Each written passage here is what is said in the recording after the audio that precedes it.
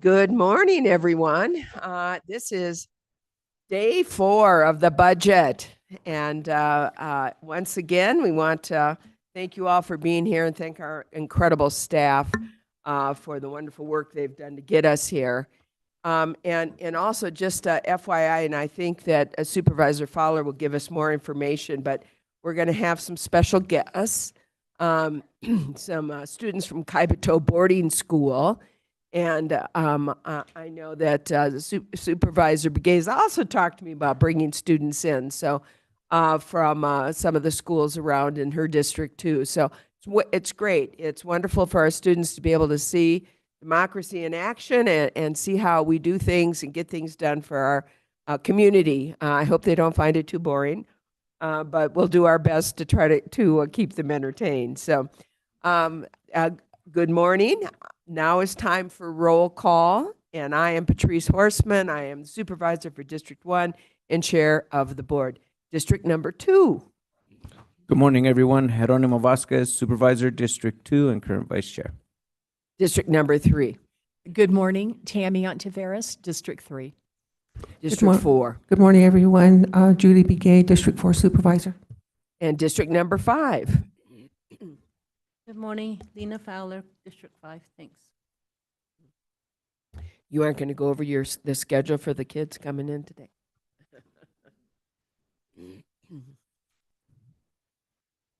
Here.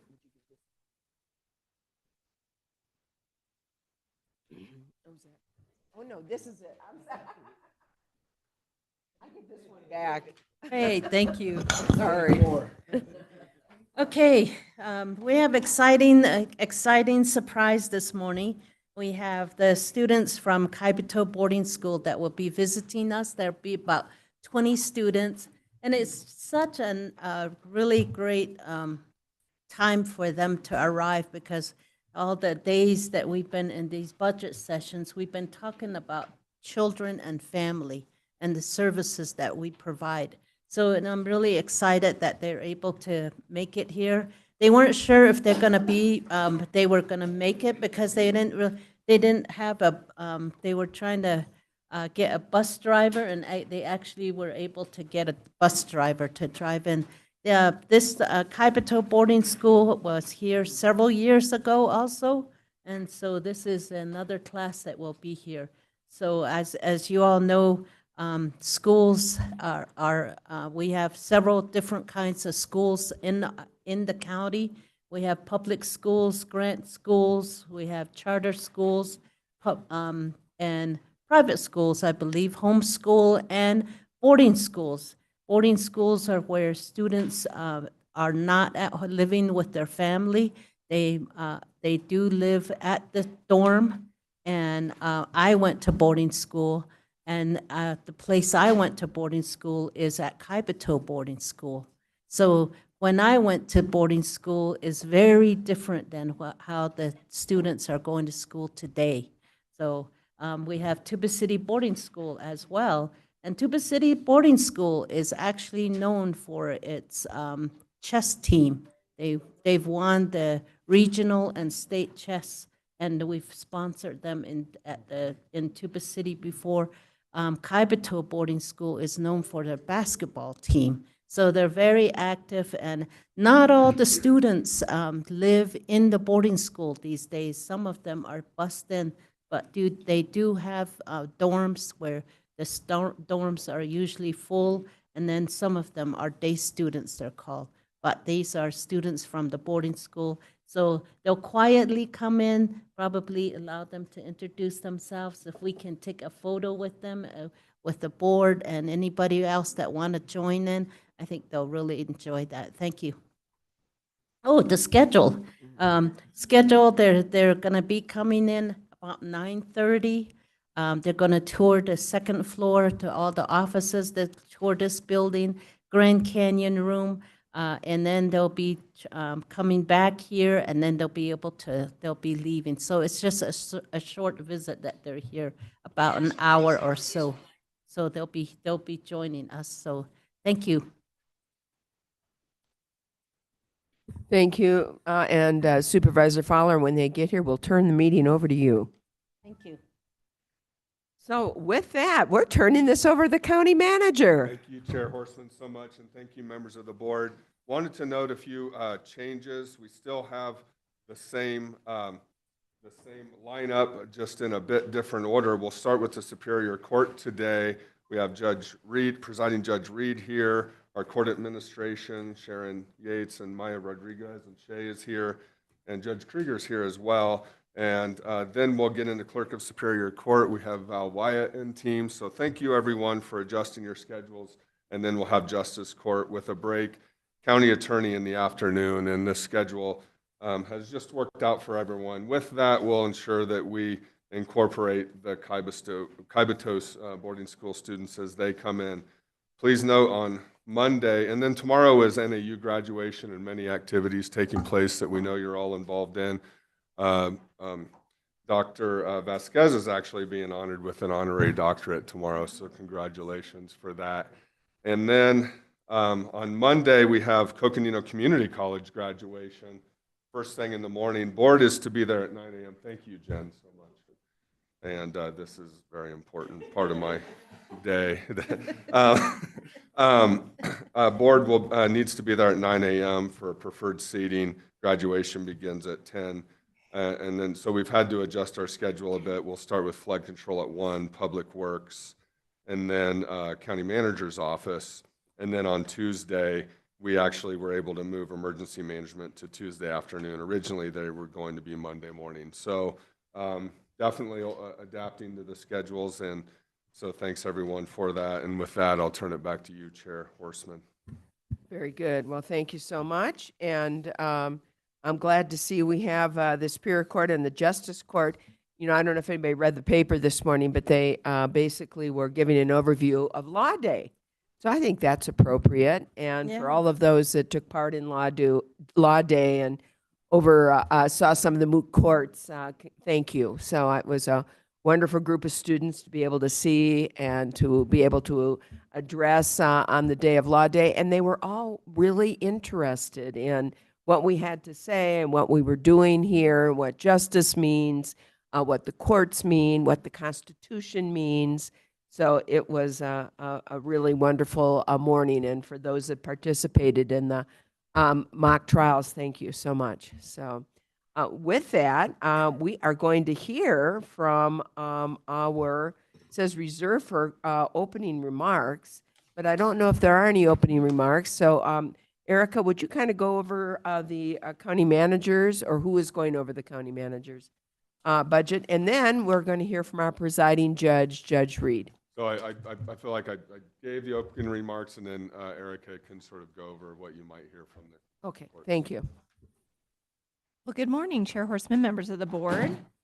Welcome to day 2 of CJCC Partners and the Thursday of the budget. So I'm pleased to go over the Superior Court recommendations while Judge Reed and Sharon come to the podium, and really been honored to be able to work with Presiding Judge Reed over the last year and working with him on CJCC and some other items. I've worked with Sharon and Maya for a long time, but have really been honored to be able to work closely with Judge Reed.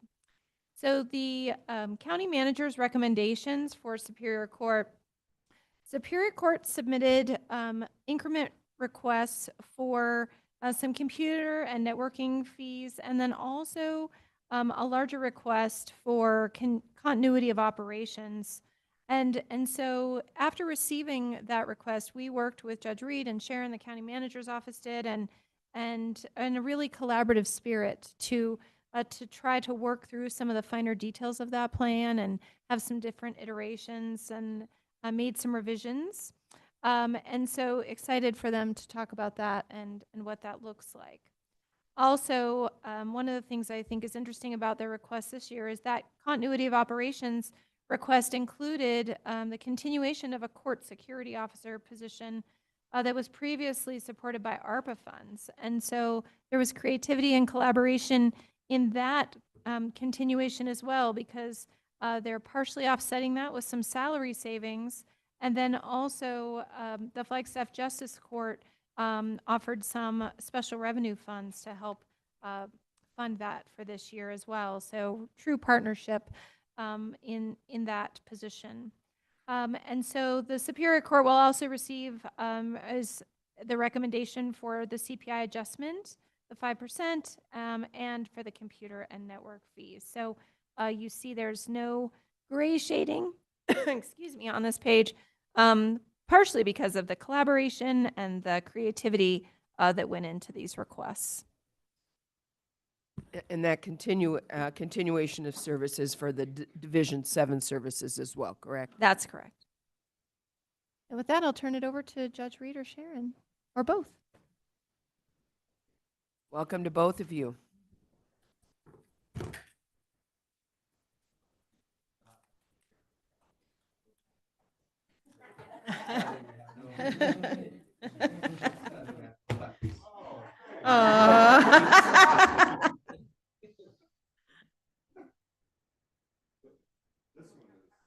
We need an eraser during budget. Oh, I feel empowered.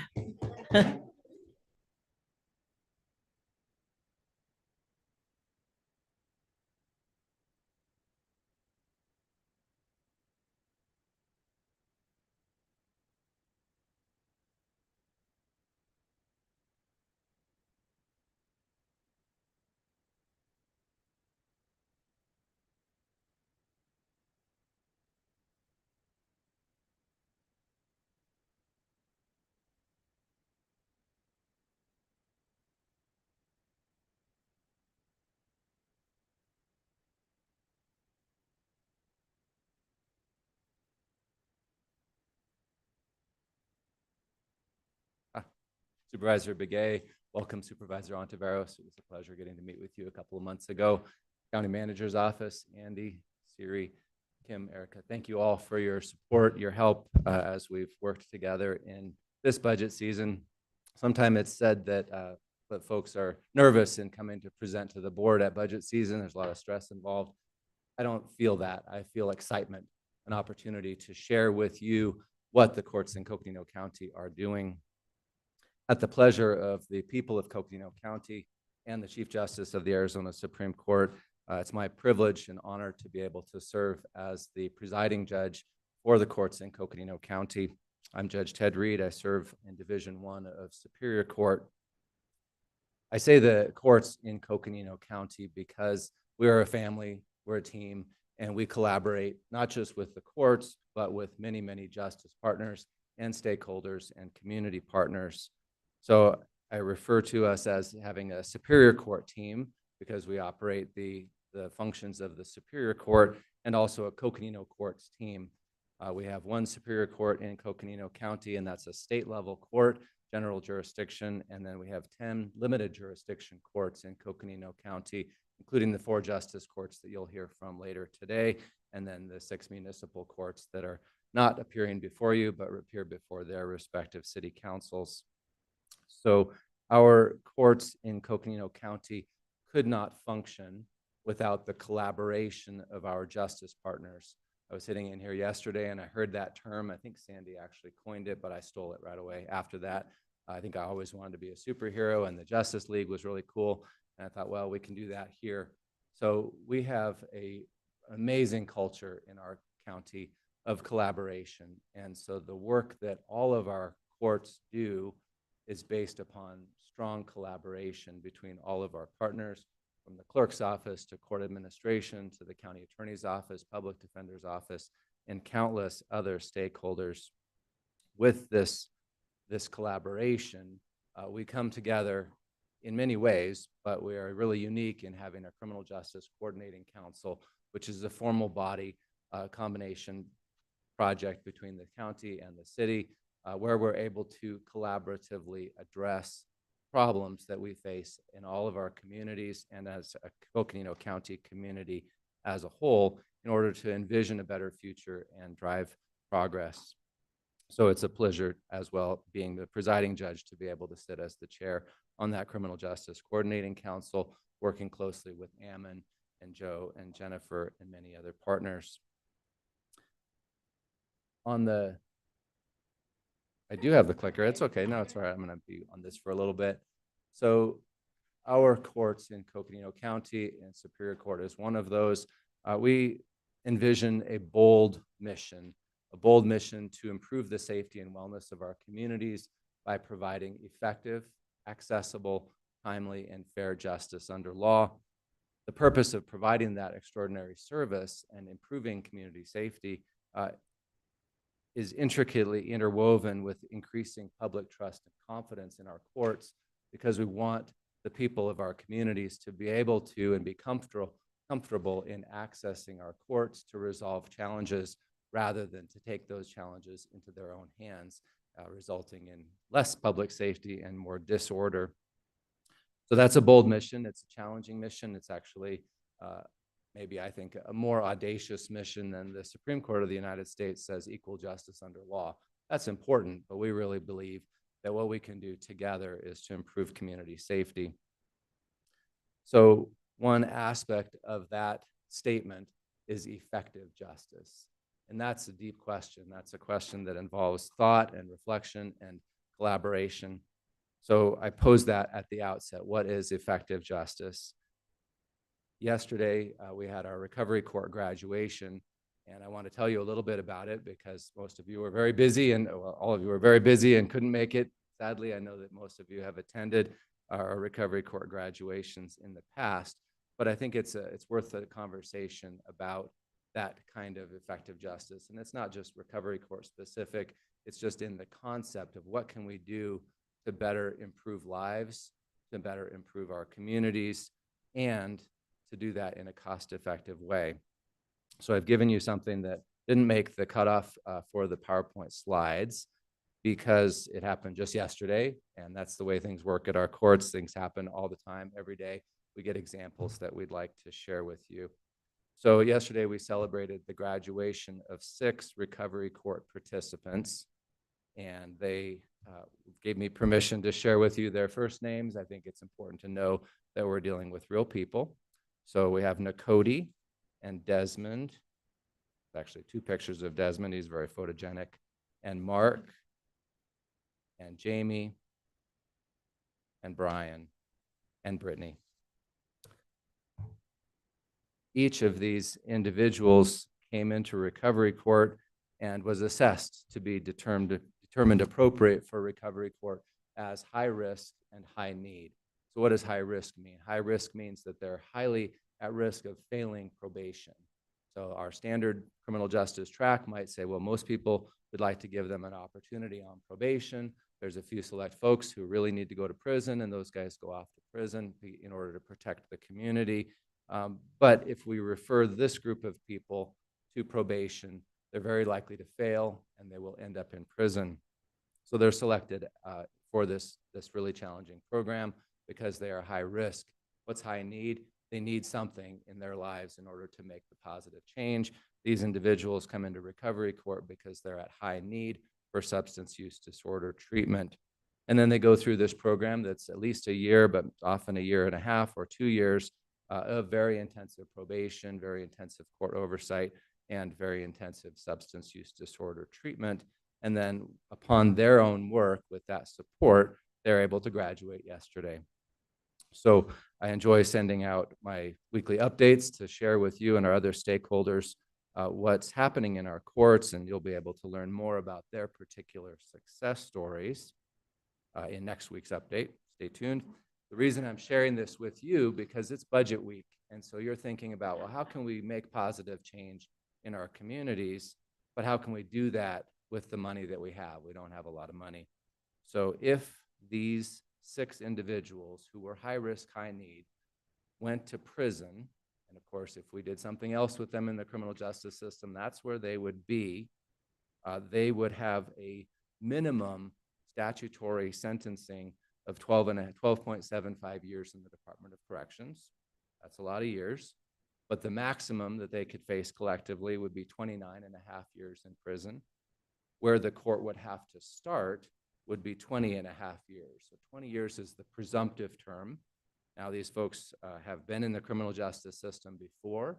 It's very likely that they had prior felony convictions. It's very likely that they had other problems in their past and other things that would come up in that balancing that the court would have to do. to make that presumptive term really very likely for all of them, if not an aggravated term. So again, why do I tell you that?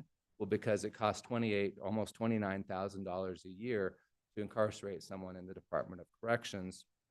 And so for just these 6 graduates, just this one day in court, that would have cost, but for the fact that we have this program, a minimum of $365,000 to incarcerate these 6 individuals for that minimum term. And on the high end, the maximum would be about $845,000. The presumptive, with the 20.5 years that we talked about, that would put us about $586,000. So clearly, coming up with some alternative to incarceration is really a better thing in order to create that positive change in lives that we want to see in these individuals. Now, if we had put them on standard probation, we know that because of their high-risk nature, they would have likely failed, and that would have cost about $1,200 to $2,500 per year per person. So what did we find in the middle to keep them out of prison, but really to transform their lives? That is our recovery court program that costs about $6,000, maybe $6,250 a year at the top end. So for the low price of $37,500, we were able to help these individuals, many of whom are parents. They're all children, they're all siblings. They have tremendous impact on their families and their communities. For that price, instead of the $586,000 or $845,000, we're able to help transform those lives and improve their communities and present that as an option for the board and for our stakeholders at an effective cost. So that's what I call effective justice.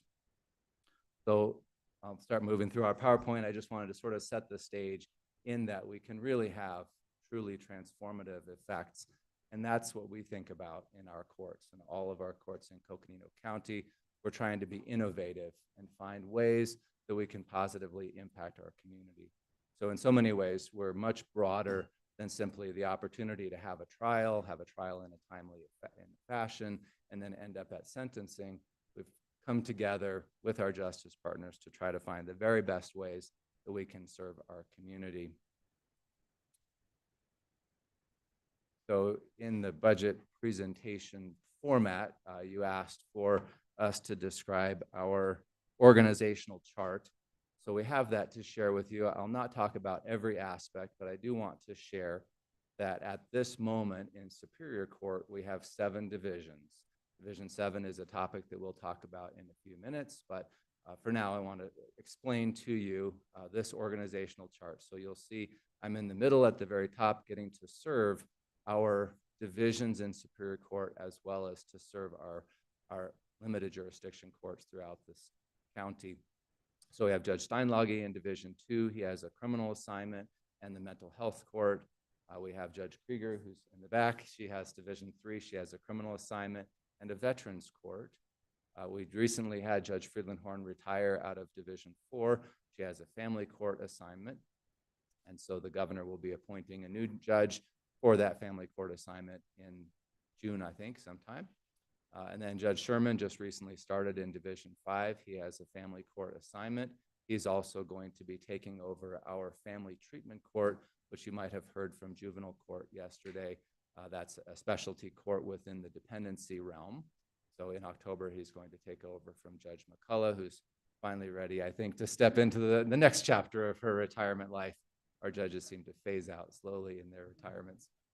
So next we have Judge Harris. He's in Division 6, and Judge Harris has a civil division. So with the creation of Division 7, we were able to, for the first time in a very long time, if ever, have a division that's dedicated completely to all of our civil cases and probate cases.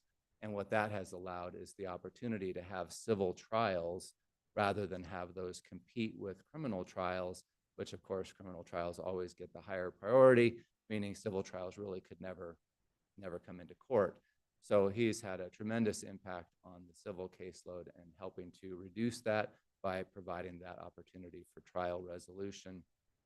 Next, you'll see Judge Kircher. So Judge Kircher doesn't get a number. She gets called juvenile court. She has the juvenile court with both dependencies and delinquencies. And then she gets to be the presiding juvenile court judge over Casey Lightfoot, who is the director of juvenile court services. And I think, as you heard yesterday, juvenile court is much more than a courtroom. It's much more than litigants. It's an entire spectrum of services, much like we'll talk about today for Superior Court. So it's a tremendous privilege to get to work with all of these extraordinary and dedicated public servants. Division 7, as of now, is operating, and Division 7, we elected to continue using Senior Commissioner Judge Slayton and Senior Commissioner Ted Campagnolo as the judges who are job sharing that position because we were under first ARPA funds and then this last half of a year under the generous funds from the Board of Supervisors to see where we are at this point in time. So Judge Slayton and Judge Campagnolo have been presiding over Division 7, and we'll talk a little bit more about what they've been doing in that role and what could happen going forward. So, of course, we have court administration. That's Sharon. She's here. She'll help us out a bunch today. So Sharon runs an amazing court administration office that does a whole lot of wonderful things. Some of the departments in court administration that I'll point out are relevant to our discussion today. I guess I must be getting older because this looks really, really tiny. So one, that actually looks better. So apparently, so I guess bifocals are next in my agenda. So Sharon, of course, works closely with Maya. Maya is able to supervise and support the limited jurisdiction courts throughout the county. And then, of course, under court administration is Darren Womble. And Darren Womble gets to supervise our 6 court security officers. And those officers are essential because they allow us to do what we need to do. They don't just keep us safe, but they allow us to perform jury trials. And that's also going to come up later, is the capacity to do jury trials is essential for cases to move from point A to point B. So he has 6 court security officers. One of those was an ARPA-funded position that's coming to a conclusion at the end of June. And through the generous cooperation of Flagstaff Justice Court, we're able to continue paying for that ARPA-funded position for the next year in order to keep us with 6 court security officers. Supervisor Ontivero, you have a question? Oh, okay. I thought you had a question. Okay, please feel free to interrupt and I can stop this monologue. Sometimes I say you should never give an attorney a microphone, but I didn't want to offend Supervisor Horstman. So apparently we like to talk. We get paid by the minute. So just, you can bang that at any time. So our court security team is essential. The reason why we asked the Flagstaff Justice Court to continue funding this other court security officer is that if we went down to 5, we would only be able to run 1 jury trial at a time across all of our Superior Court divisions and the 2 Justice Court divisions. So 1 jury trial. So we'd have to somehow coordinate and say, I'm sorry, you can't have a trial because someone else is in a trial. Well, just in the last year, I've done 3 that were a month long. That means no one else can do a trial for any of the time that I'm in trial. So now we got 3 months long of trial. No one else can do trials.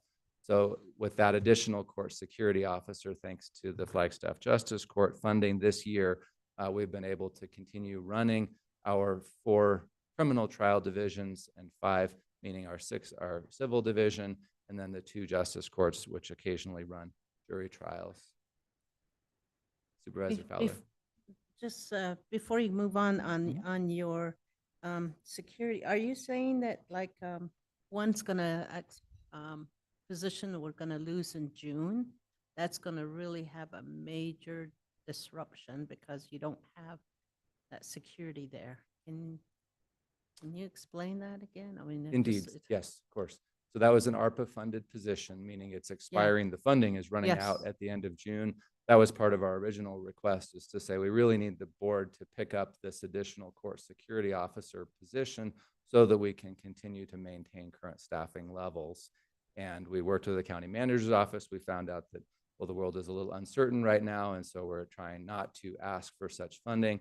And so we're able to keep that position filled and alive for at least the next year. thanks to the help from the Flagstaff Justice Court. So we're not asking for that for this year, but we will let you know. We'll probably be coming back and saying, we really need this court security officer position down the road. So not to worry about it today, but we are keeping that position active and filled.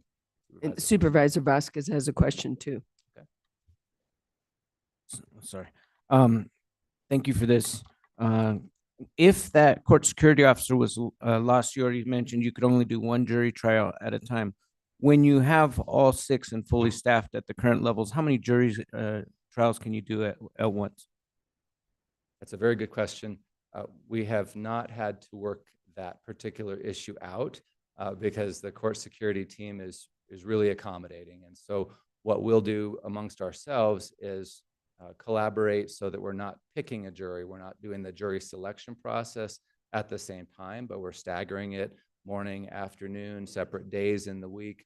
But then once we're up and running in trial, then we need a court security officer to help our jurors come to and from the courtroom to make sure that no one bothers them in their jury deliberation room. And that court security officer has to be dedicated just to our jury for the entirety of the trial. So our court security team has made it work for us to be able to do that. But while that court security officer is helping us with our trials, they're completely focused. We have to have another couple of court security officers at the front desk where the screening happens, and then moving throughout the courthouse and helping the family cases to ensure safety. So it's a really critical position that we're thankful to be able to work out for this year. So we don't have to bother you about that, but we do want to make sure that you're aware of that as an issue. So a couple of other quick points on this chart. So you'll see there are things like Brooke in the integrated family court.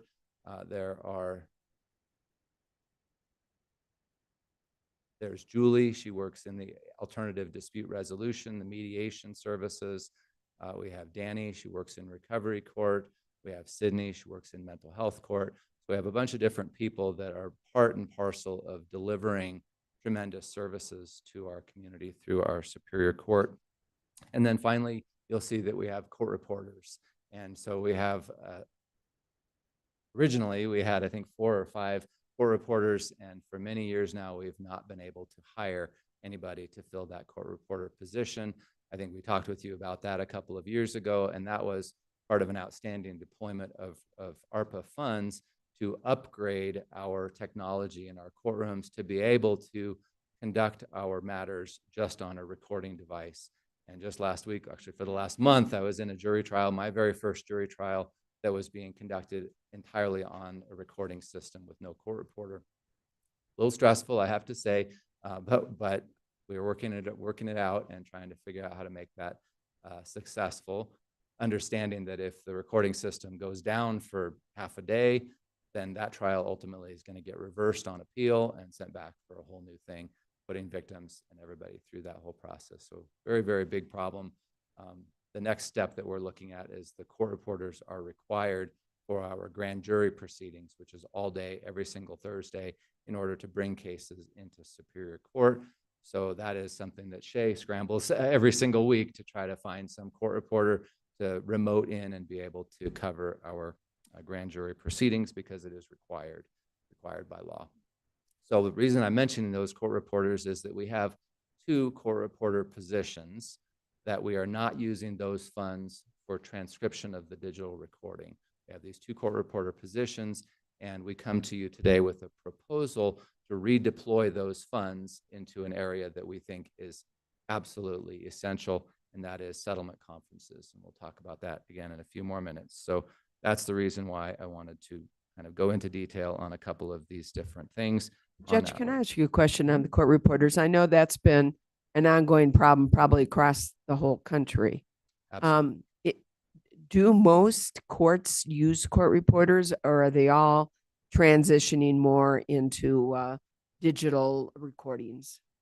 So I just brought this up last week at the Committee on Superior Courts, and I'm finding that the large counties like Maricopa and Pima currently have staff court reporters, but they see them retiring and are unable to fill those positions as they retire. So right now, they're not in the pinch that we are. However, all of the other smaller counties by population throughout the state are finding that they cannot hire any court reporters. Court reporter schools are on the decline as far as producing new court reporters.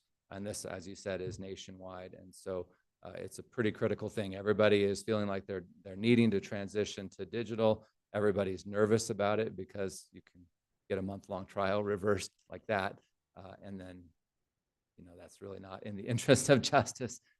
So we are working really hard to try to manage without court reporters, but that certainly is a crisis. But we do not foresee any ability to hire for our existing court reporter position. So that's why we're saying we have these two positions. We need to redeploy the funds. Supervisor Fowler. If we need court recorders, could we work with CCC or NAU to start a program if all the counties need it? Is that something that maybe we should look into? I would be more than happy to have that conversation. They do have to be state certified, and apparently the certification process is quite challenging. It's different to be a court reporter than to be a transcriptionist, and apparently much more difficult. So that's something that I'm more than happy to continue a discussion on. I think all of our counties would love to see something like that develop. I think it's perceived in the public as a dying art, a dying profession, and that we're just simply transitioning to recording. On a correlated note, we are working with technology and technology consultants to be able to implement in all of our courts a recording system. We actually have the recording system, but it's a computer software that can generate off of our conversation a draft transcript. And that could be provided to counsel very easily and low charge, if no charge, but can also be sent to that same company to be finalized into a transcript that can go to the Court of Appeals. So just later on this year, we're going to be implementing that as a trial because we think it's a positive workaround to the challenge.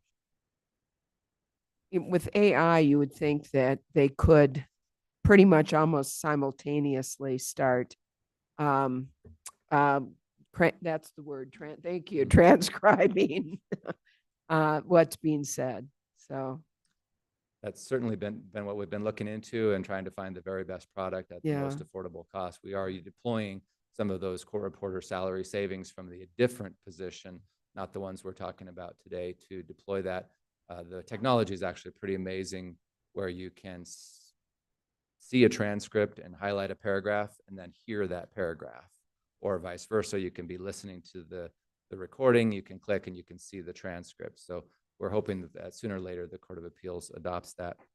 So I've been going on for quite a while to try to set the stage. Now I'm going to pass the baton to Sharon for a few minutes to talk about the constellation of services that we are able to provide thanks to the cooperation of our justice partners. Good morning, Chair Horseman, members of the board, county management, finance. My name is Sharon Yates. I'm the court administrator for the Superior Court. And I think Judge Reed did a really great job at describing some of the services and programs that we provide to the community. And so I won't go into more details on this slide, but I just want to highlight a couple of the items. So we do have judicial services. Those are for jury costs, witnesses. That's where interpreters come out of that program. And then the biggest bulk of that program is our mental health evaluations. So those are our Rule 11s and 26.2. So just evaluation services for individuals that come before the court and need some type of evaluation. And then we have court administration. We are open. I know that the public defender mentioned that they have staff that work 365 days a week. We do have to staff weekends and holidays. Individuals have the right to an initial appearance within 24 hours. And so we provide staffing for that. It is a partnership with the City of Flagstaff. They provide the judge, we provide the staff. It's a great partnership we have with our partner, the City of Flagstaff.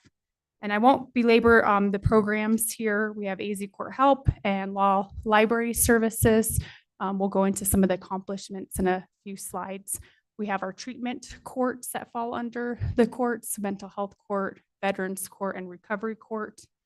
We also have conciliation court, which is sounds like a treatment court. It is a statutory court where individuals who are going through a divorce can get services, whether that's mediation, services. Sometimes there's evaluations that they need. And that's in conjunction with our integrated family court services. Our integrated family court services not only provides parents that are going through a divorce, they also provide services for children. We have a wonderful program called Roller Coasters program, where children get to come together with other children and talk about some of the challenges they're facing when their parents are separating or getting divorced. It's an awesome program. I wish I had it. My parents got divorced. I wish I was able to talk about it with other children, and we get so many great feedback from the children and even the parents that are involved in that program.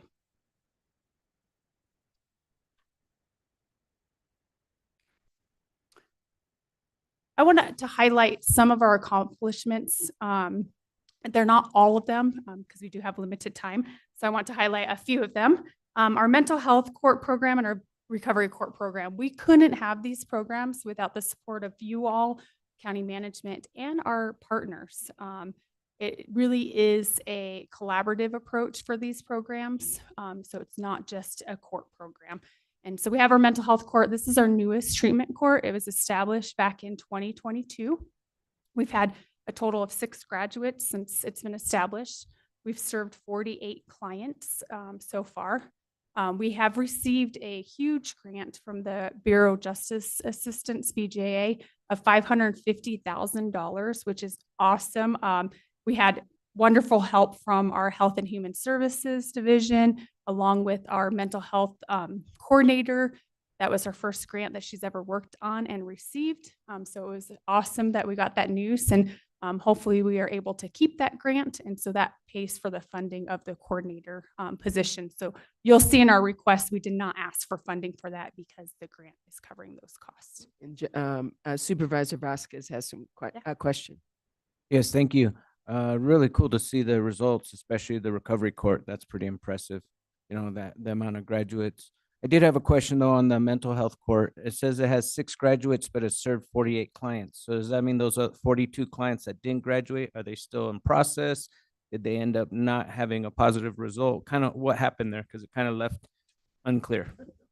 Thank you, Supervisor Vasquez. Some of them are still in the program, and then we did have a few that either terminated from the program or no longer are in the program. I don't have that number, but a lot of them are still currently in the program. No, great. Thank you for that clarification.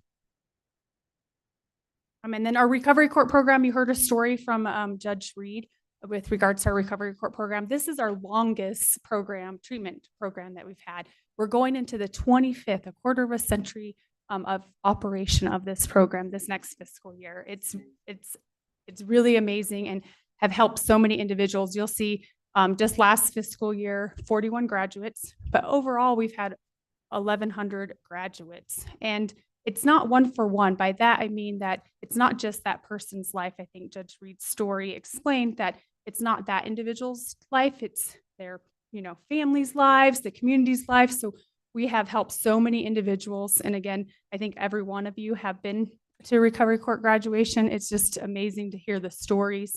Yeah, people stand up and say, thank you for giving my mother back or father. So it's a really awesome program.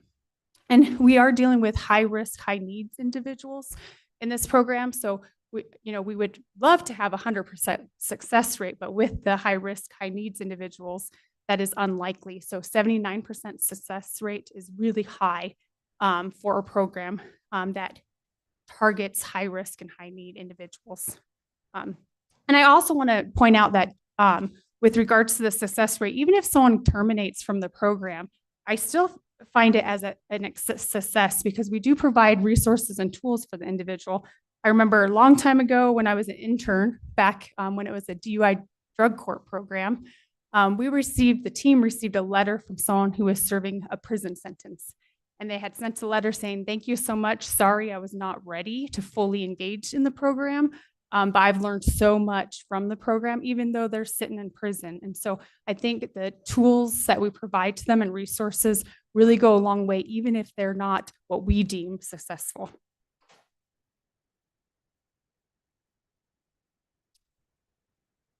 few more highlights. We've been out and about in the community. I think, when I was before you last year, I had mentioned that the courts don't really do a great job telling the story and the programs and the services we provide. So we're trying to do better. And I think with some of the partnership with CJCC, the presentation that was done by Judge Reed and County Attorney Ammon Barker and Legal Defender Joe Carver is the first to take that out into the community to show some of the stories that we have and what we're doing and telling our story. We posted our Legal Futures event back on April 25th. And I believe Supervisor Vasquez's daughter has participated in this program before. This program is sponsored by the Administrative Office of the Courts and is focused on high school students, getting them interested in a career path in the legal profession. And it's geared towards creating a more diverse workforce and to show each student that they have a place in the legal system, a career path. We have several volunteers that help put this program on. Our MC, we're so grateful for. He's a Court of Appeals judge here in our own community, Judge Fruya. He has been the MC of this event since I think this is our third year hosting it. And we also have a lot of volunteers, attorneys. I know our clerk of Superior Court has also been a volunteer in the program, paralegals, probation, just to show the students that there is, a career in the legal profession. We have our veterans stand down. They participate in every year here in Flagstaff on May 15th. So we're looking forward to that next year. I know that Maya will probably be discussing a little bit more about the page stand down that was new this year, and we participated in that. We have the newest of our events. Again, this is a collective and collaborative outreach event among our justice partners. We couldn't do it without all of our justice partners, and Judge Grauman kind of paved that path forward.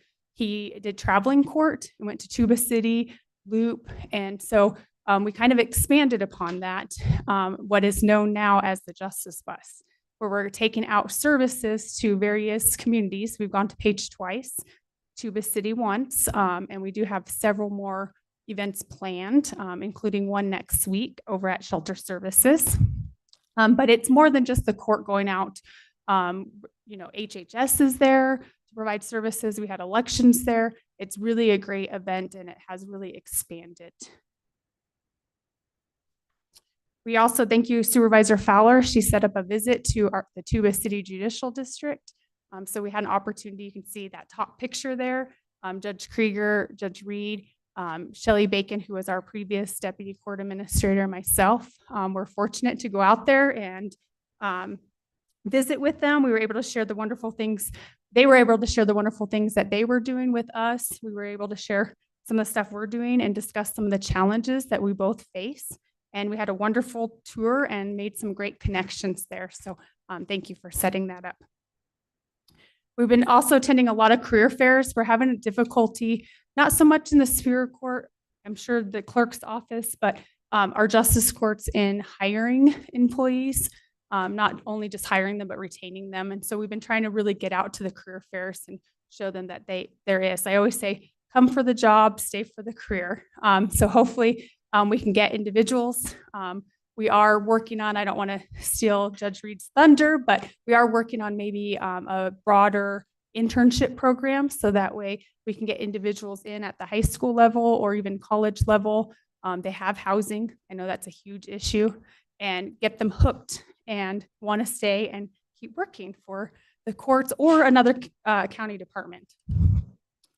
I mentioned the CJCC presentation. We had Law Day on May 1st last week. Thank you so much, Supervisor Horseman, for coming. The high school students really enjoyed your presentation and your involvement. You got them pumped up for their mock trials. I do have some sketches from that event that if you want to take a look at it. Sorry, do you mind if I approach?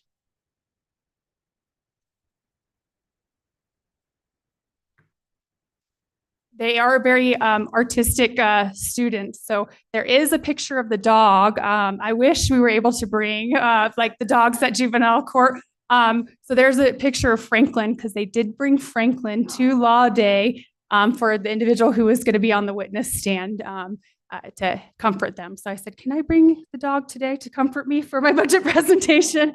Casey said I could borrow them anytime, but and then last but not least, we did a First Friday Art Walk last week. Last week was a really busy week for events. We tried to cram it all in right before our budget presentation. No, it has happened to be that way. We did this a long time ago. We thought we would open up the courthouse, have county tables there to show the services we provide. We probably had about 20 or so individuals. We have some great ideals for next year. We want to do it. We worked in partnership with County Management's Office of Public Affairs. Brian Harris was amazing at helping us get individuals there, and then also just coordinating everything, getting the word out. But we did have some ideas of doing it in August out on the courthouse lawn, maybe have a bubble machine that people can come and some family-friendly games. So we're looking forward to doing it again. We did have a lot of individuals that wanted to take a tour of the courthouse. So that was great. And then real fast on these, I know that we want to get to our requests, so I won't go over every single one of them, but I just want to highlight, we do customer service surveys every year for all of our customers. We ask them how we're doing and how we can improve. We get great feedback. I mean, some of the things we get is like, you need a credit card reader on your vending machines. And it's not something we would think about if we're not using it. So we do ask them how we're doing and how we can improve and take that information. And then it's not on here, but we do have a lot of individuals on our staff that are on statewide committees. And I think it's so important that we participate in those statewide committees, whether it's with the administrative office of the courts or a different organization, because a lot of times rural court voices for rural areas in general aren't heard as loud as some of the metropolitan areas. So it's great. We have numerous staff on several statewide committees, and so we're able to really have a voice at the table for policies that may impact us at a state level. We're going to get into some caseload, case flow highlights. Judge Reed's going to go over these. Thank you, Sharon. So I think it was last year that that County Manager Peru let me know that statistics are really important, that the board wants numbers. And so I've tried to balance that analytic with the stories that I can share with you, because it's hard to capture exactly what all happens by just simply looking at numbers. But I do think those numbers are important. So when I met with you last year, I discussed the key performance indicators that we had identified in working together, but also with the Supreme Court. And our key performance indicators, other than those stories of success, is our clearance rate. So the rate at which we conclude cases and the rate at which they come in. So those should hopefully balance so that we're not just going deeper and deeper into the hole, or even better yet, we would conclude more cases than are coming in a given year and be able to be a little bit less burdened. So our clearance rate is important. And then the Supreme Court has established time standards for each different kind of case that says they want a certain percentage of these type of cases resolved by this certain date. And then as it moves along, to bring those to a conclusion in a timely way. So we talked earlier about part of our goal is to provide timely justice under law. So we need to work always to improve and comply with the Supreme Court's time standards. Those time standards are changing this year, starting in July, and we like the changes that they're making, and we'll be able to give you more information about the work that we're doing. We have a question, Supervisor Begay. Please, Supervisor Begay. Thank you, Judge Reed. Under your other, what other types are coming in? You have a 1,924. Sure, I'll probably pass that to Sharon, but they would include, oh, I see, there's a little star, a little asterisk, so adoption, juvenile, mental health, and marriage licenses, SV, sexually violent predators, severance and search warrants. Yeah, those are the other ones. So other things that we can take care of usually quite quickly. Yeah. So time standards are really important, and we'll be able to present to you time standards updates more next year. And then critical for our discussion regarding Division 7 was the backlog cases. So we were able to identify that during the pandemic, we were kind of brought to a halt in many aspects of our case resolution by not being able to do jury trials. And so we and the county attorney's office both accumulated kind of a backlog of cases that were not resolved. We called them backlog cases when they exceeded the top time standard for criminal cases, which was 365 days old. So in the next slide, I'll get to the really exciting work that's been done as a result of those ARPA funds. But what I can show you here on this slide is that in FY 2024, we were really pleased to be able to show that we had a clearance rate of 100% on our criminal cases. Our civil cases, the filings increased by about 20% from the previous year and from that previous pattern. So we were a little bit underwater on our civil cases. But if you'll look forward to the 2025 year to date, we've been really working those civil cases aggressively, and we feel like we can only give you a real accurate presentation when we get to the end of the fiscal year, but we're still at 109% on resolution of those civil cases on the updated figures, which are now as of April 30th. I just got those yesterday. So I was also able to be really happy to let you know that on the family law cases, as of yesterday, we're now at 101% clearance rate instead of the 99% that are up there, but 99 is pretty good. We're pretty happy about that.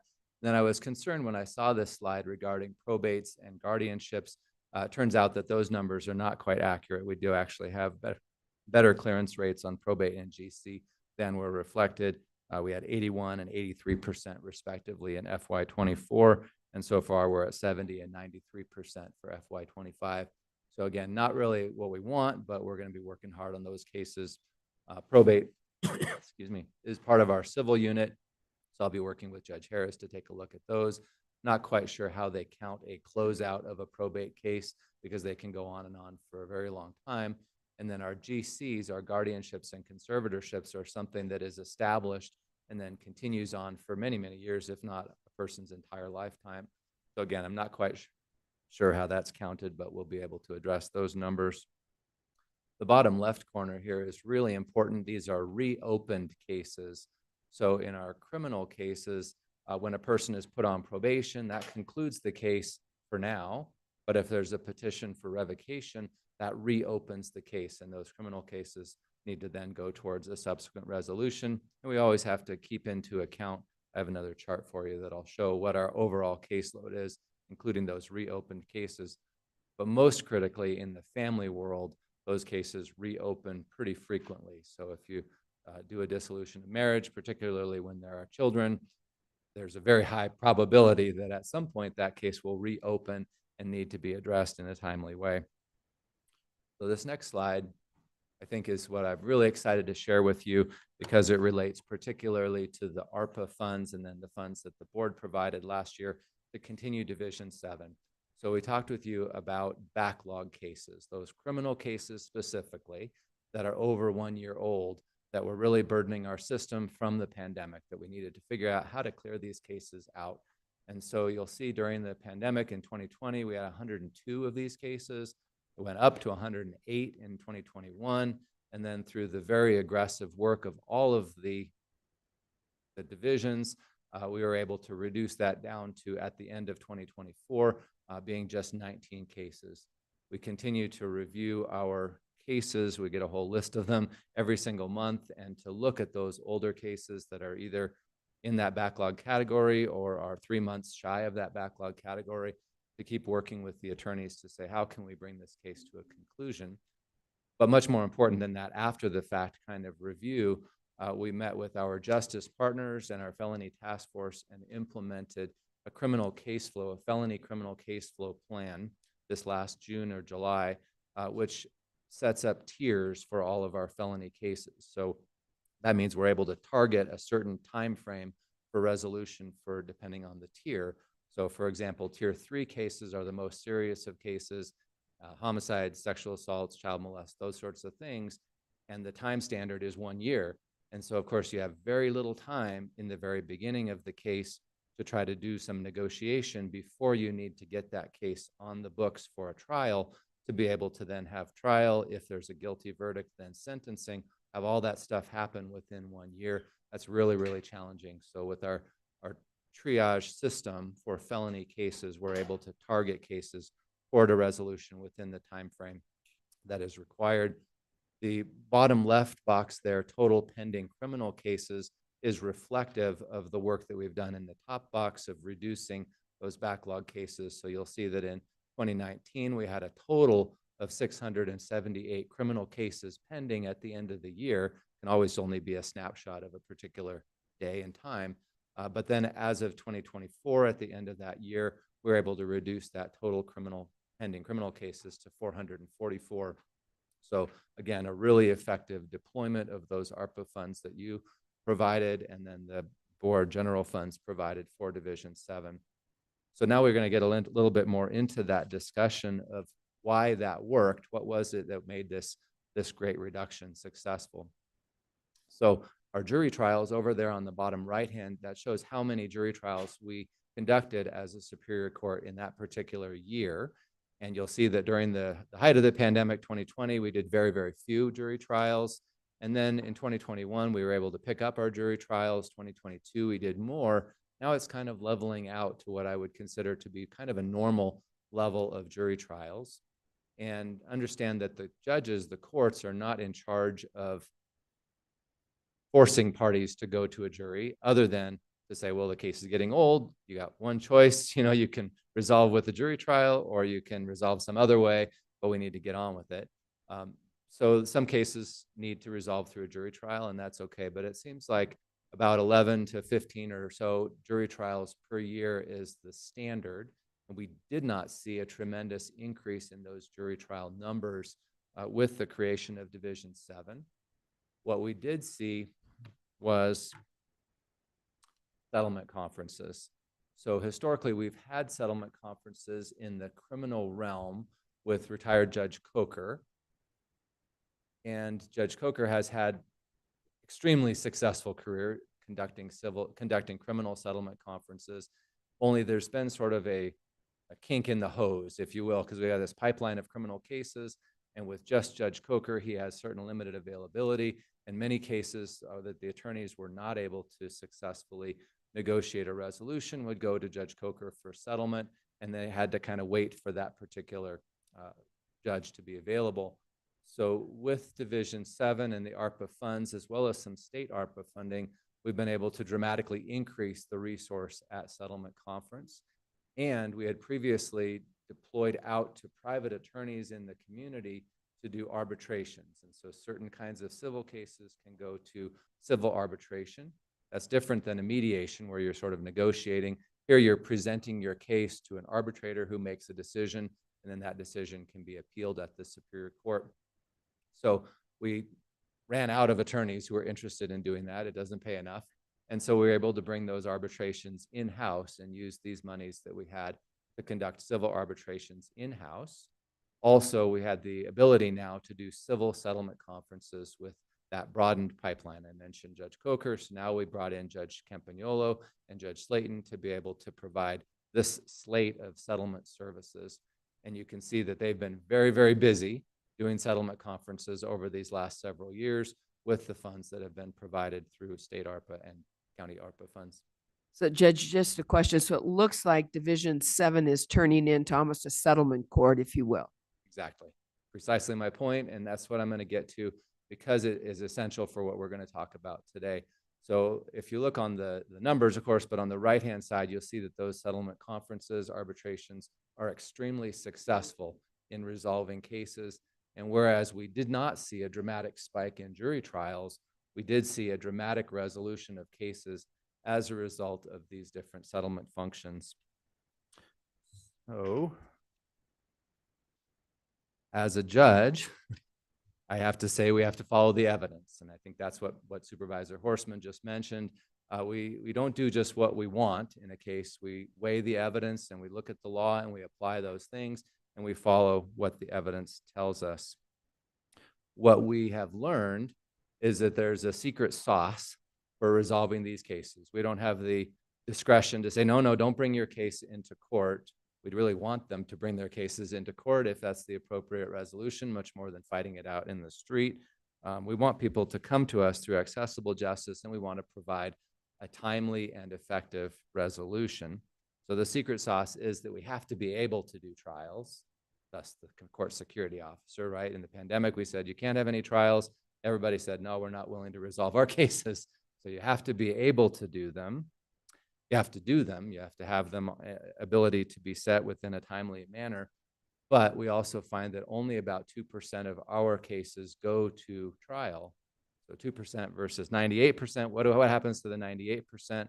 Well, that's the availability of the attorneys to work the case, come up with settlements, and when they can't, when they reach an impasse, to be able to get them into a settlement conference or an alternative dispute resolution. So that's the critical thing. That's the critical secret sauce that resulted in this reduction of those backlog cases from 108 down to 19 cases. So our original request for you this year was, and we've been building towards this the whole year, we really want Division 7. We want to keep that going. And we had the presentation, you've probably got it in your notes, of what we originally requested was a Division 7. We also looked at that and said, okay, what does that give us? That gives us another jury trial division to conduct those jury trials. What that takes away all settlement conferences. We have no money left over after we fund a Division 7 to be able to do criminal settlement conferences, of course, critical for our criminal cases. We have no money left over to do our civil settlement conferences. We have no money to do arbitrations in-house, which is really where we see the very best return on our investment. So I have to give just one other aside.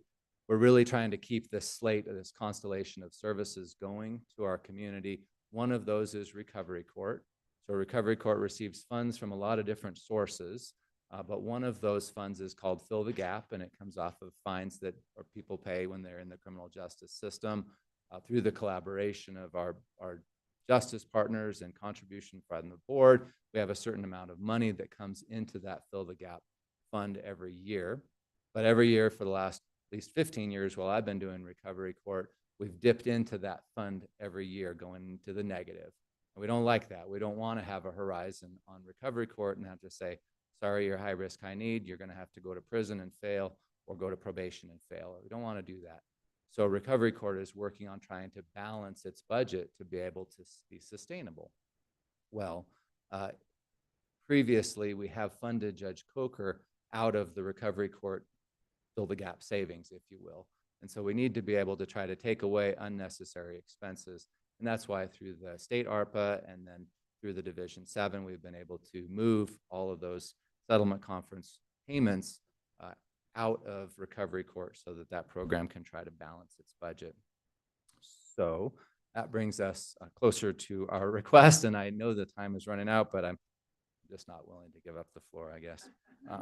So we'll carry on, but I think this sets the stage of why we modified our original request from asking for a Division 7 trial division to being able to ask for our auxiliary judicial services request that we ultimately will present. So I think Sharon will get to some strengths and weaknesses and some other funding sources that we've utilized resulting in our request today. Try to move quickly through it because I know that we're leaving you on your edge of your seat for what our request is and how we're going to get there. So I just want to highlight a few things on here. So one of our weaknesses, Judge Reed mentioned, we're approaching deficits in some of our funding sources. And so we're working to balance that budget and looking at those programs so that way we can have a balanced budget with the revenues coming in and the expenditures going out. I do want to highlight, we are so thankful, Public Defender's Office presented yesterday. They do contribute their Fill the Gap funds towards the Recovery Court program, and we're so thankful for that partnership with them.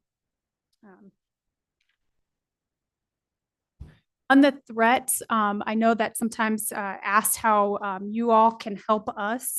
One of the areas with regards to the threats is the workforce. Particularly, we mentioned court reporters. We are required to provide a court reporter for grand jury proceedings, which is becoming very difficult to obtain. And so I know at the state level, Judge Reed is working with the presiding judges. I'm working with the court administrators, trying to get some legislative change where we can use audio recording for those. It's more controlled environment. I think the technology is getting better and better each and every day. That will help alleviate. I know that Andy had introduced Shay. He does our court reporting scheduling. And so I will relieve stress from him too, because sometimes it's like we can't provide a court reporter. If we can't provide a court reporter for grand jury, it has a ripple effect on the system. If they can't hold grand jury, they're going to have to take it to court and do preliminary hearings. So that has an impact on all of our partners if that were the case. So we try our hardest, and knock on wood, so far we've been okay and have found one somewhere far away that can report remotely. So a lot of times they do report remotely. So that'd be something that we'd be grateful for your help and maybe getting some legislative changes for that. We are implementing technology, Judge Reed mentioned, with the transcripts. We're hoping to pilot a program starting in July where they will have a draft transcript. The judge will get the audio recording and the draft transcript. They can click inside the transcript and it'll take them directly to the recording. So they can listen also to say, did they really say yay or nay? And so we're looking forward to implementing that. We have some other funding sources. I want to introduce Jan Cody. She's our senior business manager. She does all of the financials, invoices, grant reporting, you name it. She does all of that for us. We have several grants. I just want to highlight that we do seek out grants and other funding. And we're so grateful for the grant writer and HHS. We have really leaned on them and they've helped us greatly. We applied for 3 more grants. We have 2 court security grants we applied for. We have to upgrade our tasers. The tasers we currently have are going to be outdated. And then also some networking stuff. But the other grant, the 3rd grant that we applied for, is in partnership with HHS, in which we applied for an Access to Justice grant for some technology pods that we would place in certain areas where they may have a lack of transportation, have issues with internet connectivity, that we would place these pods there with Starlink, and they can get onto the internet, have phone, computer, they can remote in for their court hearing, they can attend classes. So we're hopeful we'll get that grant, but we should hear here soon, probably by next month. State grant money through the AOC, yep.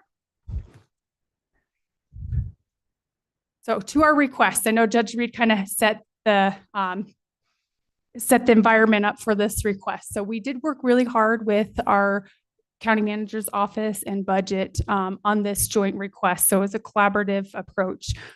We originally did ask for Division 7. That's a huge price tag with Division 7. And we realized, you know, with the current environment and all the uncertainties, you all have some very hard decisions to make every budget year. And so we really feel that this will continue the services we currently provide.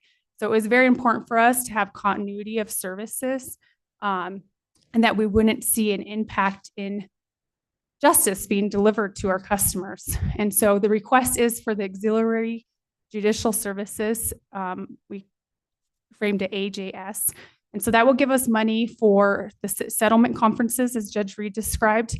We were having difficulty on where to plug in probation revocation court into calendars of the current division. So this would allow us flexibility to bring in a judge, whether that's a senior court commissioner or a uncalled judge pro tem, to fill in those gaps, and we can deploy them. If we see an increase in criminal filings, we can plug them in there to help us.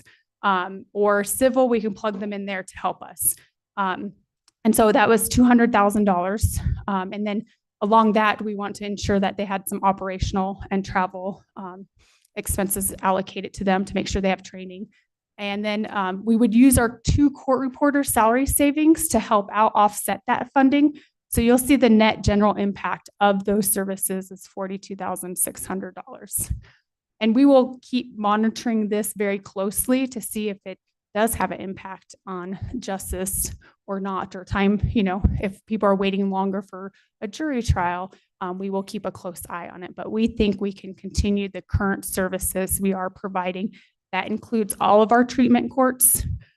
We will be leveraging that federal funding for our mental health coordinator position.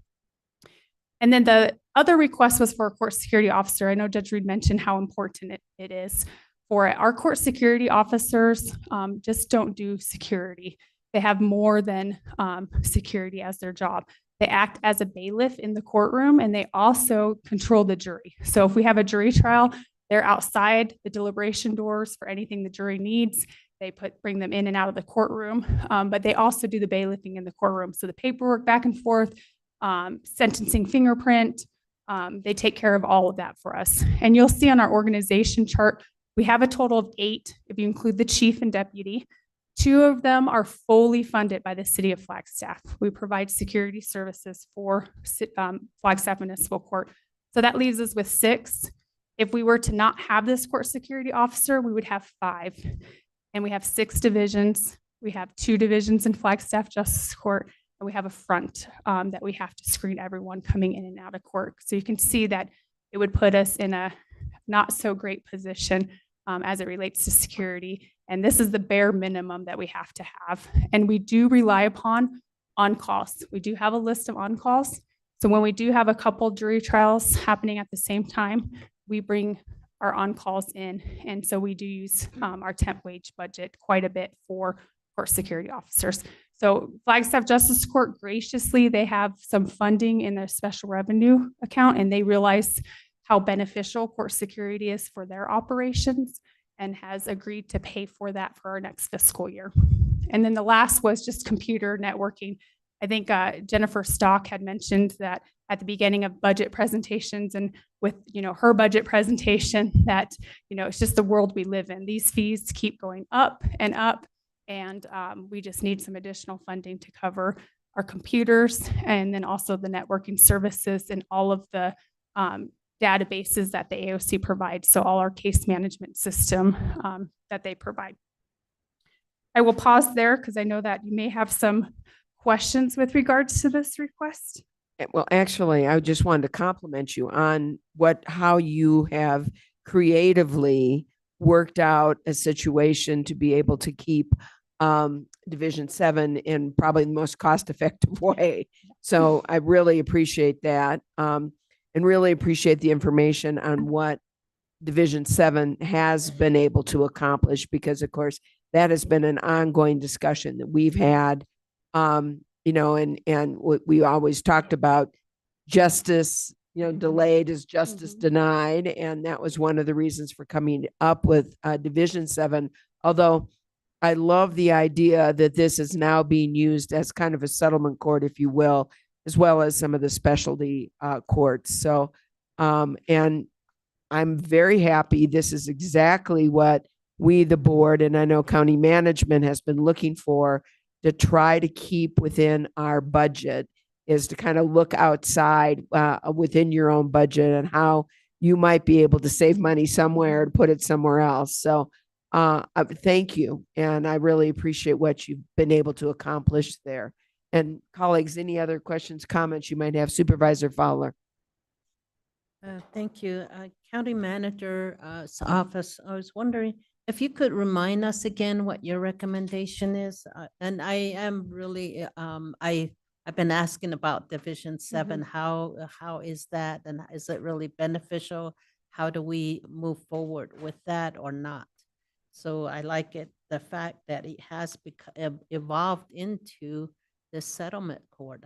I think that's, it's just really helping cases move along. And I was listening to your effective justice, looking at the individual, the family, community, and costs. And that's what you have created here. So I'm really happy with that. And then I wanted to just double check again on what the recommendation is and your needs. And I hear you about the court recorder, and I think we should really approach Coconino Community College and NAU and see how we can develop. Val is here. I know she's brought it up in the years past, and loud and clear too. Sometimes almost stomping her feet. And I just wonder how we can help with that, and then the legislation also, any kind of legislative that needs to be done at the state level as well as the national level. Our congressional delegation need to understand our challenges. You know, they just expect that, okay, you know, we hear about, you know, getting people being, getting what they deserve in punishment, you know, in the national news these days. And yet, in reality, that's not how we approach things. And I think that understanding at the local level, because they see that all the time, I think this is a community education to say that is not how we approach things. It's just like disaster. When a disaster happens, it's always the state. The news is always saying the state is addressing this. It's really the counties that are addressing that with all their partners, cities and others, and yet they're not the ones that are in the news. So I think that media perception is really important. I'm happy that you're starting to tell your story, because that's important, to tell people what the reality is, not Court Judy, or what was it called? Judge Judy. I've never watched it, but is it you, Judy? And so to have people realize the reality and the challenges of funding a court and having that equal justice and the justice effectiveness be applied, how does that work? And so I just wanted to just double check on the what is being recommended here. Certainly, Chair Horseman, Supervisor Fowler. So Sharon's done a really good job of outlining it on this side, but the continuity of operations for Division 7 is recommended at that number on the screen, the 42,600. That's a one-time recommendation, which also I believe it even says that on there. So, and then the computer and network fees, which again aligns with the last row on the slide of 26,000, which is recurring, and that's noted there as well. The only thing not on this slide is the 5% CPI, which is recurring. Any other questions? Supervisor Vasquez. And how much is that 5% CPI? Certainly, Supervisor Vasquez. For this department, it is $36,600.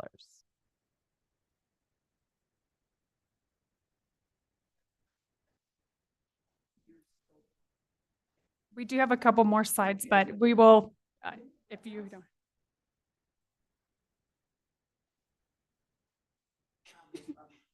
And I know we're getting short on time. I just want to mention, there will be some impacts by doing it this way. We're hoping our customers won't see the impacts. It would be more internal impacts. It does mean that the judges, which Judge Reed will get into the case assignments, we will have to take cases that are in Division 7 out of Division 7, because we would, in essence, close Division 7 and have those land in a different division. So there will be an increase in workload for some of our judges, but we're hoping with the amount of money that we could do settlement conferences where we can settle these cases. And so it will decrease that workload, but it will have to ride one of the judges' calendars. So Judge Reed's going to kind of go over that information. And I'm assuming that backlog of during the COVID time period has been alleviated? Chair Horseman, by the stats that we had up here, It looks like it. it looks like it has. We Yeah. will be paying close attention to our backlog, because what we don't want to do is increase that backlog. So Right. at the end of calendar year 2024, we had 19 cases that were older than 365. And we're always going to have some cases that are older than a year. There are some complexities to the cases, or there's various issues challenges that may arise. So that number is pretty good. And so we'll be keeping our eye on, because we don't want to get back Good. to, you'll see during COVID, 102, 108 cases. We really don't want to get into those in the hundreds. Thank you.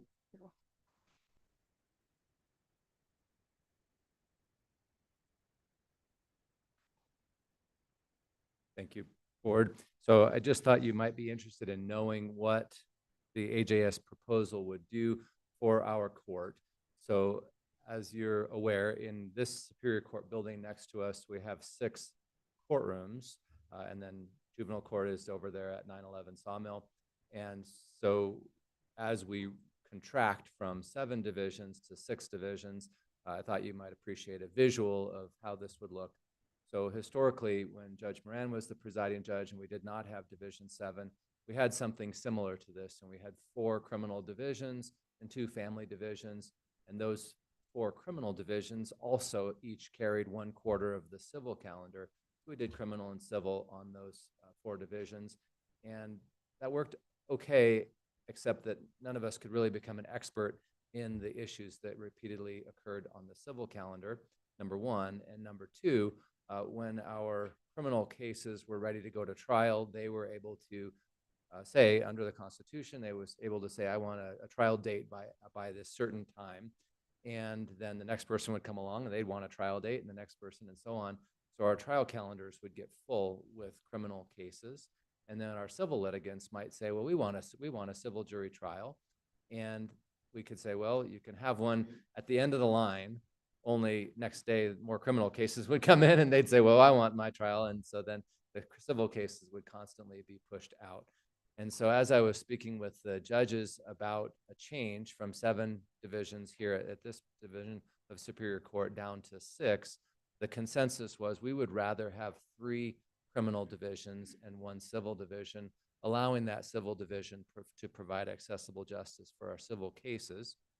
Each of those criminal divisions would take on an additional 1/3 of the criminal cases. And so as you see here, divisions 1, 2, and 3, and this is all, of course, subject to change, but this is a draft of what we think we're going to work forward. Divisions 1, 2, and 3 would each carry 1/3 of the criminal cases. Division 1 will have the recovery court and presiding judge. That's where I am. Division 2 would have consolidated competency court. That's the Rule 11 restoration to competency area, and then mental health court. Division 3 will continue to have Veterans Treatment Court, and she also does, Judge Krieger does limited jurisdiction appeals out of the municipal courts and justice courts. She's my right-hand person, associate presiding judge. That's why she was here for many of your discussions yesterday. And then our 2 divisions, 4 and 5, would continue to carry 1/2 of the family caseload. They're also each sharing 1/2 of the guardianships and conservatorships. And then Division 6 will continue with the civil, probate, and then Title 36 mental health cases. And then every couple of years when election cycle comes up, then they do election cases as well. Juvenile court is untouched. So the only real change here is the change from 1/4 of the criminal cases to 1/3 of the criminal cases in these 3 divisions. So to that effect, you might say, well, how much does that look like? And so I've given you a couple of pie chart things that came out from Kim, who's our case manager, yesterday. And I think that this is really an interesting thing because on the very first page, you'll see the distribution of open cases. On the second page, you see the distribution of open and reopened cases. So on the criminal world, reopened means those cases that are revocations off of probation. So we have already started to close down the new case flow into Division 7 to make the redistribution easier. And so you can see that we have been able to reduce the Division 7 open criminal cases down to 103. Each of these other divisions are carrying 127, 126, and 128. So part of my job is to try to make sure everybody is pretty balanced, and I've intentionally started reducing the assignments to Division 7. So that means that we'll have about another 33 cases on top of those 127, 126, and 128 of those open cases. Judge Harris, I think this is worth noting, in Division 6, last fall when I reassigned him to the civil caseload, I said, I need you to really look at these civil cases that are just sort of sitting there, because in civil world, they do a scheduling order, and then sometimes no hearings are set. And so sometimes cases become very stagnant And so I need you to set hearings, I need you to talk to the attorneys and find out what it's going to take to move those cases along. So he's had a significant impact on reducing those civil cases down to 388. There were at least 100, maybe 150 more cases on that calendar when he took it over back in October. And so it kind of goes unnoticed, but he's had a significant impact on managing those civil cases. The box at the bottom, the dark box there, references the combination of cases. So for example, Division 2 will have some cases that are not just as open criminal cases, but maybe a civil case or two, family case or two. And so that's the total number of open cases. Interesting, on the second page, you will see the open plus the reopen. So this is, for example, the total amount of cases that I'll have in Division 1 is 183, and that's on the criminal side. And why the difference there? Because you have recovery court, you have those additional probation cases on top of the open criminal cases. And that's why we'll see Division 7 has 204 as compared to the 100 or so on the open cases, because Division 7 is carrying probation revocation court. And so that's why we're asking for the AJS services to be able to have an auxiliary judge to run that probation revocation court calendar, unless we can find someone else who has the capacity.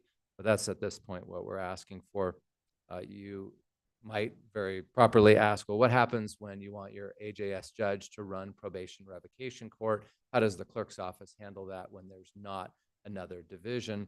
Well, the way that it kind of works out in reality is that I spend all Wednesday morning from 8 o'clock until noon in staffing for recovery court. So Division 1 is dark, if you will, because I'm staffing to do recovery court all afternoon.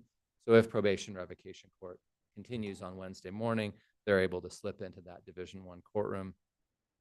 So I thought that was an interesting thing to be able to see, well, this is the actual number of cases.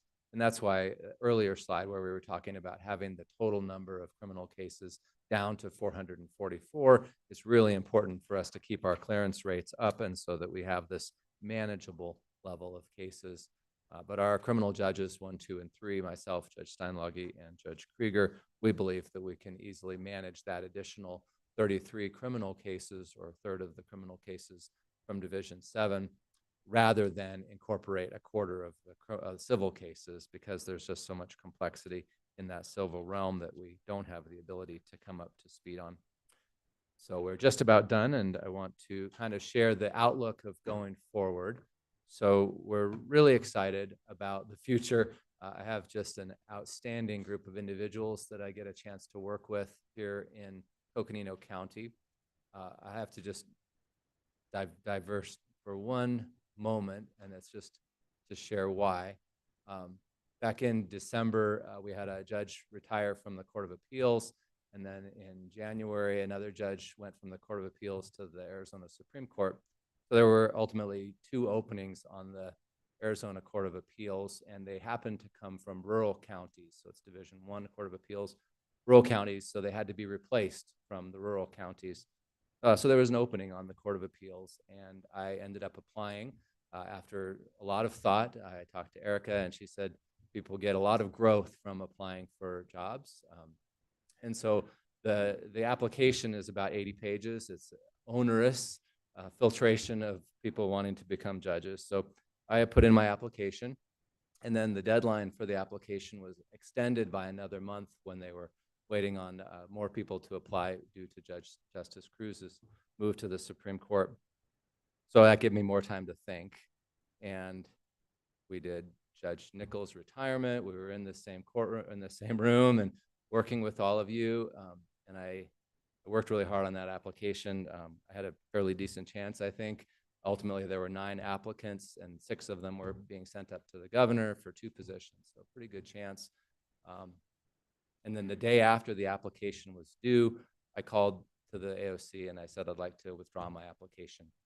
Why? Because I have such the privilege to work with such extraordinary, amazing people, my colleagues, all of our justice partners, all of our stakeholders, all of our courts.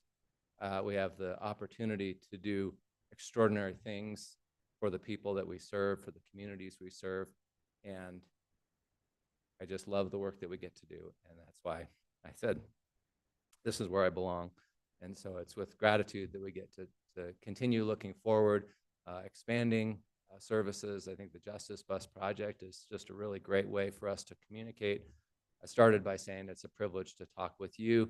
I'm excited about it. It's not stressful because you each represent huge portions of our population in our community. And I hope that the more you know about what we do, the more you're able to talk to your constituents and help us spread the message, and also for us to learn how can we do things better. And that's why I'm here.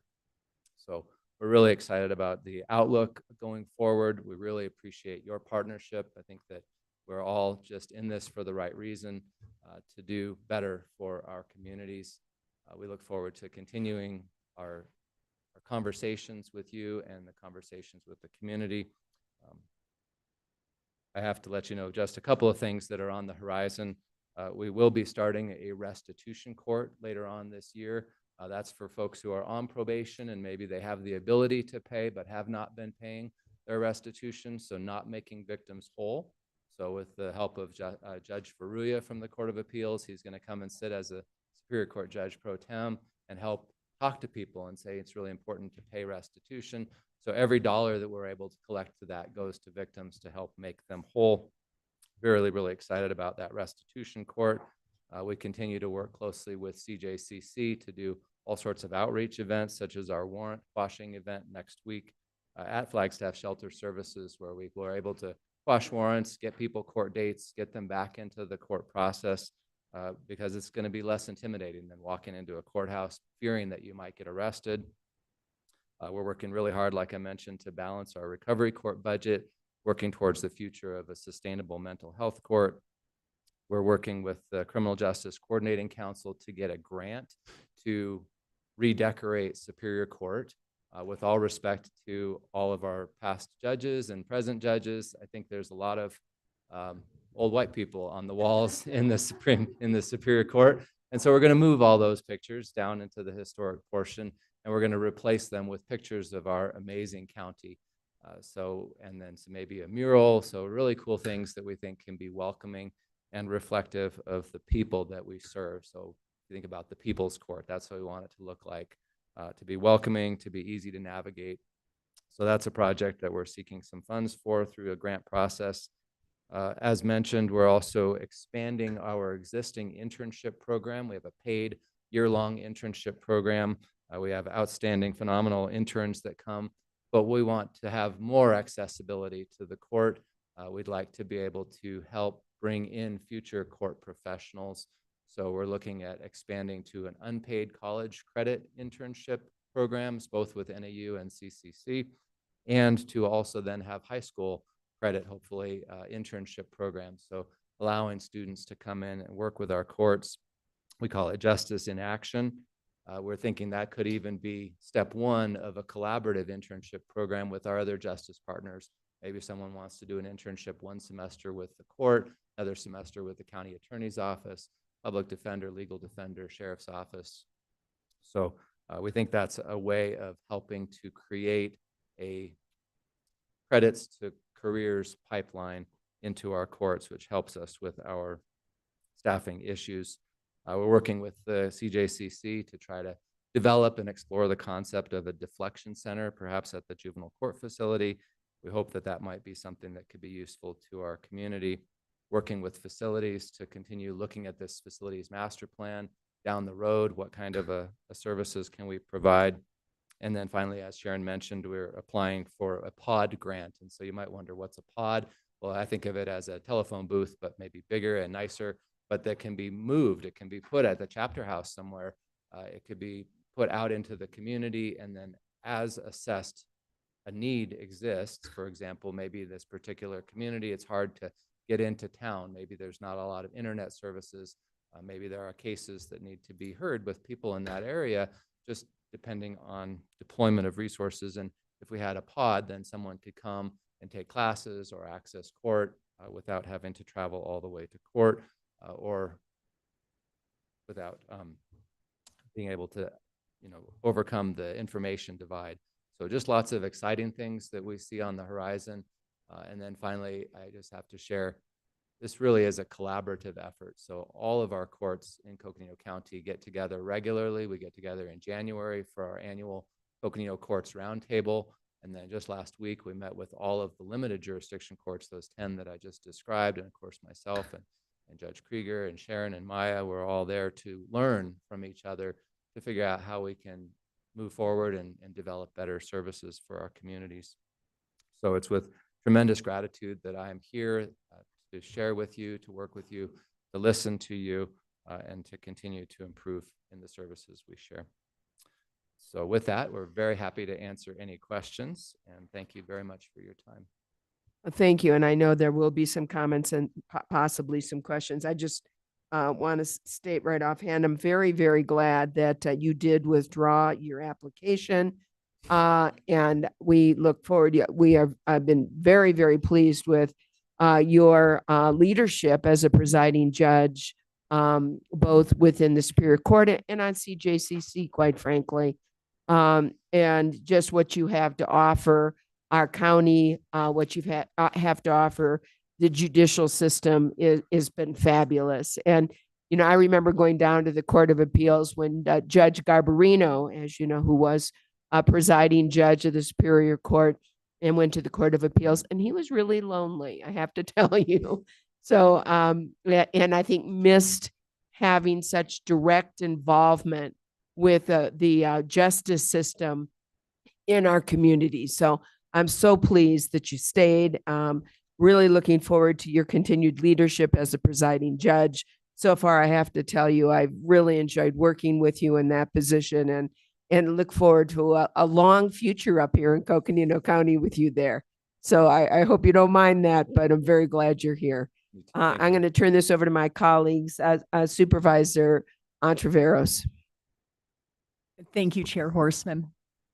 I also would like to express to you my appreciation for your care and dedication to Coconino County, and really your selfless decision to withdraw your application.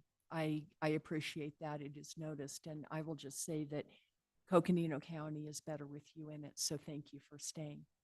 I also would like to say that Chair Horseman really laid out her appreciation for the alternatives given for Division 7 that were outlined here.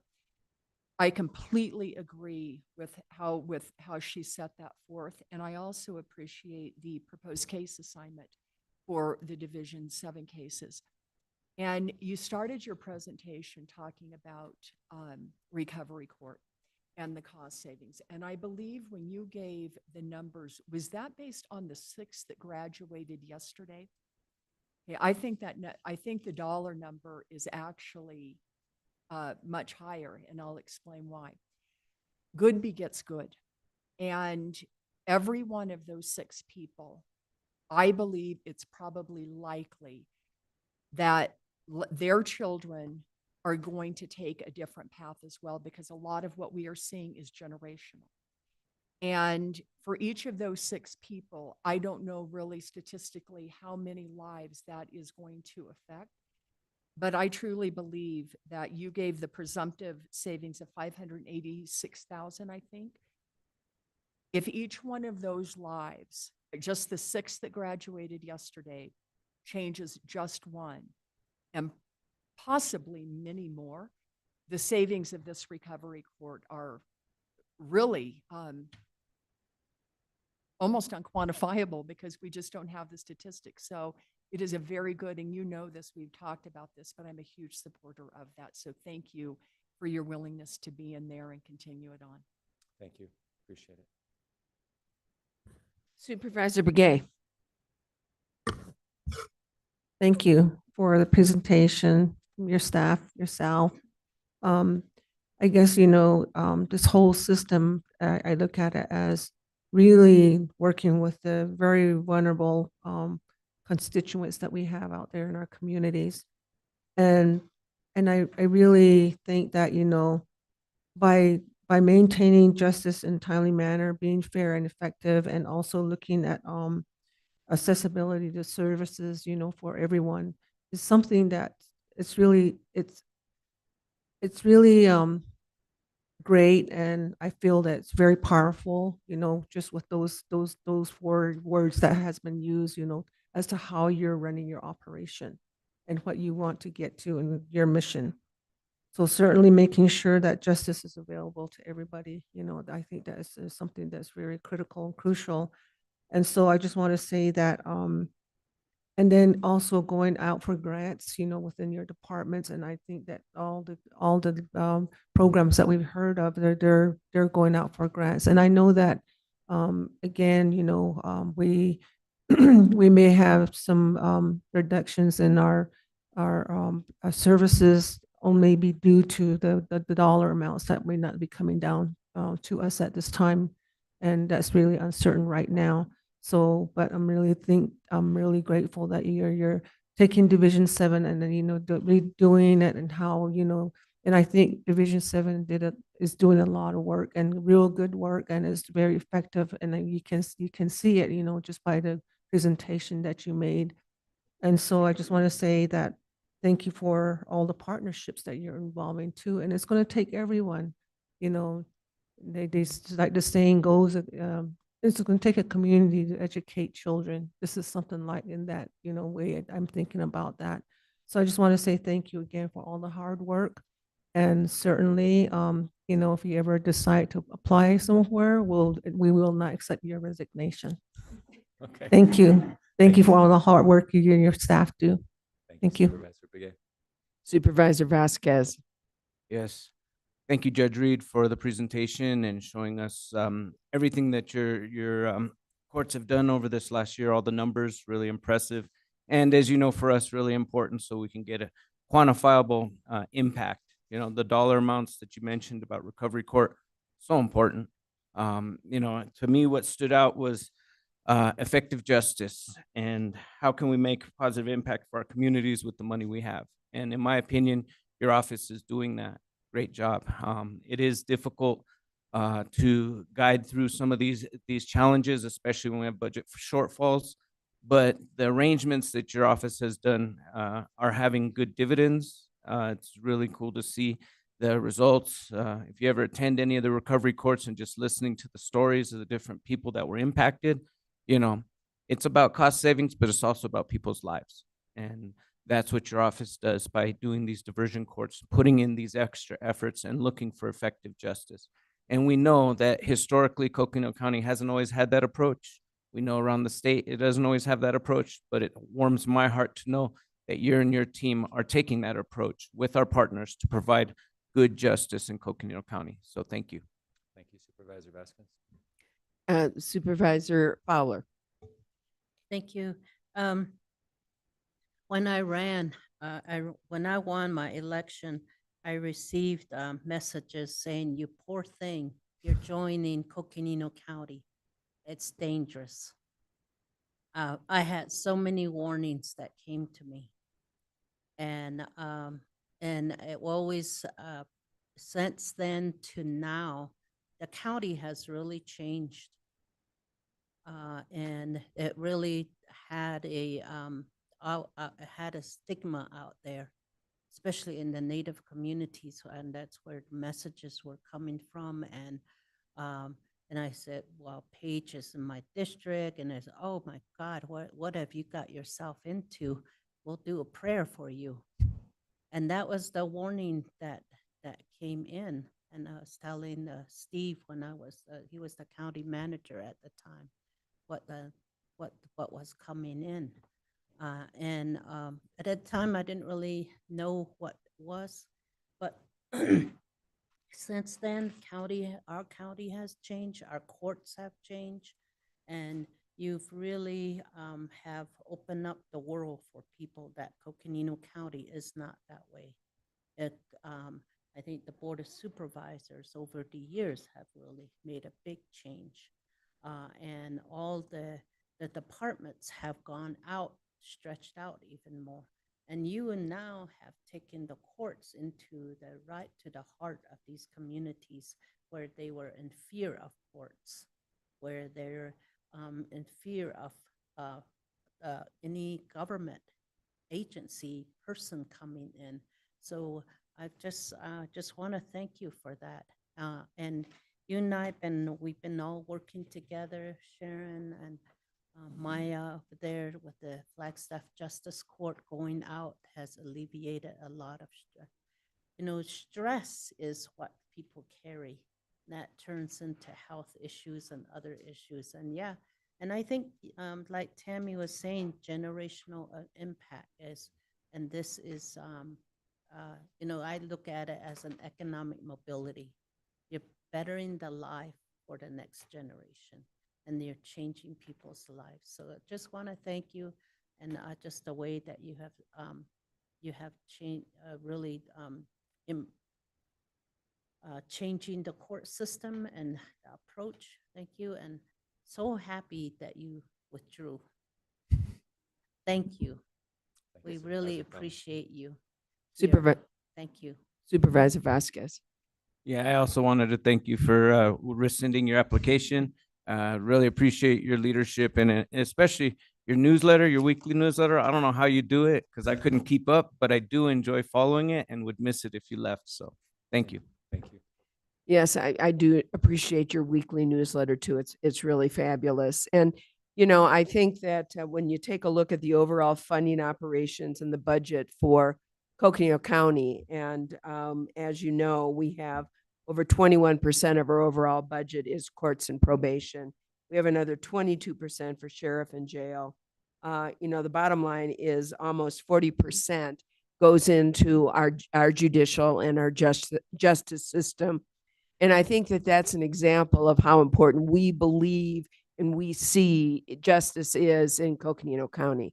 And, you know, we talk a lot about our abilities and responsibility for the health and welfare of our community. And part of that is exactly what you were saying. The judicial system is part of that health and welfare, not to mention upholding our constitutional rights as Americans. So we appreciate what you do for us here in Coconino County. We appreciate what you do for the state of Arizona, and quite frankly, to be part of a system of justice for our country. So thank you. I have no problem with the recommendation that's being made. I appreciate your willingness to be creative and coming up with a way to continue Division 7. I think it's great to take a look at that as a possibility of a settlement division, if you will. And I really look forward to next year hearing your numbers and hearing how that's really helped the overall justice system for Coconino County. So, Judge, thank you. I really appreciate you, Sharon, and your team, the judges that are here, and they may have left.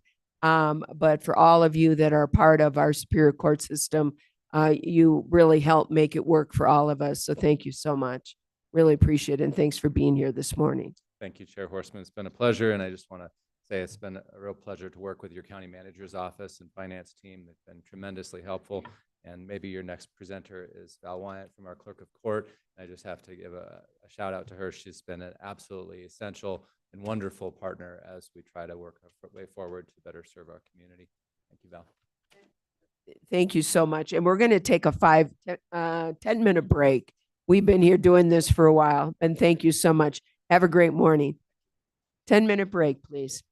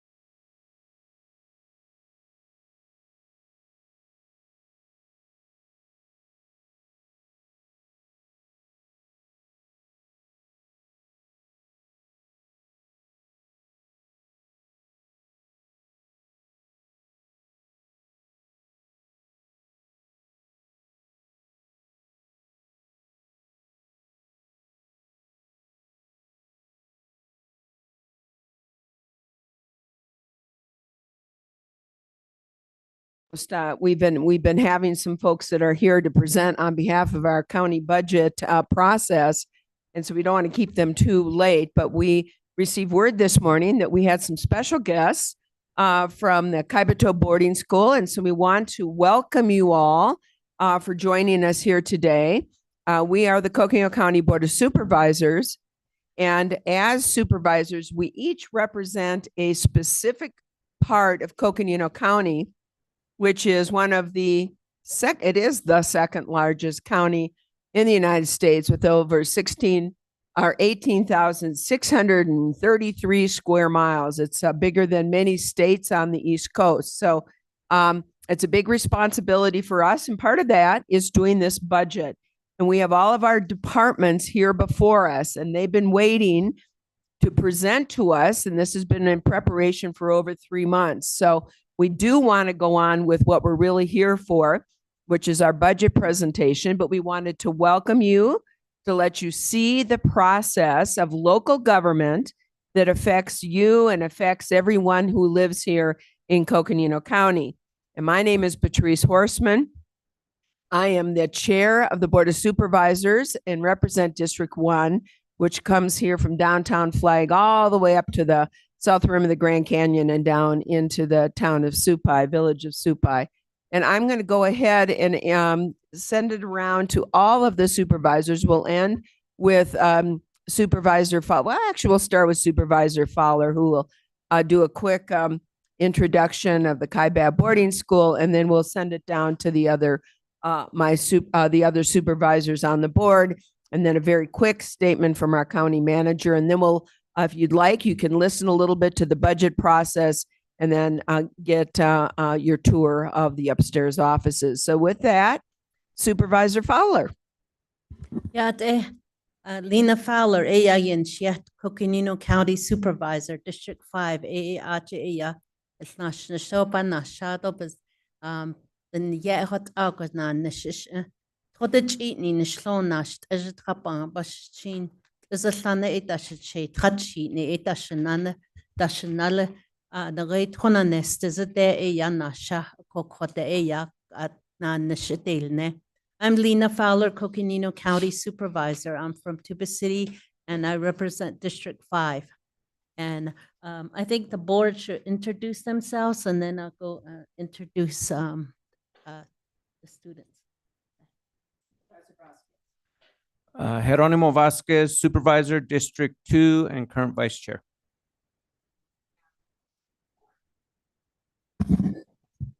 Yat ebene konhano kregig ebi todo she ya juri bigay dashijene ado todich ni enslon sedish gijni bashishin ashti dashichedo tachine dashanale ado tsako hasan holiedo komai mesa do e shike adon le nazis ado di kishane beni don le besenel jito tonanes dizet Oze beke yato okon sogo e ashna shi bibenye be kana shwodo bayashti do banashako eke.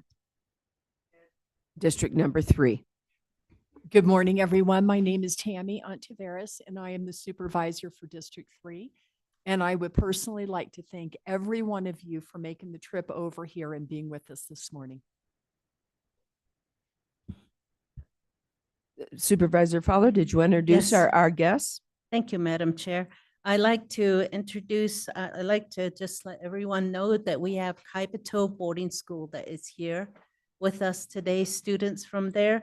And I want to recognize the Linda Sinajini. She is the Navajo language teacher, and she has her students and staff here, and I'm going to have her introduce them herself and her staff and the students and just the trip that they have here. The mic, can you?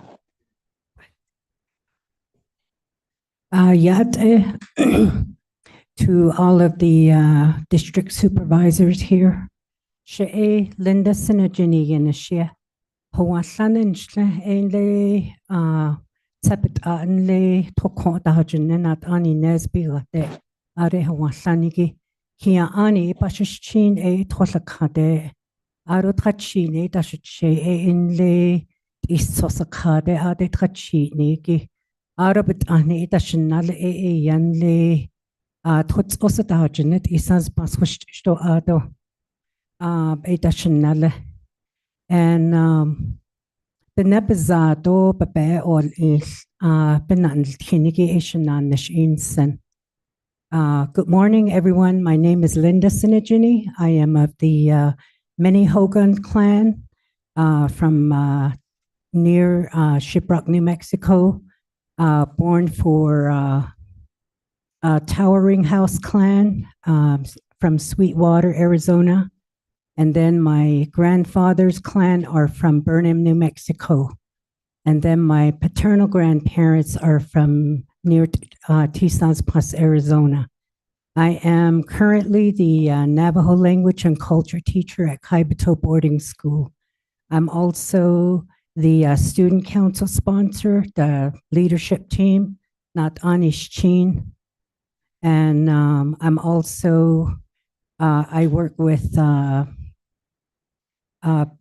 as the Native American committee, putting on just Native American culture activities at our school for the entire year. And then I also want to let Miss Begay know I live in Tsapikin, so I've seen her on our chapter meetings. So, yate.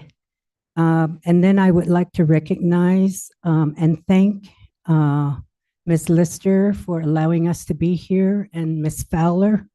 She's always a part of activities at our school, so very active in our community. At this time, I would like to recognize my colleague, Betty Whitehair.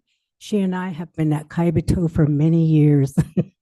And then one of our education technicians, Hairston Honey.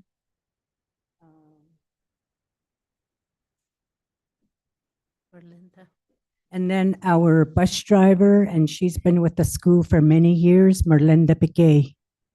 And then I would like my student council members to please stand up. All right, hello. Yes.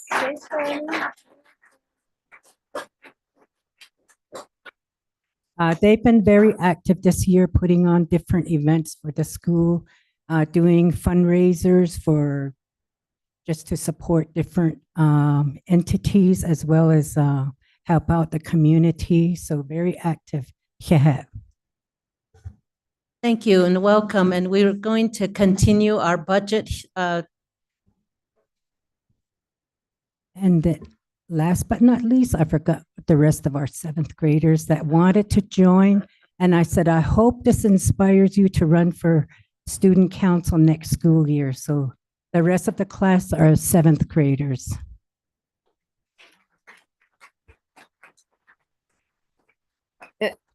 And I do know that we have some people that have been waiting for the budget. So, but I know Supervisor Begay has a quick comment she'd like to make. Ayat nana nihanoke. Ado the neck at ya nihe el idon nihizat. Do chon da illa. Ado ediki behate siego adat. Hala dishiden kalchen o hayut abbe. Lein da harado hat ishin da all inhe. Nan kade da alsko hatan shade da alskot on juan nihalen. Ako konde ya chinen no kain asan no tinigo ni za bada yo ne lao ado unda hade shi hade shosh yo gal ni don ne eta no senigi do dan hi keida bata shol chenigi da benan yan hinalita eda at epe jut ego hade shi ho galte kot na nation linigi be hat zilala Kopa Jensen, Ehoda in Hitchadis, Yego dat indo, da enoltra, Ishin the pedo bekashida at Ishin Pobenina do le con that Otapenina dat then Halenoko, Yego dat Shalchen, Asano, Tinokoshin, what Aik and Hedini do Adon Hata Ultra Egido, also no Kregi, Yegon Sago, Ekondot at old Abenich at this scene, so yeah. Thank you, Madam Chair. They're going to visit, and County Manager, they're going to visit the election center as well. Oh, good, Yeah. good. So, well, you're going to hear from some of our county leaders, and we know you'll probably be next in line. And so we look to have you up here one of these years coming forward. In the meantime, County Manager, I think we're ready to proceed with the budget process. Thank you. And I understand they will have a lot of time upstairs to tour the Board of Supervisors office. So at this point, let's proceed with the budget. Thank you, Chair Horseman, members of the board, and students. This is a live proceeding of our budget process. And here to present on our budget process is our Clerk of Superior Court, Val Wyatt. She is an elected official with Coconino County. Val had previously worked in Navajo County as well, so she has so much experience with county government. So thank you for joining us to hear this live budget presentation. I'm Andy Bertelson. I'm the county manager. Erica Philpott, Kim Musselman are our deputy county managers. Siri Mullaney here is our chief fiscal officer.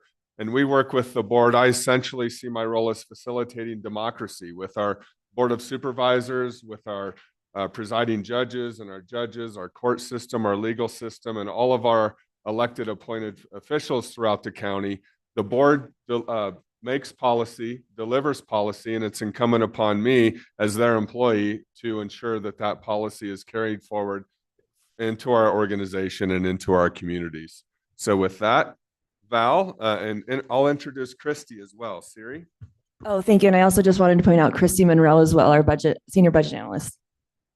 So we wanted to introduce Christy because it's so important that no matter the role that you play in any organization, whether it's county manager or budget analyst, there is a strong role and every role is important. And a big motto of mine as county manager is exercise leadership beyond your scope of authority. Always think about leadership. Always think about the next level and how the board might be thinking and how we can best implement policy to serve our communities.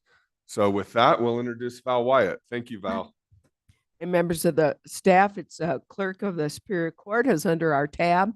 And we're going to hear first from Erica to give us what the county manager's recommendation is. Thank you, Chair Horseman, members of the board. So honored to have Val Wyatt and her staff with us here today, with Aaron and Sarah as well. Val has a passion for her work and she surrounds herself with great people. And as a result, she has an outstanding team. She also is a strong communicator and she makes her emails brighter all the time with some purple font. And so this year, Val and her staff requested a budget increase for travel, and they asked to utilize the clerk's forfeiture fund balance in order to make that happen. And so we certainly were appreciative of her collaboration and innovation for that solution. So that request is recommended for fiscal year 26. And additionally, the department will receive the 5% CPI increase. So both of those items are recommended. And with that, I'll turn it over to Val. Morning, Val. Good morning, Chair Horseman, members of the board. Thank you for the opportunity to address you today and to the Kaipito Boarding School. Thank you for being here. How exciting to be able to appear before you and present my budget. So I hope I don't bore you to death, but it will be fun. All right, so in order to get started, I always would be remiss if I didn't introduce my hardworking team who's here with me today and also back at the office tending to all of our various tasks. But I do have my chief deputy, Miss Erin Maloney, here, as well as our business manager, Sarah Aidlott. And also an initial shout out to the county management team, as well as the finance team for your work on this budget. Thank you. All right, I have a clicker. The top one. This one. Okay, so each budget I also like to share with the board and all our mission statement and honestly just say it out loud. So I'm going to do that. It will be the only slide that I will read word for word. The mission and mandate of the Office of the Clerk of Superior Court is to administer fair, timely, and impartial justice to the citizens of Coconino County, to conscientiously serve our community by providing the most effective and efficient delivery of services, maintain the preservation of all official court documents, and in doing so, promote public trust and confidence in the judicial system.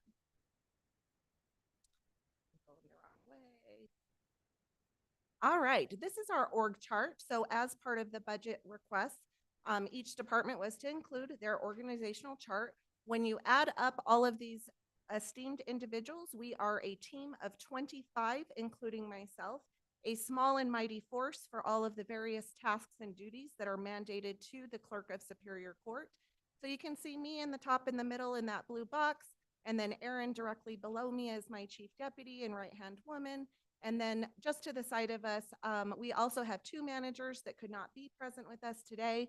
Leslie Clark is our clerk services manager, a recent title change, but she oversees all of the staff that's directly below her that does not physically go into the courtroom to do any type of duties, but rather are more supportive in nature. So they are our front counter staff, they are doing data entry, they're doing several other things. Directly below Erin, she oversees a lot of the other individuals that have even a higher level task. For example, Sarah is our business manager. Our court accountant, Miss Fox, is a very unique position. She is one of 3 court accountants in the entire state. The Administrative Office of the Courts is about to launch some new software in the probate guardianship world, and they are looking to us and Catherine as our subject matter expert across the state. Also, we have Miss Fatima, and she is our current jury clerk. We'll talk about some of the clerk's office vacancies here in a few, but I would be also remiss if I didn't mention that our Fatima's predecessor, Taryn McMinn, had been with us for over 5 years and then made a career change and went over to juvenile court to be Miss Lightfoot's director's assistant. And so as part of that change, it left a vacancy in the clerk's office, and I personally handled the jury desk for far too long. I was very happy to have Fatima come on board. So that's a very integral desk in our department. As our Superior Court presiding judge mentioned, the jury trials, I am responsible for the summonsing and qualification of jurors for that process and ensuring that we don't have overlap, and the payment thereafter to ensure that they are made whole for their great service. Directly below Fatima is Miss Kathy Davies. The reason I say her name is she's our data integrity person. She is somebody that is a jack of all trades, if you will. Somebody that I've been able to mentor since she began in the system with us, and she's about to leave us. So I felt it was important to mention that. Here we have worked really hard to come out of a year, last fiscal year, with 11 total vacancies in the clerk's office. So if you do that math of 11 vacancies out of a small team of 25, there's certainly not enough employees to do all of the hard work that is coming out of the Superior Court. And having just saw those statistics, I won't go back through those, but just appreciate the relevance and how burdensome the caseload could be for an individual when we have those vacancies.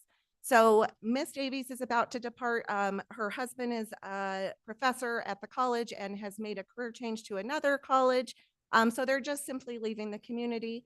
And then over on the right-hand side, oh, let me not skip Claudia. Claudia is our finance person. She's our account technician 3, and she's the person that's responsible for our fines and fees, customer service of anybody that is making those monthly fees that are court ordered. She's also responsible for our restitution disbursement. Now jumping over to Miss Bass and her team, the court technicians are a fancy term that we changed several budgets ago from courtroom clerks. So just so you know what those positions are, these are individuals that are physically going into the courtroom. They are taking summary minutes as to what is occurring, and they are preparing their minute entries respective to what occurred. They are not the verbatim record, which is word for word, as we have just talked about the vacancies that Superior Court has seen with the court reporters. Supervisor Fowler, I would love to get with you and partner on some future with some education for the students in the room. If you're looking for a profession in the courts, there is a very huge need for court reporting. Look it up. It is awesome, and it's something we want you to do. Again, on the court technician team, we currently have 2 total vacancies, I guess I should say. So over on the left, with a front counter position and a court tech 1 position, both being vacant. Again, we have come so far in fulfilling 9 of 11 vacancies. We're preparing for Miss Davies' departure, as well as 2 other stellar court techs. And it's important to talk about them and share their story. I did ask if I could share their story with you, and so I'm going to go ahead and do that. So first, we're going to talk about Sydney. Sydney Kowalski joins us from, well, first she graduated here at NAU, and then she worked for the Public Defender's Office for a small stint of time in an ARPA position, and then migrated over to our office, and she basically hit the ground running, a phenomenal employee who we would love to keep. However, the lease has risen. It happens annually here in Flagstaff. It is such a challenge to stay here, and unfortunately, it is time for her to relocate down to Phoenix. However, she is not leaving the court system, so I'm thrilled to say that she's accepted a position being a judicial assistant for a criminal division down in Maricopa County. But dang it to lose her, right? That's going to hurt. And she'll be leaving us in 2 weeks. She just tendered that 2-week resignation to me. And then finally, Miss Kim Clay. Kim has been instrumental in our office in working with me closely and also being my right-hand gal as we have implemented the clerk processes of the Justice Bus. We'll talk about that in just a bit. But getting really back to Kim, she is an amazing soul. She is smarter than me. That's why we have her on our team. She, without being told, created a court tech manual to help us with training. Like, who does that? Kim Clay does that. And I just wanted to share one thing with you, because I do know that you all are considering compensation as your budget duties.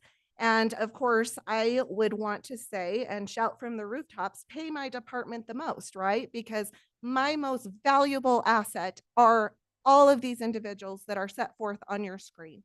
Without them, we could not do the great work we do. We could not stay in stride with our time standards and keeping those statistics that Judge Reed showed you earlier. We are really the behind the scenes that are making that all happen. Of course, the judge makes the hard decisions and sits on the bench. However, we are the pushers of the paper. We are the ones in the electronic world pushing that paper. So still talking about Kim and her amazingness, I'm just also letting you know that she too is in love with the court system. But again, the lease is up and those things sometimes go up by about $300. And so that really is an ongoing problem. I know that you all are very aware of that. But I also find that it's also very telling when our individuals are trained here. They get that experience under their belt, and then they're able to go out into the world into even sometimes a role that is on the same spectrum. But I guess what I'm trying to say is that Kim is looking at a position in, it's in I don't know if I'm gonna say this right, Tukwila, Washington. And it is exactly the same. So I'm going to share this with Erica, and she will share it with Krista, who I can't get to right now. And what it is it's exactly the same job description as ours. It is almost word for word. And the starting salary is $74,844. That is not our starting salary. This is my goal. This is the salary that I need my individuals to make. Of course, you don't have that money. I don't have that money, but together we are going to find a way to pay our individuals what they should be able to make to live here in our county and not go to another state to do the same job and make more. And we're not talking about a little bit more. We're talking 20,000-ish more. So here you go, Erica. So again, I appreciate you listening to that. And it's super important as you consider your compensation package. I know that I am only one department of several in the county. And that reality is just that I could not take all the money, but of course we want all the money. And then also moving on. This is our performance measure. So this is how we are able to share with you. And I'm going to stop you just real quick. Sure. I know last year when we all were going through the budget, you had a lot of vacancies. Yes. It looks like, although you maybe have some people leaving soon, it looks to me that it looks like we've got people leaving. Yeah, thank you. Thank you for joining us. You Enjoy have it a job upstairs. here after you get your education. I'll take just a minute, Val. Sure. So.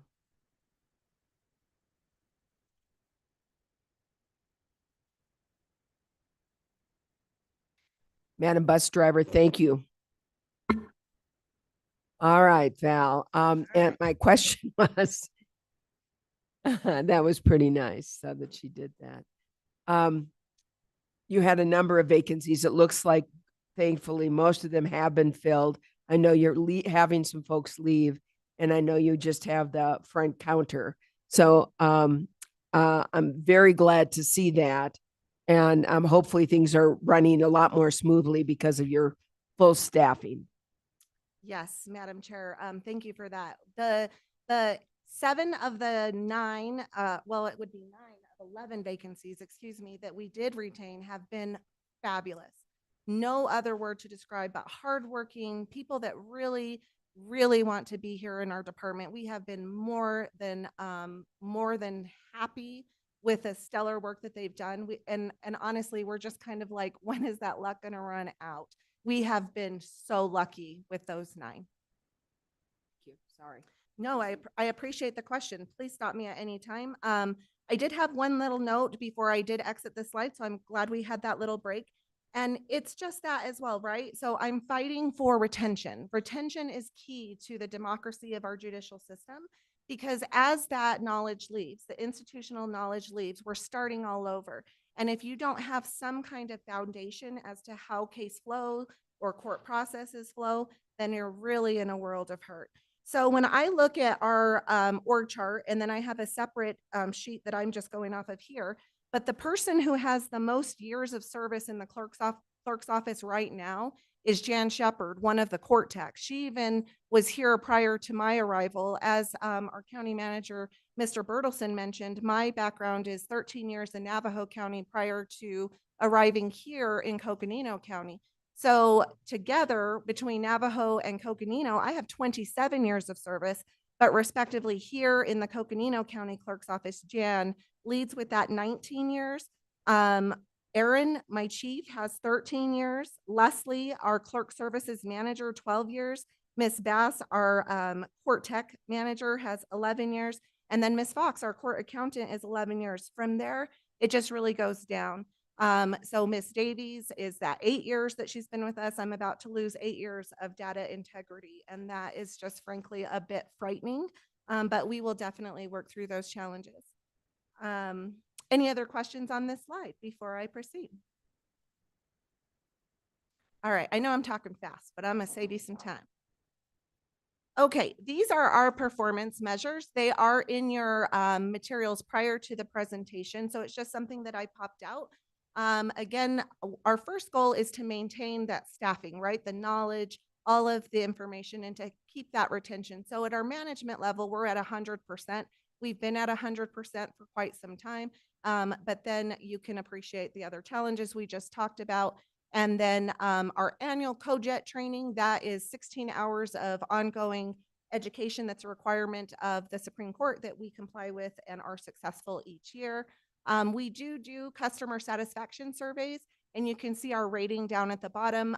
For those, we stand, even with those vacancies and the challenges that we have had, we still serve at a 95% very satisfied customer satisfaction rate. So that's pretty good. Here on our second goal, it is to track the track financials to inform budget of our status, etc. There's different reports that we have to run either each month or quarterly for the administrative office of the courts, and so you can see that we do our very best there, and a lot of tribute to Aaron, who is really responsible for keeping us on track of all of these things. And then finally, our last goal and performance measure here is to process our filings and requests in an efficient and timely manner. Madam Chair, you did mention justice denied, or justice delayed, excuse me, is justice denied. And that's very much a philosophy that those of us that serve in the courts do take to heart, because if we are slow or we're unable to process because we've got those 9 vacancies, it's certainly impacting somebody out in the community. We could perhaps be allowing somebody to purchase a firearm that shouldn't, because we didn't do our diligence in processing that Brady check. So we do take our responsibilities very seriously, and we strive to be on top of it.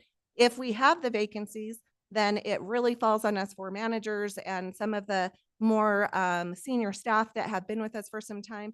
It's kind of that concept. If you work harder, we're going to give you more work, right? The harder you work, we're going to give you more. So, and then our accomplishments. So these are just some of our accomplishments. I feel that we have been successful even amongst all of those vacancies and the challenges that just the day-to-day courts bring. You never really know what's going to happen each day. You could come in with a great plan and by your first customer know that that's not the way your day is going to go.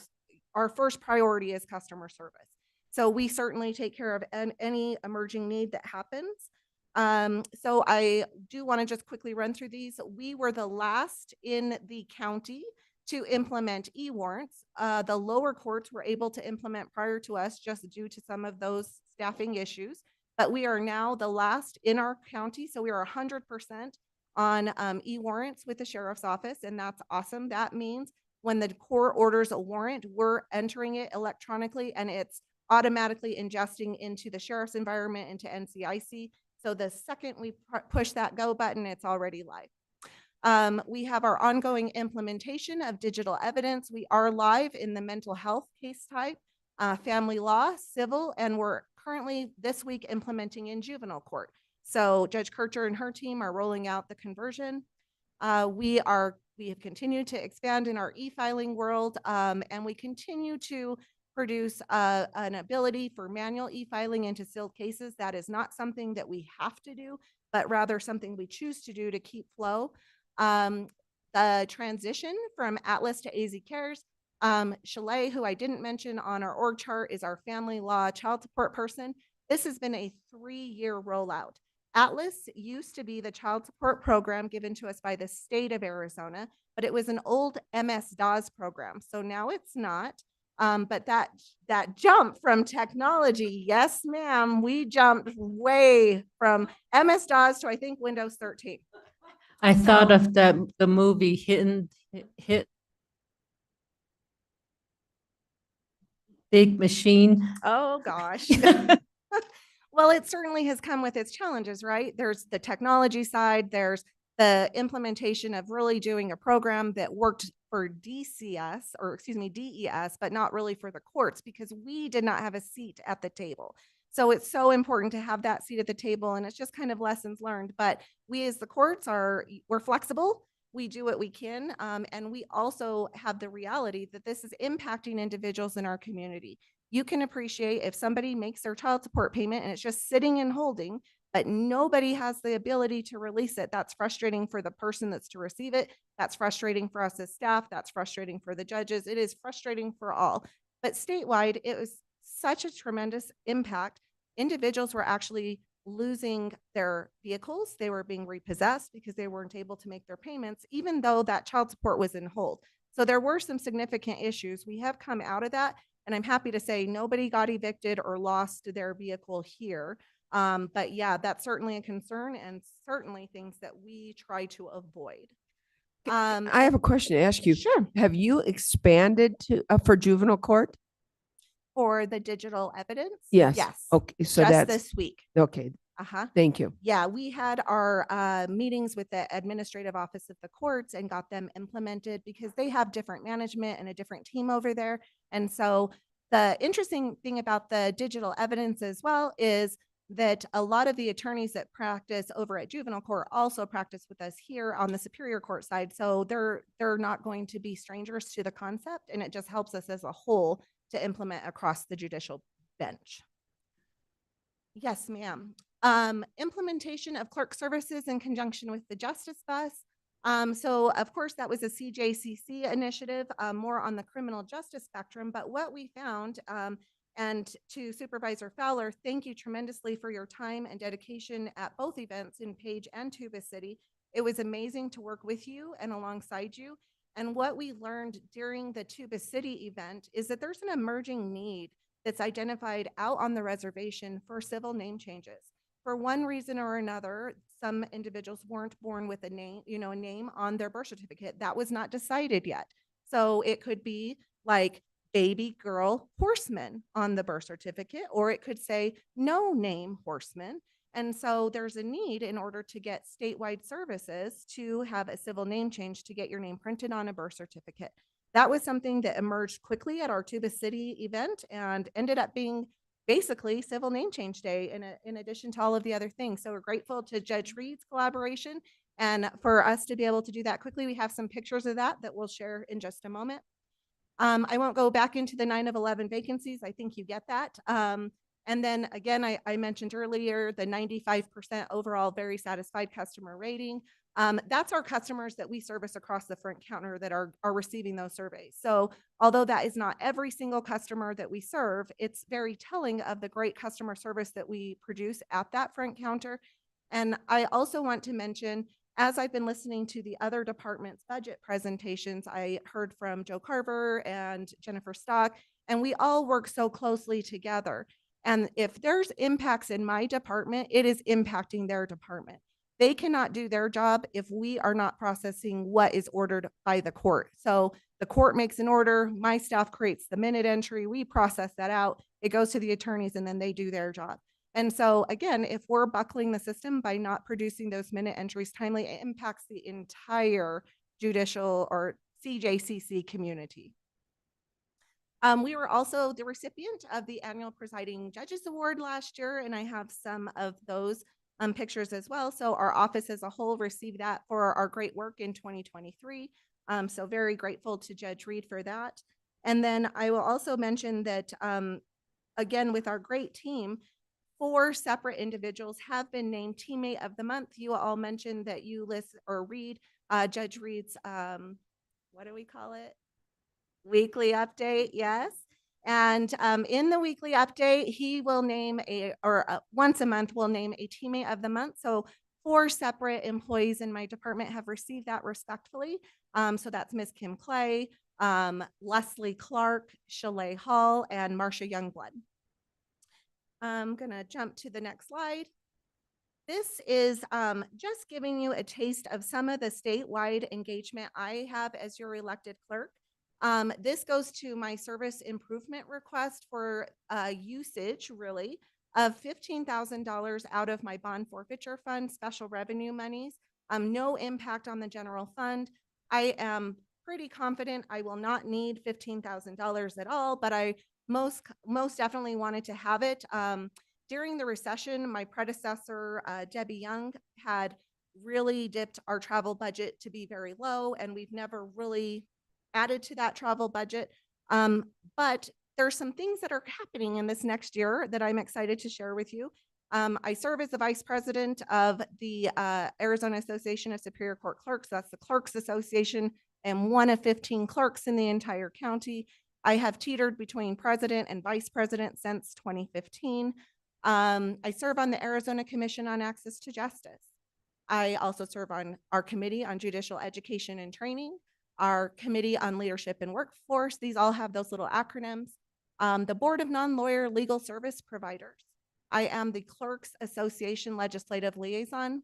I want to talk to you as board members about that because we have an opportunity next year. I serve on the ACO Board of Directors and the Legislative Policy Committee, as you all have some familiarity through CSA. This year, I am ACO's first vice president, and come December, I'll be sworn in as ACO's president. So with that, I am very much looking forward to some collaboration with CSA. I think that there is so much we can accomplish together. I think that I have some visions that are going to be a little bit different than what have happened in the past with presidents. And I really want to bridge the gap between ACO and CSA and bring us a little bit closer together on some of these bills that can change what we need for our county. So watch out. I'll be calling you for coffee and maybe we can have a sit down and talk about those things. And then also serve on the jury management user group and jury best practices. So that group makes decisions for the rest of the state. What is the new trends, what we need to change. And then finally, I was able to serve on the task force on plea agreement, sentencings, and dispositions. Based on those recommendations, some new rules have come out, and there's new advisories that happen to defendants in open court so that they're aware of their civil rights when they are charged with a felony. Prior, we didn't really go into immigration and how things like that would impact if you do have a conviction for a felony. And so we changed some of those scripts. That was some of the great work that we did out of that task force. I'm going the wrong way. Okay, so these are just the fun of it all, right? These are the Justice Bus pictures. So we have on the top, that's when we went out to Tuba City. That's Kim in the middle that we've talked about a little bit. And then on the bottom, that was when we were in Page the very first day. So again, amazing collaboration. It has just been a very wonderful experience for me to be out in the communities. I'm ashamed to say it had only been to Page one time prior. So through this Justice Bus, I've been able to get out there. I've also got to do the walk at Horseshoe Bend. Like that was so awesome. Oh, it was windy as all you know what, but it was fabulous. All right. Oops. Let me back up one. So these are some pictures of my great team. Up in the upper right-hand corner from my view is where we received that Presiding Judges Award. Those were the team members that were there with us that day. And then to the left of that is just our annual celebration of our team within our department. Some fun from Halloween. We were all witches this year. We like to do that and participate with the county's Halloween contest. And then this is just some final slides that in the final slide I had thrown in from Administrative Professionals Day. So this is a couple more members of our great team and their smiles say it all. This was us. So we don't really have time to sit down and have like an office meeting because we're always open. We are open from 8 a.m. to 5 p.m. We do not close for the lunch hour. So we don't really have that flexibility. So initial appearances start at 8:30 and it's just go, go, go. Everybody is going in different directions. So we literally had 15 minutes to celebrate the team right here. And they're getting some gifts after we made it fun. It was a little Easter egg hunt. They had to find 2 eggs, bring them back to us, and then they got some fun prizes. But although small and silly, it was amazing. And to see the smiles and the laughter, that's what it's all about. Our most valuable assets, the employees. So with that being said, I'm done. So thank you for your time, but I open it up for any questions. Thank you so much. And Val, we really appreciate, quite frankly, your enthusiasm, your energy. You are an integral part of our whole judicial system. And, sometimes you and your office are the very first face that's really seen by the public in our judicial system. And the good news is they're seeing a very friendly, warm, and someone that's there for them. And we really do appreciate that of you and your team.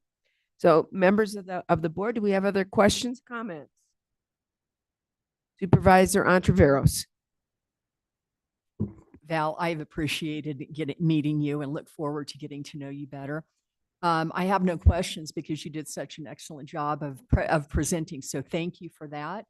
And the one takeaway I have is you guys do very important work. And thank you for showing how where you're impacted, other offices are impacted. Thank you. And Supervisor Vasquez. Yes, thank you for your presentation and congratulations on your accomplishments.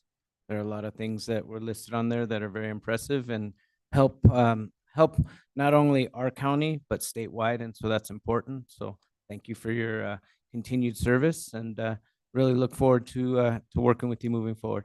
Thank you. Thank you. Supervisor Begay. Thank you, Valerie. Thank you for your presentation and the staff. As we go through the court system, the justice system, and all the whole shebang, everyone is very, very, it's just really just a lot of fairness, equity, timely and very impartial type of services that are being help with the people that come in. And, by just promoting the public trust and confidence in the overall justice system, I'm grateful, for all the collaborations, partnerships are happening and working together. And, and I just want to say thank you to your office, and also the other offices that have presented, within the judicial system overall. Thank you. Thank you. Supervisor Begay? I'm sorry, Supervisor Fowler. Yes, thank you. I'll take Begay also. I don't think Begay is going to let you do that. Thank you, Val. Every year it's such a lively presentation, so I really appreciate that. And then, the clerk's office is really the wheel of the center for all of the courts. Without your staff, without your record keeping, and then all the fines, everything going back and forth, and then warrants. You're doing e-warrants. How many warrants do we have outstanding? At one time, we made the news of the most warrants that were outstanding, and really appreciate the judges going out into the community, holding a court, Judge Grodman and Judge Reed, holding court out in the community and addressing those warrants. A lot of times, those warrants are tie up people that totally, and they're kind of hopping around because now they're afraid to go anywhere. They don't drive. They don't because they miss being the provider of their family. And you all saw that. And Sharon will tell you, we had people crying the first time we went out there and saying, I can drive now. I can get a job now. I can go back to traveling the country because that's what I do for my work. It gets very emotional. So I'm just wondering now, I didn't realize warrants do that to people until we started holding these courts out in the community. Maya was part of the first wave of court hearings out in the community, and really happy that the city of Flagstaff municipality also had joined us. But what are our numbers now? So, Madam Chair and Supervisor Fowler, luckily Sharon has the figures and she was able to share with me for Superior Court, it's 1,244 active warrants. So of course that's a lot, but also I think it's also impactful, like you're indicating with those warrant services that we do, whether it's the veteran stand down or the justice bus. But additionally, we are unique in that we offer a service for walk-in initial appearances every business day at 8:30. So even if somebody lives in another state and they're not able to be here physically, there is a service where they can work with us, send us their identification so that we can confirm they are who they say they are and set them up for a Zoom initial appearance. So that's a collaboration we as the clerks have with the Superior Court to get them set up for that next business day. And so it really is impactful. I know that I received an email, us clerks in the association are often sharing questions and what's happening in each court. And I got an email from the La Paz County clerk who was having that situation. So if you have a case that's sealed based on an indictment, a grand jury indictment, we cannot, those cases are secret until served. And so until that individual is served, there's not a means of telling them what's going on, even though they may know something's happening. So they were really reaching out to the rest of the state. How do you handle that? So when I shared our process that we have the walk-in IA court, I mean, it was like life-changing. Some of the other smaller counties don't have a concept like that. And so it's something small that you can just share, and it really impacts not only those individuals in our community that have warrants, but it could be people in their communities that have a warrant for us as well. Mm-hmm. And that is such a great service. I remember at one time it was 11,000. Justice Court. Oh, Justice Court. Okay, she has okay, this is Superior Court. So, but our courts is really, it sounds like the court cases are moving along. Without you, they can't move along. And it's really important that your office is so important in that record keeping. And then you mentioned the birth certificate. Yesterday we held another birth certificate at our office, and we're getting more people coming in because of this deportation without birth certificate. And our county, health department, our county attorney manager's office, were the ones that changed the law at the state several years ago so that we can make Native American birth certificate easier.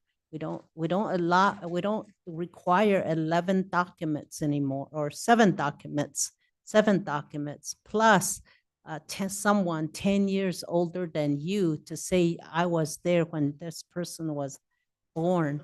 That all that we were able to address it statutorily. But now we're still, the late birth certificate still a challenge. We have many Native Americans, especially Navajos, that do not have birth certificate because we just had a boarding school here. My sister was taken to the boarding school. My uncle took her there. When they asked her what her birth date was, my uncle, she didn't speak English, my uncle gave them his birth date. So, and then the names also, we all have one grandfather, but his children have different names. So, it's just the way that it was done back then, and we're still trying to address that. So I want to thank Judge Reed, Judge Grodman, and you, and other judges. Really, Coconino County has been the lead. We're the only one in the state of Arizona that does do in-person help people with their delayed birth certificate. So yes, that's a huge challenge, and we're gonna get more cases when we go out there again. So thank you. I can anticipate. And then just your work and in general, just being able, you're always concerned about your staff, the training, and yes, let's work on that, developing a curriculum for court recorders. Thank you. Thanks, Val, and certainly I support the recommendation being made by the county manager's office on this. Keep up the good work, and we're here. Keep us informed on how it's going. All right. Thank you. Thank you, Madam Chair. And I also want to express my gratitude to Judge Reed in his leadership as presiding judge, and Ms. Yates, court administration. We learned at First Friday Art Walk last Friday, as we were just standing around, that, well, I kind of made the connection that Judge Reed, myself, and Sharon all started the same year. So we are all embarking on our 15-year anniversary, respectively, in Coconino County. And I just think that that's kind of an awesome, thing that occurred, because as Judge Reed transitioned into his role, and of course, Sharon and I have been in our roles for some time, but I feel like we are the secret sauce. We are the awesome sauce together, and the three of us are really making a difference. So for that, I wanted to just mention that, and just that gratitude. So thank you. Thanks so much. Really appreciate it. And I know we're a little behind, and I know we also have some judges with us that have big schedules this afternoon. So can we proceed and go forward, please? Is that okay? Sounds good. So I'm going to turn this over to the county manager. Thank you, Chair Horseman, members of the board. So we'll start with our Justice Court presentation and getting this up on the screen. As we're doing that, I just personally want to thank Val Wyatt, our clerk of Superior Court. We can always count on one another to have open, fair, frank conversations. And I just really, when you talk about this special sauce that makes organizations work, that's what it is. And that's what we have. And so thank you. So with that, we have our justice courts, and thanks for all the judges for being here today. It's so good to see everyone. We apologize for the timing of everything, but we'll just continue to work through our schedule. You all, as you manage your own court schedules, you absolutely understand this, we know. So anything to add, Erica? Thanks, Andy. I'll just direct everyone's attention to this tab because it's a little bit more complicated than some of the others. So under the Justice Court tab, the first 2 pages are the Flagstaff Justice Court. So you'll see 2 full sheets there. And you can see under the Flagstaff Justice Court that the Flagstaff Justice Court would like to extend a court security officer position for 1 year using Justice Court enhancement funds. And that is recommended. And then, of course, the 5% CPI. And then on the 3rd page in that section, you'll see the Fredonia Justice Court with a 5% CPI and no increment requests. 2 pages for that. So then the Page Justice Court did not submit any increment requests and will receive a 5% CPI recommendation. And then last but not least, just as alphabetical, 2 pages later, the Williams Justice Court and recommending a 5% CPI for them as well. So there are more pages in this section that have that financial data and just wanted to show you where they were. So with that, I'll turn it over to Sharon and Maya at some point. And I too would like to thank all the judges for being here. Thank you. Morning, Madam Chair, members of the board, county management and finance. Sharon Yates, court administrator with Superior Court. I have the pleasure of introducing Maya Rodriguez. She is our deputy court administrator. I think there's a theme in the budget meetings this year that it's a lot of first timers presenting for budget. And so this is Maya's first time presenting in this role, but Maya's no stranger. She's worked for Flagstaff Justice Court for several years. Then she went on to Page Justice Court and worked there as a manager. She was appointed as Justice of the Peace, and then she came back to Flagstaff, and she's our deputy court administrator. So I wanted to introduce Maya Rodriguez, and this is her, again, first budget presentation in this role. So welcome.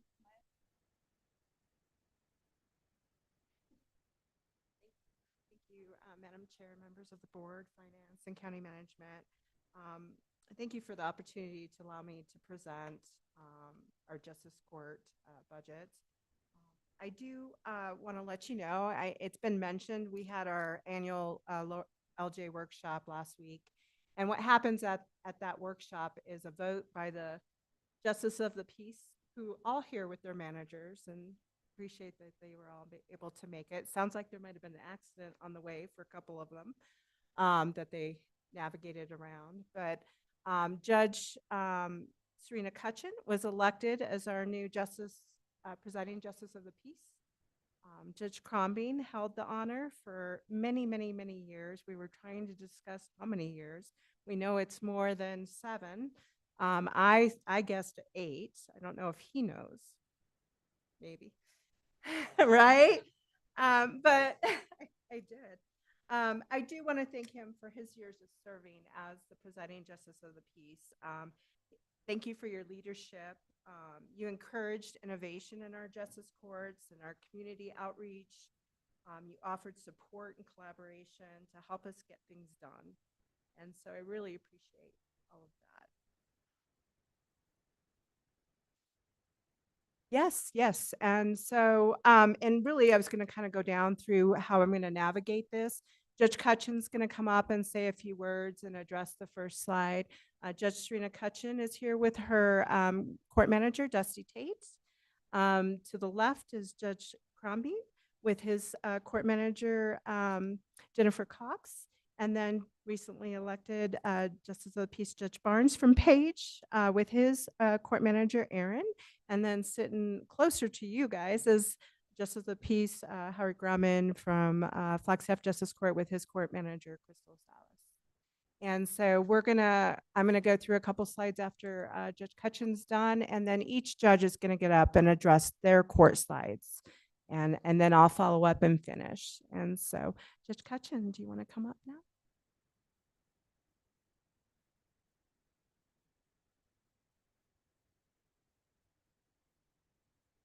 Thank you. Good morning, Madam Chair and members of the Board of Supervisors. I'm excited to be here today and just to speak with you a little bit as we begin our discussion for our upcoming fiscal year's budget talks for the justice courts. I also want to thank Judge Crombie. He provided great leadership and service as the presiding justice of the peace. In Fredonia, we're a little isolated, and I feel like he did everything he could to make us feel included, and he did a great job. So I have some really big shoes to fill. I'm going to address our first slide briefly, since I know we're a little bit behind, so I'm not going to take too much time. But as you all know, justice courts serve as the gateway to our justice system for many citizens. Whether we're handling civil traffic, civil disputes, criminal misdemeanors, we are often the first and sometimes the only point of contact that citizens have with our courts. So it's really important that we take our mission, our vision, and our core values very seriously. So I'm just going to review those, and then I'll turn the time back to Maya. So our mission in the courts in Coconino County: improve the safety and wellness of our communities by providing accessible, timely, fair, and effective justice under the law, thereby increasing public trust and confidence in the judicial system. And our vision is that we ensure quality justice that is accessible, timely, fair, and effective. We provide outstanding customer service. Val talked to this. It's really important in our justice courts. We also do customer service surveys. Customer service is really important, as we are that first contact for so many people in the justice system. It's our vision to be a great place to work, and I can speak to that in Fredonia. It is a great place to work, and we improve necessary infrastructure. Our core values are that we're accessible. We ensure our courts are open and available to all. We're timely. We resolve legal disputes efficiently, because justice delayed is justice denied, and we all believe that, and we work to ensure everything is timely. We're fair. We are impartial in our actions, decisions, and treatment of all. We're effective. We produce results that improve community safety, wellness, and instill public trust and confidence. We're accountable. We demonstrate and maintain the highest ethical and professional standards, and we're innovative. We pursue creative and evidence-based methods. And as justices of the peace, we understand the realities of limited resources and growing demands across the county. And for that reason, we really work together to try to find long-term solutions. We try to use technology. We try to do things that are going to leverage our technology and be cost-effective without compromising service. And I appreciate the time that you're giving us to speak regarding our budgets and the things that are going on in our courts across the county. Thank you. Judge Cutchin. Thank you for being with us, by the way, Judge. Appreciate your driving all the way here. I'm sorry. Do I point somewhere? That's point it is, sorry. All right. All right. I love a little humor because I'm really nervous. So a little background about the justice courts, in case any of you are unfamiliar with them. The justice courts each have an elected judge who handle civil lawsuits where the disputed amount is less than $10,000. They handle landlord-tenant disputes, small claims cases currently at $3,500 or less. The governor, I believe, signed a bill this Monday increasing that amount to $5,000. Which will have a general effective date 90 days after the session ends.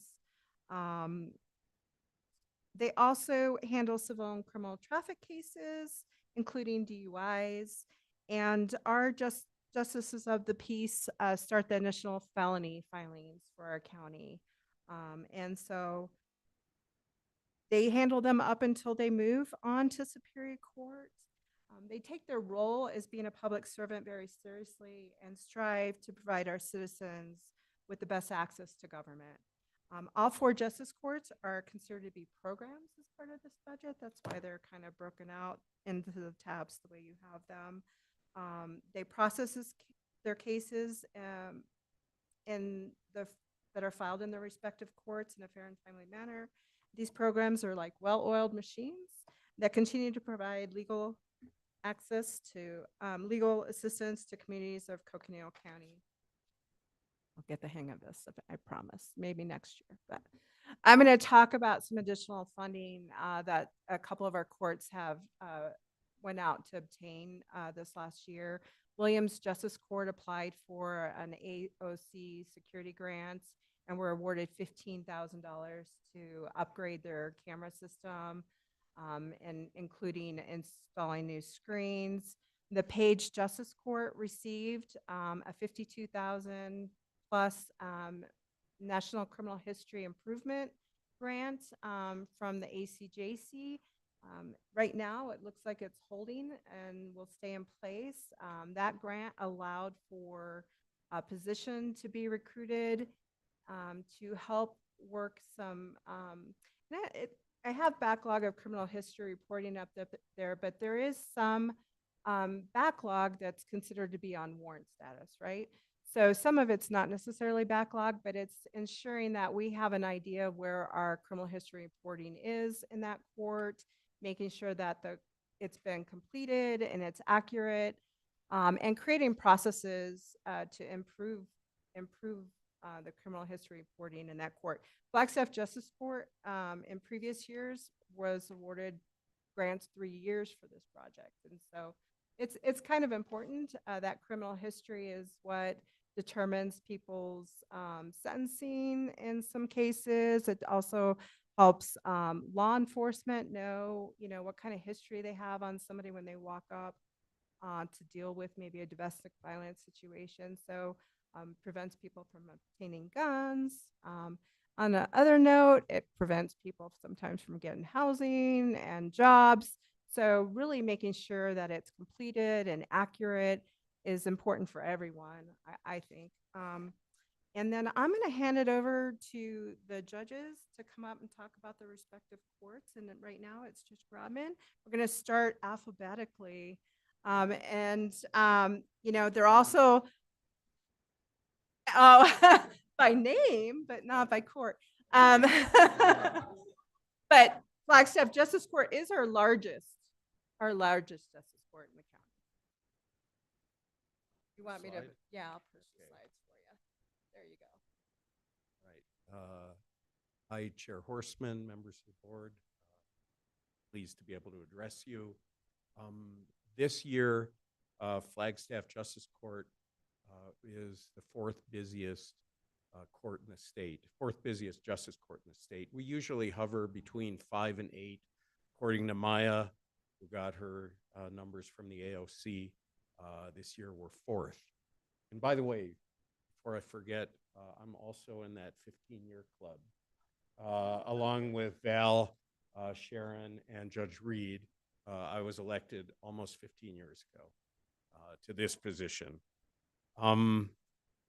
If you look at our vacancies, we have right now 5 full-time vacancies and 3 part-time vacancies. And it's impacting the fourth busiest court in the justice court in the state from being able to process.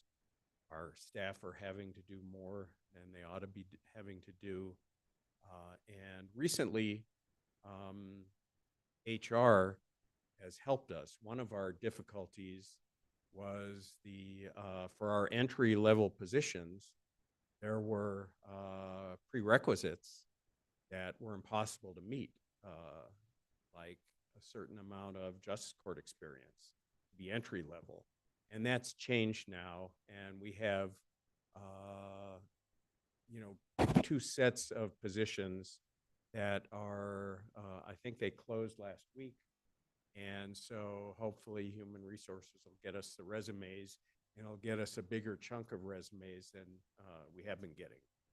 I'm hopeful because this has really been a strain on us and a strain for the customers whose service is being delayed because of this shortage that we're having. A lot of things the judges would like to do to help with this shortage, like, for instance, go through mail, go through email, but we can't because we're not allowed to have what might be ex parte communications. And there may be ex parte communications contained within the mail, the pile of mail, and the pile of email. So we're working, our staff are having to work as diligently as possible, and we judges are frustrated that we're not able to help with that. On our other slide, Maya, do you have the clicker? When I started in 2011, I thought that there could be a place for a felony mental health court in the Flagstaff Justice Court, and got together with the support of the county attorney, the public defender, the guidance center, Southwest Behavioral Health. Later on down the road, Hope Lives. We created a very successful mental health court in the Flagstaff Justice Court beginning in 2012, and it was handling Superior Court cases. I was really functioning by and large as a Superior Court Judge pro tem in that capacity, and the court really should have been in Superior Court all the time. And then with COVID and probation issues, we wound mine down, and it's now in Superior Court with Judge Steinlage presiding over a very successful post-adjudication mental health court, where people who are on probation may say, give me one more chance. Don't send me to prison. Give me one more chance. I'm willing to take seriously my mental health issues. And they get that opportunity in this particular court, in Superior Court. Well, at the same time, my version of that wound down. I proposed to the county attorney and public defender that we create a mental health court pre-adjudication in the Justice Court. And we have that. We've had it for the last couple of years. It's slowly building up population, and it's for less serious felony offenders and some misdemeanor offenders. And depending on the level of their offense, it usually dictates the length of their deferred prosecution agreement in what's now the Flagstaff Justice Court Mental Health Court. And I just want to tell you about somebody who graduated on Tuesday. His name is Malcolm, and he is in his 40s. He, in his 20s, he had a couple of felony DUIs. His diagnoses are an alcohol disorder, but primarily schizoaffective disorder, which is a combination of, it has features of both schizophrenia and bipolar disorder. And he'd been mostly crime-free, but he was a failure to launch. He's living at his mother's house and getting into domestic violence with his mother. That's where he came to me. And when I saw him, his mother wouldn't have him anymore. His glasses, one side of his glasses was broken, so it was all like covered with tape. And he looked terrible. And, he'd come into court. He was given this deferred prosecution agreement. He would come into court and go on these long diatribes that didn't make a ton of sense. And quickly, with supportive services, namely the Guidance Center, and I think it was Pathways that got him new glasses, he started volunteering at food bank, family food center a number of days a week, and started building confidence. And although his mother wouldn't have him in, and he was stuck living at the shelter, he managed to avoid associating with people who consume substances there, including alcohol, and just associating with the right people. He involves himself with Hope Lives. They have a bowling activity every Friday. They have a laundry activity every Monday, and he takes advantage of that. And it's a service that was placed on his case plan through the Guidance Center. And he's very impressively turned his life completely around. He's a confident person. He's starting to get small paid jobs, and he will present so well when he interviews for full-time jobs, which is what he's seeking. And we were able to dismiss his domestic violence charges on Tuesday with the approval of the prosecutor, of the county attorney. And a lot of these people in mental health court might otherwise go through competency restoration, which is very expensive to the county. And this avoids that. We're about trying to get people into better mental health rather than necessarily having them go through traditional prosecution and punishment. So that's all I want to talk about. Be happy to address any questions. Members of the board, any questions? No questions, but I never get tired of hearing the stories like you just told. So thank you. Thanks. And Judge, you have done a great job there in the Flagstaff Justice Court, and your work in the community is legendary. So I really appreciate it. It's good to hear another success story. So I really appreciate that. Other comments, members? Supervisor Fowler. Yes, Judge Grodman, thank you.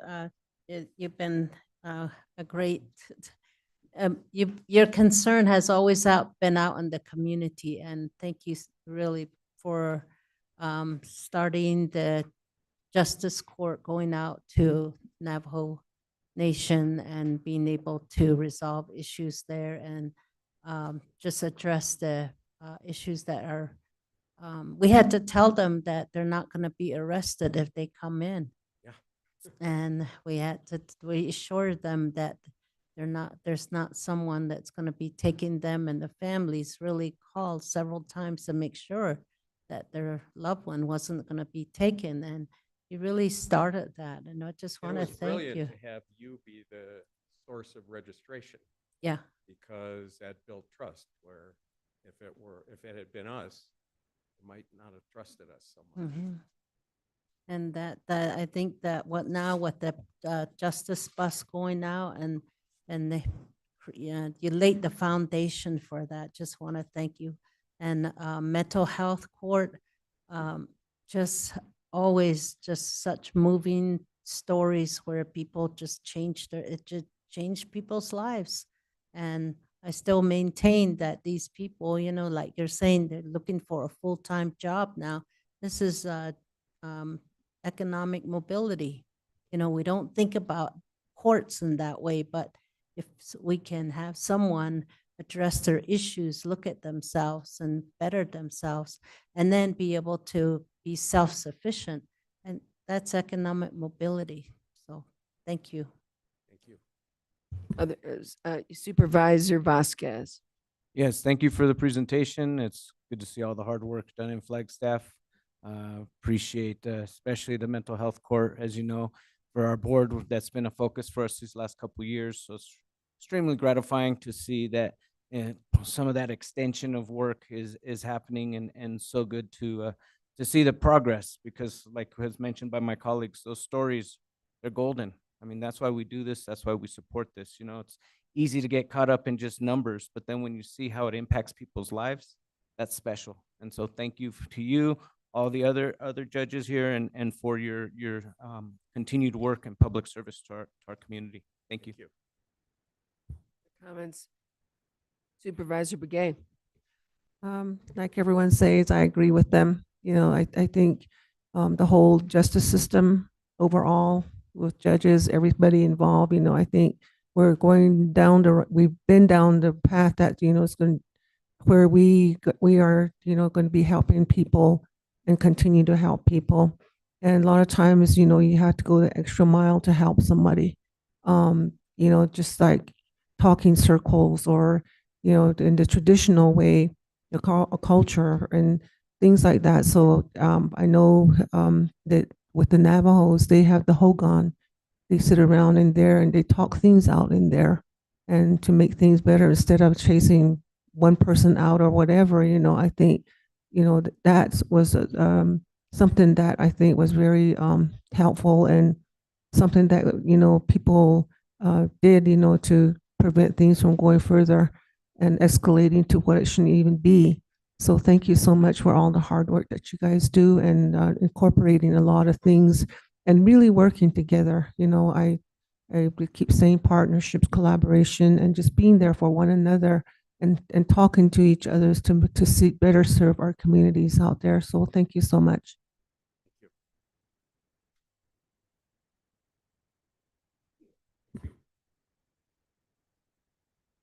Thank you, Judge Grabman. And next we have Fredonia Justice Court with Judge Cutchin again.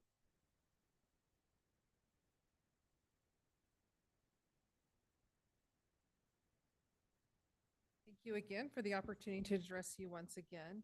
So the Fredonia Justice Court, as you can see by our organizational chart, we're fully staffed. I think it speaks to the reputation that the county has in Fredonia. When we post a position, it gets filled pretty quickly.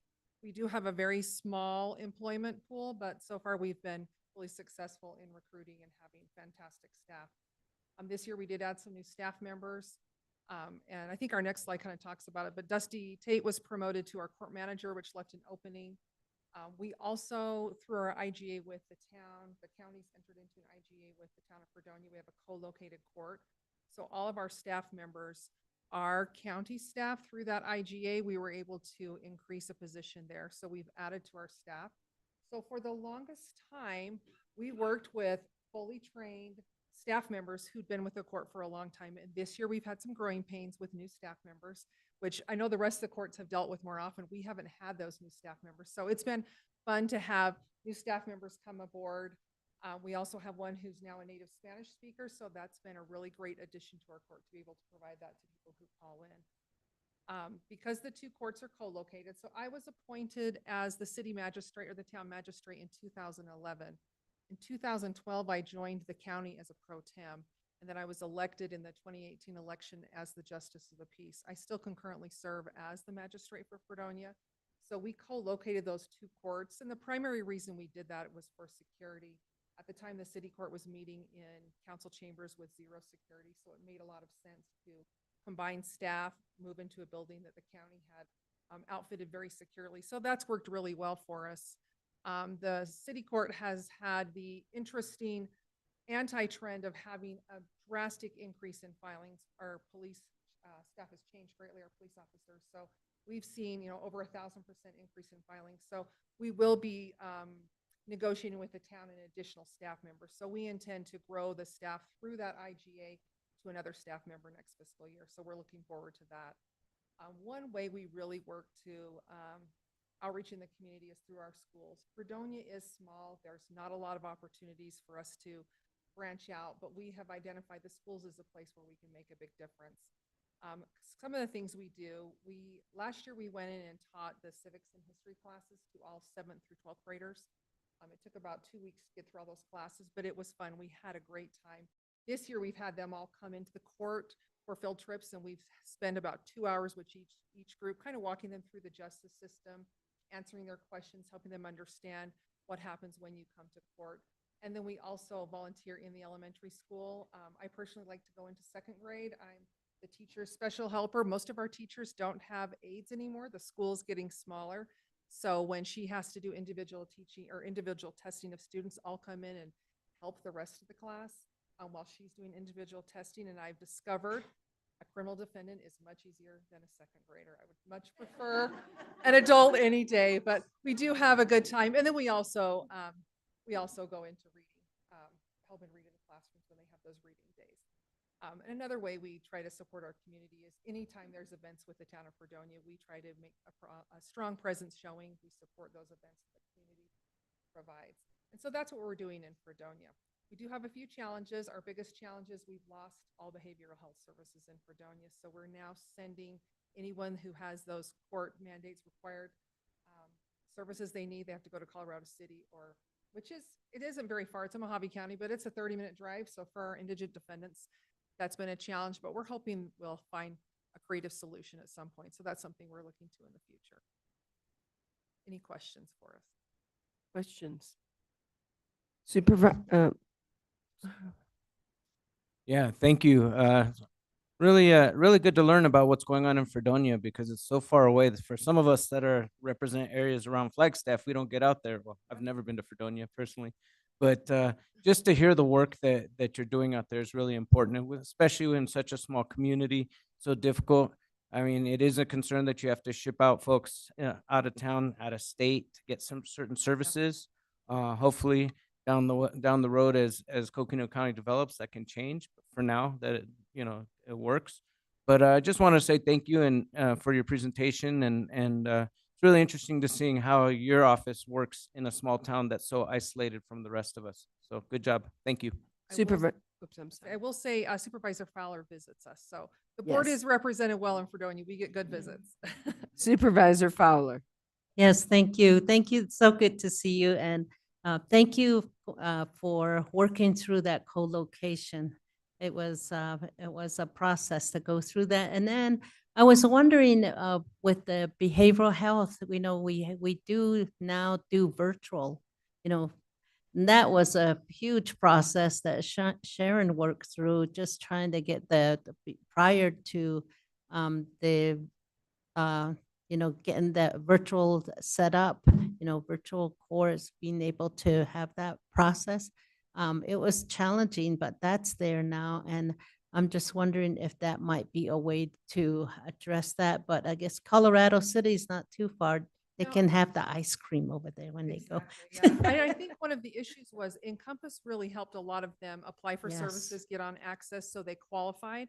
Mhm. And without that link, it's kind of missing. They can do Mm. virtual, but most of them have to report in person for the first visit with all those Okay. documents, or they need good technology, which sometimes is hard to come by in Fredonia. Luckily, our public library is next door and we can refer Mhm. people there for their computers, but that has been a little bit of a challenge for us. Okay, so maybe I'm gonna have to figure out how we can bring all the team players together to address that there. So I'll work with Maya and we can all work together on that one and Compass and see how we can address that. So yeah, so thank you, and it's really great to see you. Anybody else from the board? Supervisor Begay. Yeah, I was just gonna ask about the behavioral health services, and you said you don't have that now. I think it's very important, to have those services out there. So I do agree with my colleague here, it should be something that we can all work on as a board of supervisors, to see what can be done. It is a critical subject, that we need to I further explore. So, and then thank you for all the work you do out there. I know it's further from our office here right now, but still yet, the services are other services are still continuing to go on. Thank you very much.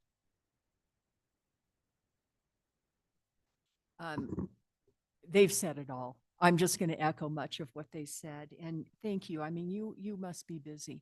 And adding that second grader a kind of gig in there as well. Thanks for doing that. Yeah. You're welcome. Mhm. Appreciate everything you do for us up there. And I've been to Fredonia. It's gorgeous. I It is always nice. look for a reason to go up there. So thank you. And thank you for all the work you do. Thank you for your time. Yeah, the school's very fortunate. Thank you. Judge Ketchen, Judge Barnes, I believe you're next.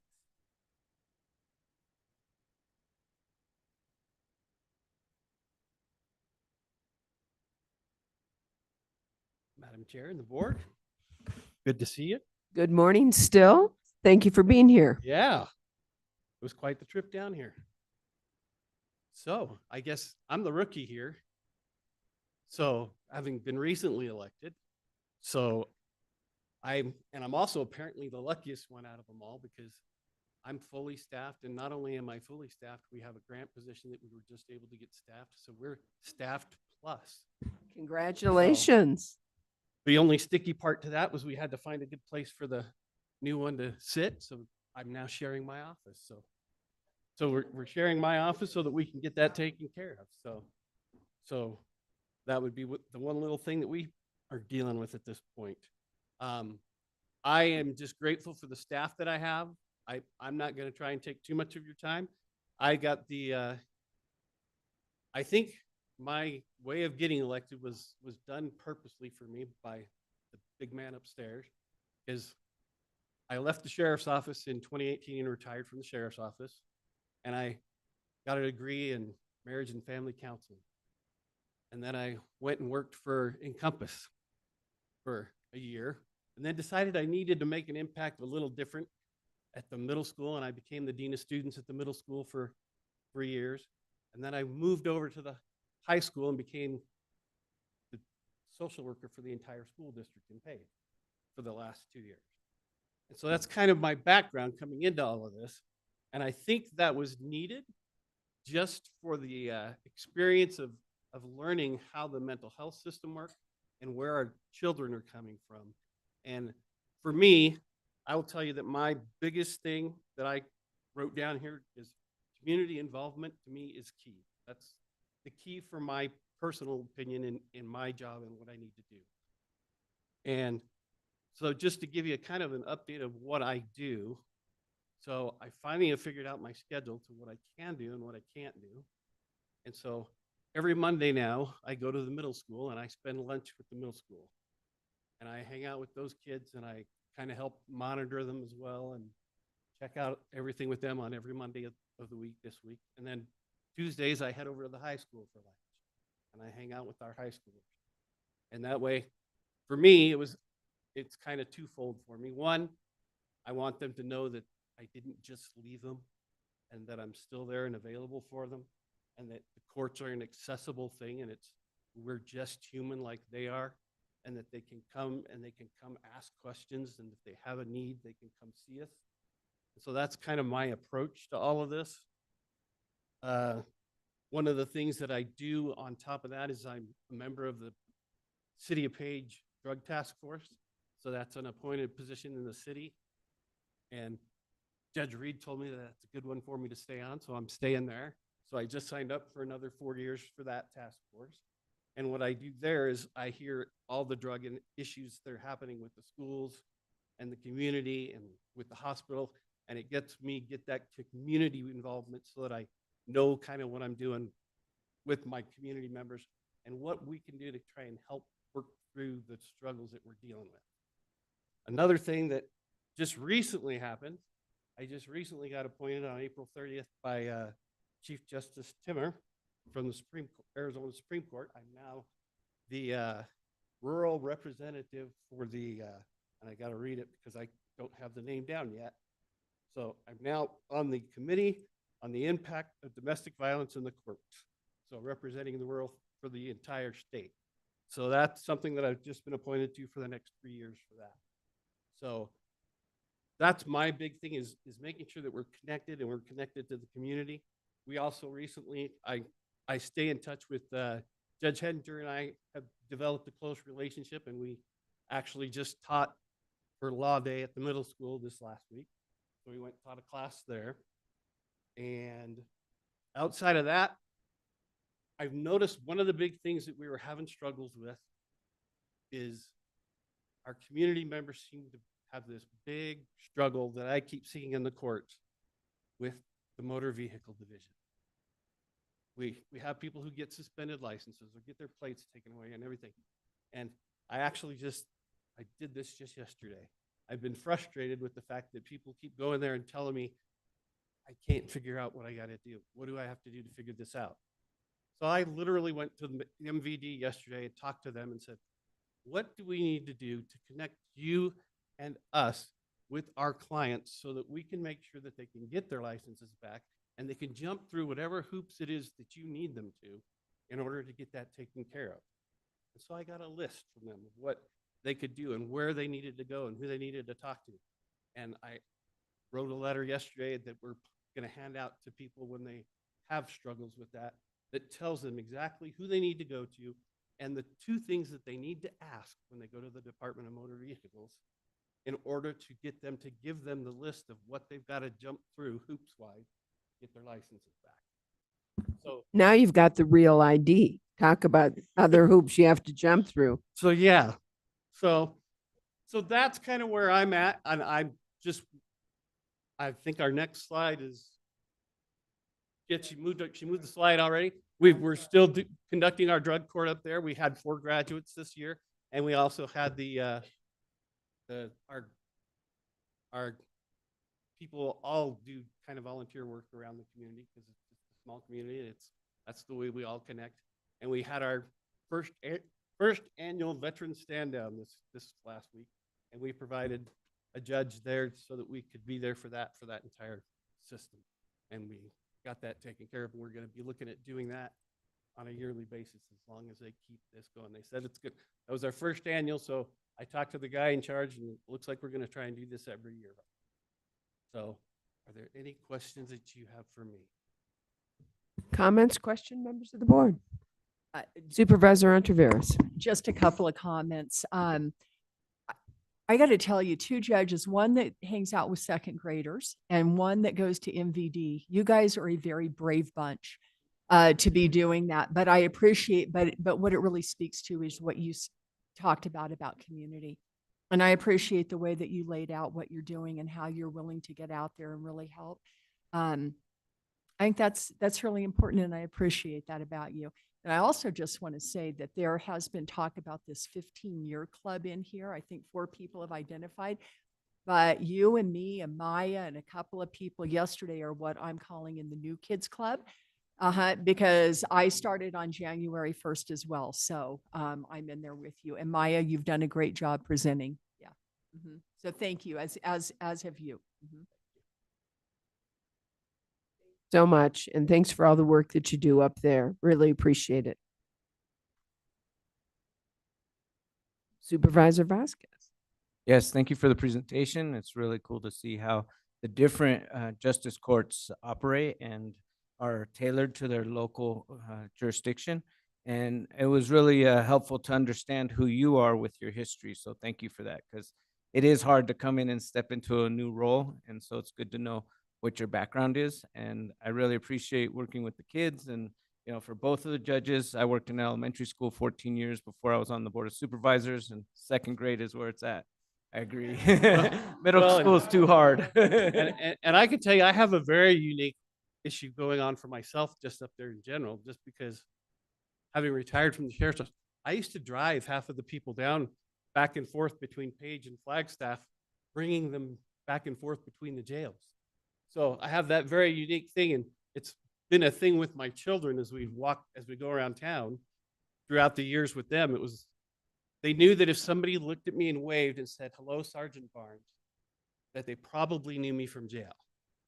And I still get that today. And literally on court, I have guys that still, instead of saying judge, they're like, "Sergeant Barnes," or "Mr. Barnes," or depending on the different thing that they dealt with me at. So it's getting used to those different things, but it's been a great experience for me. And what I always told my children, and even what I said to everybody as they exited jail, my statement to everybody as they exited jail was, put me out of a job. I said, don't come back, do what you got to do, put me out of a job. I can always find something else to do. And that's still kind of what I hold true to is let's make it so we don't need to do this anymore. I can always get another job, do something else. But it's a unique situation being up there, having known them all, and I see everybody around town. So thank you for your service. Thank you. Thank you for dedicating yourself to the community. You ran several times, and now this was, so congratulations and welcome to the team. And, over the years, we've been working on the, county. Sue really worked on this way back with trying to make sure that the outhouse is not there anymore, the porta potty, and really improving the facility, working with the city of Page. And it's been a challenge ever since, over 16 years now. And we've been working on that, and and then the staff, now it's nicely separated, and it's really, you come in when it's nicely set up. And so I just want to thank you for, it was nice to be there when you were, when you took the oath, and we were all there to support you, and working with the community, with the school. You did say you're going to continue to do that, so that's really great. And now we're just going to have to expand the courts out into the community more, and that way we can address some of the cases, and we don't have to print them in the newspaper that used to be done. So that I can work with you on. But anyway, it's really great. I'm really happy that the drug court is going to continue, and because it is really has done has really changed people's lives there, because it's difficult for people to drive into Flagstaff to address their issues, even from Fredonia having to come in. That's a long distance. Even our detention center there, people were being flown over from there to Flagstaff, or being driven over, transported over. So those are some of the issues that, being a large county. So thank you, and haven't met your new staff, and really have to work together on that. And I'll be there more. So thank you. Well, and that's your unique connection, is making sure that we're connected to to all of our community, to include all the different chapter houses that we work with. And that's been one of my other things that I've been trying to do. Is I made them a promise that I would be there every 6 months, and I'd bring my wife's cookies when I come. So because she won't sit at a chapter meeting, it's just too much for her. Thank you so much Yeah. for being here with us. Drive safely back. So appreciate it. Supervisor. Thank you. And She's trying to ignore me. well, I'm just kidding. I know you, being on the reservation, you probably know what these words mean. Ejehe and sago. Thank you for all your help. I want to thank you for participating in the Veterans Stand Down. That we've been working with John Davison to take that out for several years now. We've really have been, there's a whole team that has really worked hard just to have this Veterans Stand Down. Elks Lodge has just really stepped up, and Compass, all of the agencies there, and City of Page. Well, now that it's happened, and it took quite a bit just to have it happen. Now that it's happened, know how we're going to do it. It's going to be really good from here on out. I'm really happy that we're able to participate in that, and look forward to more of those. And it takes quite a bit just to organize that. Thank you. Thank you. Thank you. so much. Appreciate it. Judge Crombie, I wondered if you could come up, and I have to apologize. I had meetings that I was supposed to be at 12, and we had a little delay because we had some a guest who stopped by from Kaibito boarding school, but I wanted to have an opportunity to hear from you before I'm going to have to leave to go to another meeting. So thank you, and I hope you don't mind. I don't mind. I just want to point out the build out that you guys approved, money for Page is pretty much done. You can see it in your picture. And I think just some homey touches need to be finished, and then it's all set.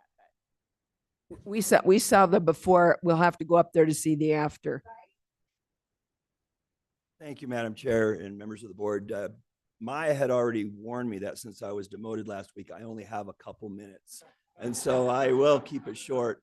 And, these are uncertain times, but two things you can count on from the Williams Justice Court, as you've come to know us, is our customer care. And I've usually shared stories in the past, but I can tell you this, that we have fan clubs from the public who come to the court after their cases are concluded, oftentimes because when they came to make those payments on a monthly basis, they developed relationship and trust with our staff. They got encouragement rather than discouragement.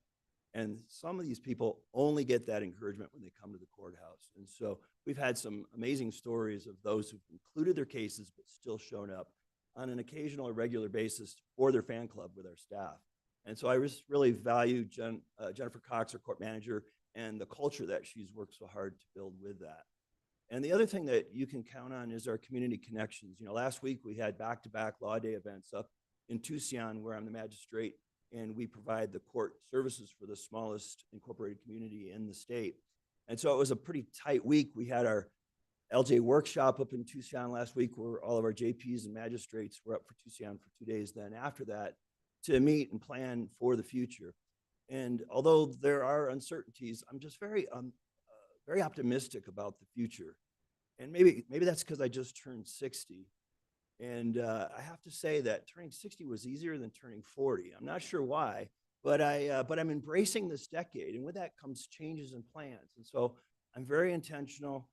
Jennifer's mentioned before that, Judge, you're always thinking and planning for the future. And that's always the plan and then the backup plan because things don't always go as planned. So we are very intentional about that. And as even the R word, the retirement word comes up more in conversations, and that's a ways off yet. I'm planning and hopefully developing succession strategies so that we can continue the level of excellence that we've had.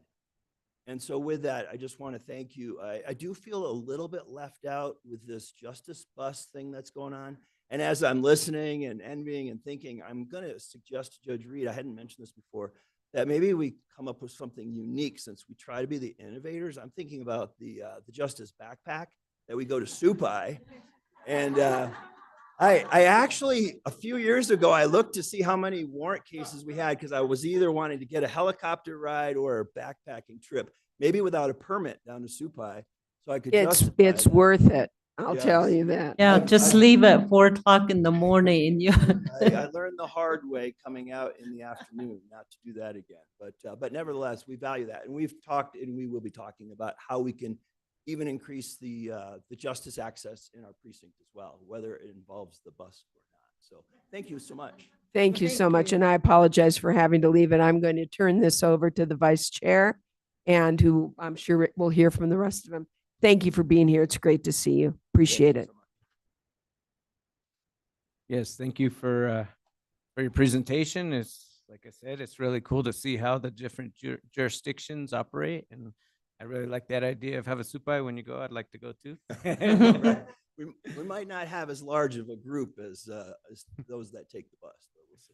No worries. It's a tough hike. I did it when I was a teenager. Haven't done it since. Are there any other questions or comments from board members?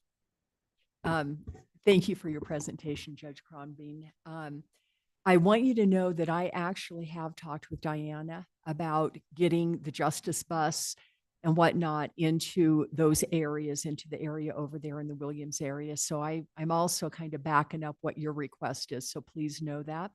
And if you do manage to pull off the Justice Backpack Club, I would like to participate in that as well. Okay. And I also appreciate how you talked about planning for the future. And I can say that just from what I know, you have laid a very solid foundation that will really help facilitate that. So thank you for what you have done in that area. And Ms. Cox as well, I know that it takes a team. So thank you guys for what you do in that area. Appreciate it. Thank you. Any other comments? Supervisor Fowler? Yes, thank you. And Judge Grodman, you've been really supportive of all our other courts. I just want to thank you for that and just participating throughout the whole county with the Justice Court. You've been there when other judges come in new, and it's been really, really good. I know that Judge Roberts used to really, you and him, you provided support there as well, and just want to thank you for that. And that means you're really supporting all of Coconino County with your position there, and always being supporting out here. And I'm really looking forward to our backpack trip and stuff. We used to, if it was a summertime, from the top, we would start hiking at 4 o'clock in the morning to get there before. We had headlamps last time. Yeah. Supervisor Begay? Thank you for the presentation. And if we can just get some dates available for the backpack before you leave today. All right, Judge Reed, we're talking. Thank you so much for everything you do. Can I comment one or two extra things I wanted to add, but I didn't want to keep the chair from leaving for other meeting. You know, in these times, we know statistically that the public trust in the courts across the country is at an all-time low. And we can't necessarily change that at the national level, but I believe from what we've heard today, we are changing that at the local level. I think I would dare say that without the statistics to prove it, that our public trust in our justice courts is at an all-time high. And I think that's an exceptional opportunity for us. And I might be an optimist to a fault at times, but I think I'm pretty realistic as well. And so as we do look to plan for the future, I'm just very hopeful that although we can't fix all of the problems, we can fix those and fix or try to fix those that come before us every day. It's an incredible honor, and I'm just so thankful for that. And also, I have judge friends all over the state, and over the last, I'm at my 15-year point too, so we might need to plan a little celebration. But I'm telling you, I hear horror stories from judge friends in many counties, and we don't have that many counties in our state, of the tense relationship they have between their board of supervisors, before their court, their county management, and between their court administration. And again, I might be a little naive, but I don't think so. We have an incredibly positive relationship that I'm so thankful for, because everyone in this room makes my job that much easier, because we just don't have that strife that we're having to deal with on a regular basis. So thank you. Thank you. Are there any other comments or questions from the board? Oh, all right. Well, thank you for that presentation. Really appreciate it. All right. Please continue. All right. Thank you, Judge Crombie. And I just want to update, Judge Reed passed on the information date. So the Justice Bus that's occurring in Williams is going to be September 18th. And just to piggyback on what Judge Crombie said about our county and how we collaborate, we work together. You know, for those of you that don't know me, I started at the Flagstaff Justice Court window in December 7th of 1998. So I've been in our courts for 26 years in our county. And fortunately, I've had the privilege of attending different educational courses down in Phoenix with multiple counties, multiple people from courts. And we are presented in some of those classes by the presenters as being an innovative county and the ones to follow. And the Justice Bus made what we would consider the most fantastic notoriety is making the Maricopa Court announcements that we got in our emails. And Sharon got calls out. I believe Judge Reed, Justice Cruz contacted, and Chief Justice contacted Judge Reed about the Justice Bus. And so our county is seen as innovative, and we wouldn't be able to be that without your guys' support and help. I just want to say that, because I always say, you know, I had people at my table tell me, stop talking about your county because you guys are doing it too well, and we don't have that. You know, I mean, seriously, it's just it's a good feeling to know. I mean, and listening to Supervisor Fowler talk about when she was first elected. You know, I mean, I remember when the relationships weren't good back in 98, 99 necessarily with all the partners that are here today.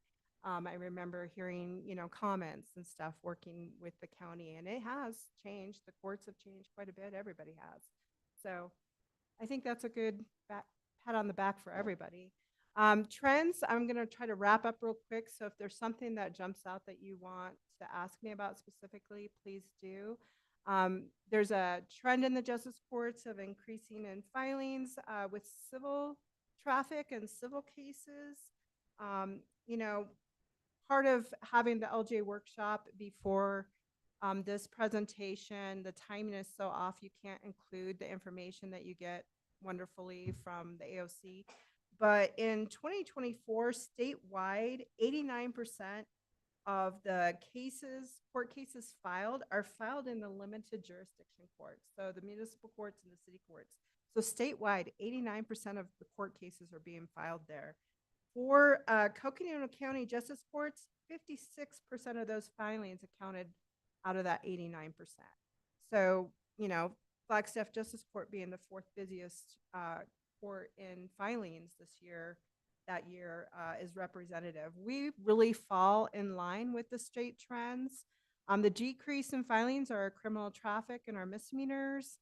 And that's due partially, we think, because of legislative changes. There's not really a lot of studies been done, but the legalization of marijuana took a lot of the paraphernalia and marijuana charges out. The legislators changed suspended licenses from non-payment of fines from being a criminal violation to being a civil traffic violation. And so that that you're not seeing in our criminal traffic. So that's part of what we feel is responsible for the decrease. Also, the manning of our law enforcement officers in the various agencies, they're also experiencing lack of staffing. And so they're, assigning to certain areas. I believe in Williams, which when I mentioned the drastic change in civil traffic cases, their civil traffic cases filings went down, I want to say 75%. And that's due to some of their more seasoned officers retiring, I believe, is what we talked about in our budget presentation. So those all impact how our stuff files and goes through. Does anybody have any questions about? Are there any questions or comments? No, please continue. And then to talk about the warrants in reference. So ran the outstanding warrants for the justice courts in our county. There's a total of 10,971. The majority of them are out of Flagstaff Justice Court. There's 7,591 issued out of Flagstaff Justice. Next in line is Williams Justice at 2,677, Page Justice 543, and Fredonia Justice 160. So I didn't see, there was notes from Shelley I found like 2 nights ago. And I said, oh, I should probably look that up. And then Sharon says, oh, we should probably look it up for Superior Court. So that's why we have the numbers. So it's great. New. So now I know what to look for next time. And let's see. Justice Court caseloads. So our filings for 2024 are there. Our estimated filings for 2025. And just like mentioned in previous budget, those numbers are captured in a 5-year increment. So the reason why they look so low is because of that period of the pandemic. Our clearance rate, historically, the thing to note is historically, most of the justice courts were over 100% in clearance rate. So you could tell we were cleaning cases up. And it looks like we've made the cleanup happen, and we're working our cases as they're being filed. Outlook and goals, accessibility is always our mission.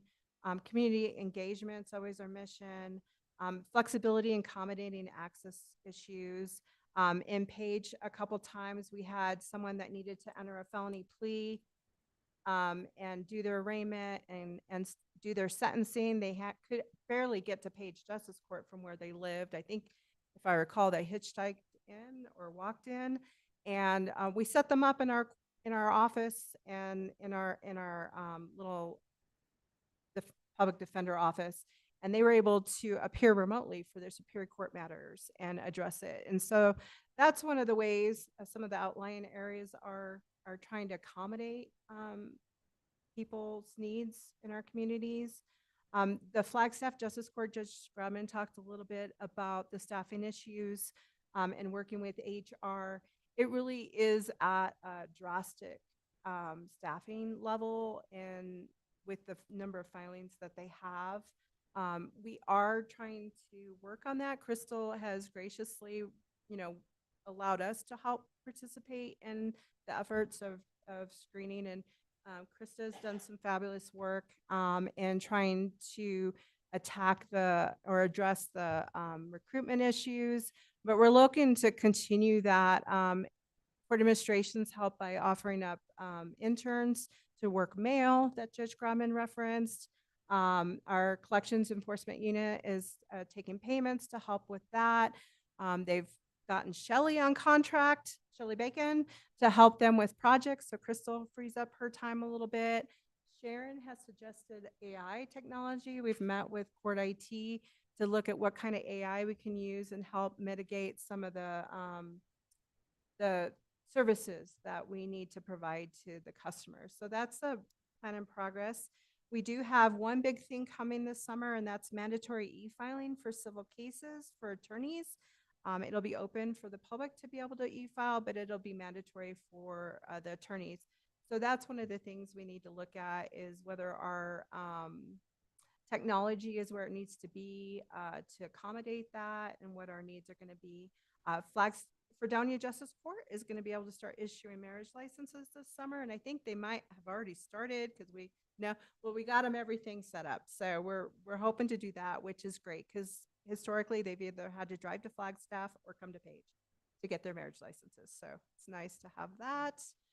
Creative Solutions, Flagstaff Justice Court, combined with our clerk of the court, set up jury questionnaires by SurveyMonkey for Flagstaff Justice Court, which help shorten the time span to pick a jury. Page Justice Court and Superior Court partner to allow, I mentioned that earlier.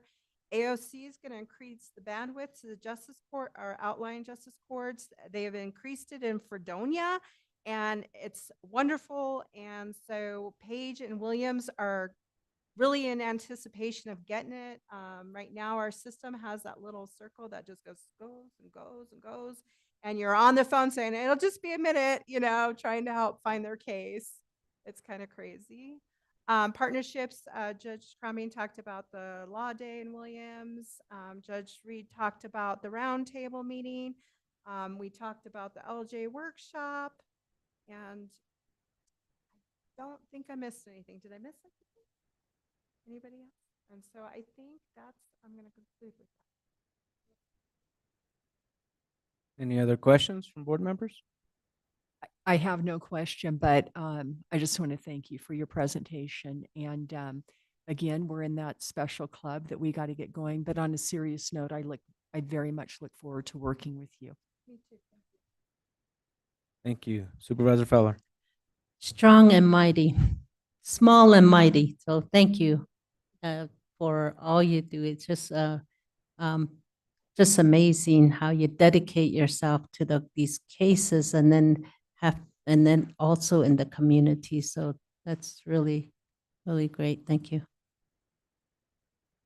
Supervisor Begay. I just want to say thank you. Job well done.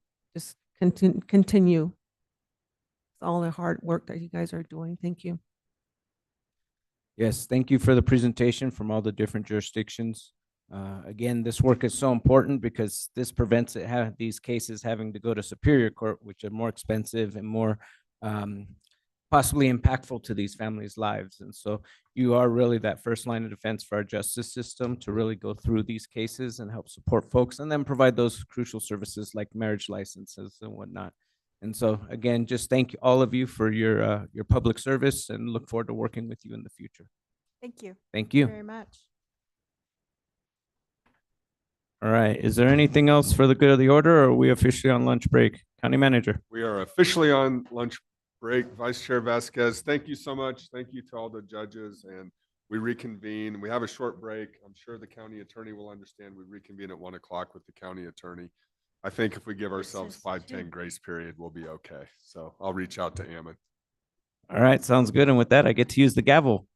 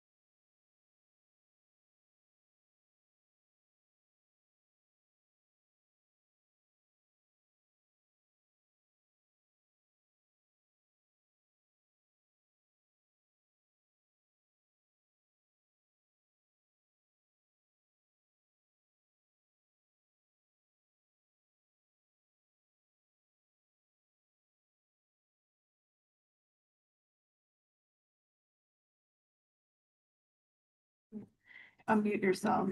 There you go. There's your mute button. So this. Awesome.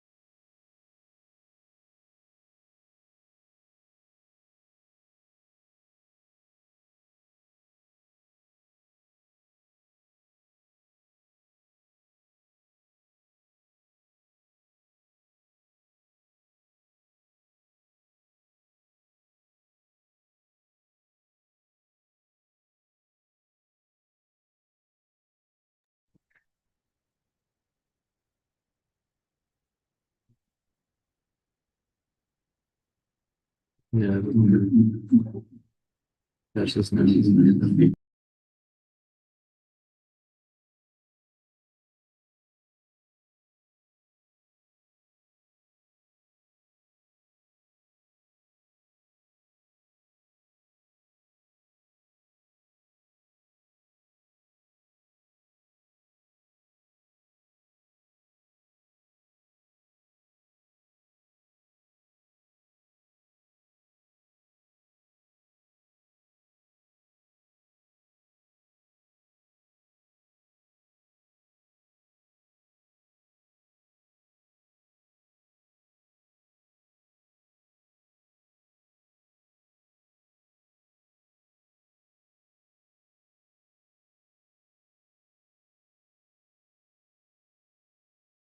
You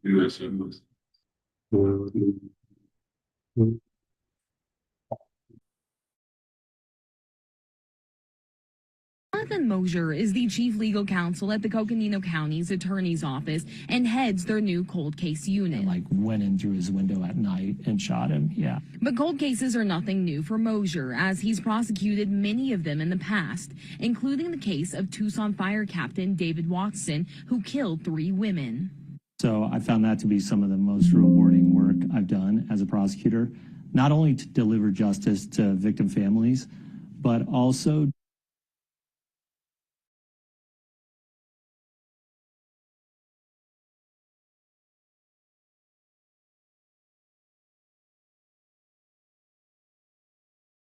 Jonathan Mosier is the chief legal counsel at the Coconino County's Jonathan Mosier is the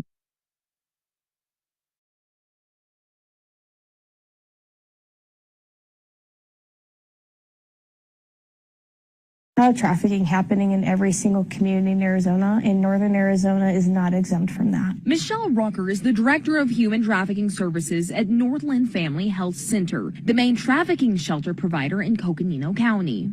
She says trafficking in rural communities often happens inside, in motels, massage parlors, sometimes in the victim's own homes. A child never has to leave their home to be sold to other individuals here in our community.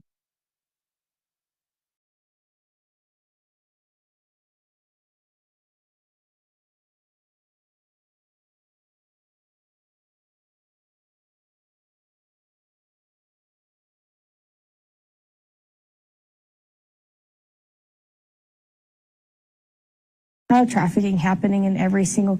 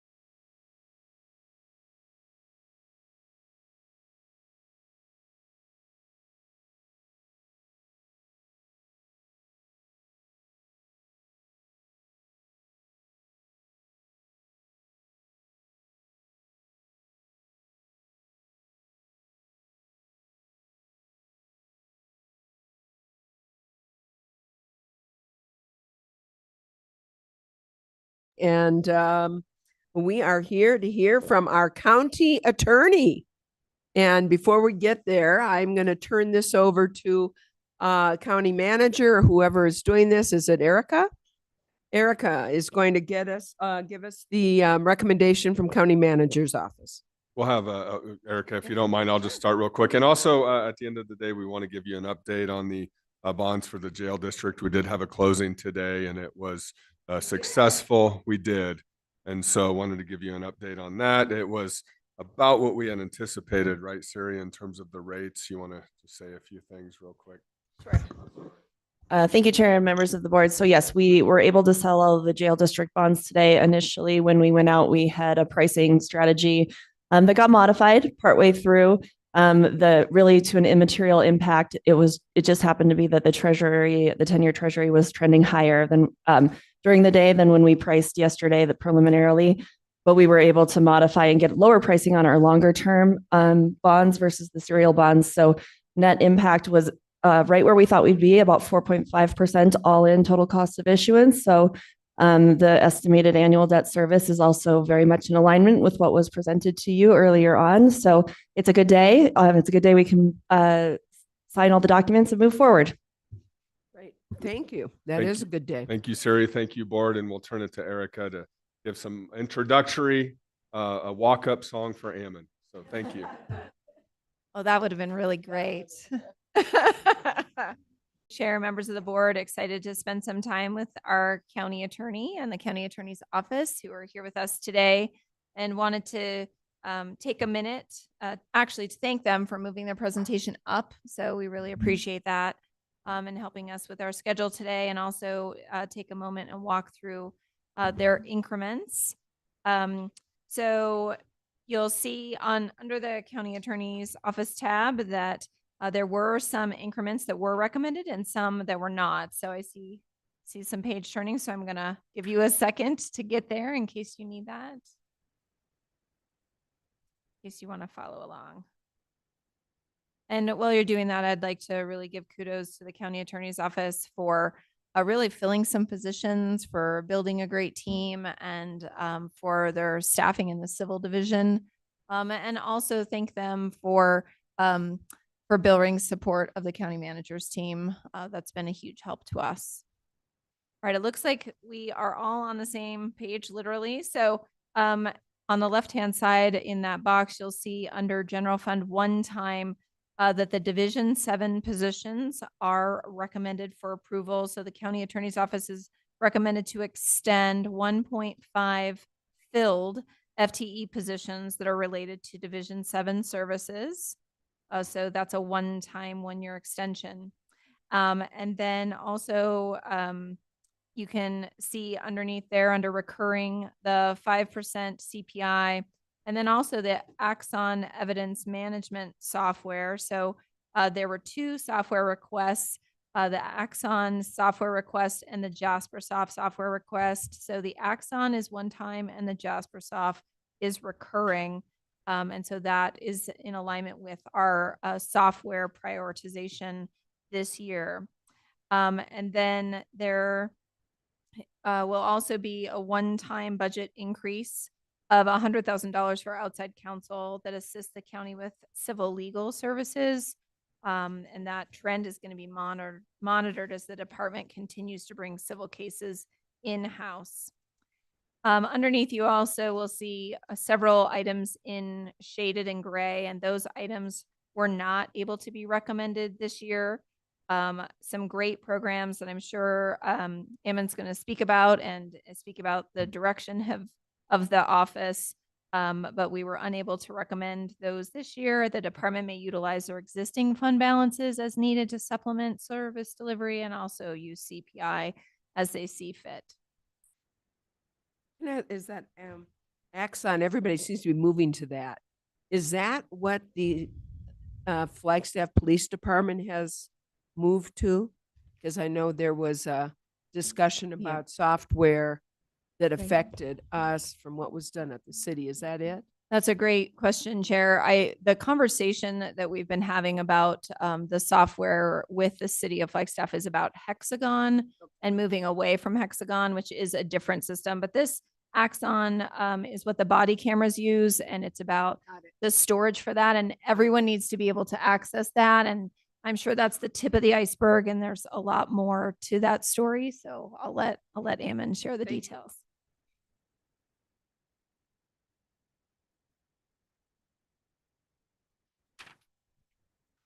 All right. Good afternoon. Thank you for being with us. Great to see you as always. Good to see you, Chair. Thank you. Good afternoon, Chair and members of the board. My name is Ammon Barker. I'm the county attorney. I'm joined here today with some of my leadership. Yeah, they're still here, just making sure they didn't abandon me.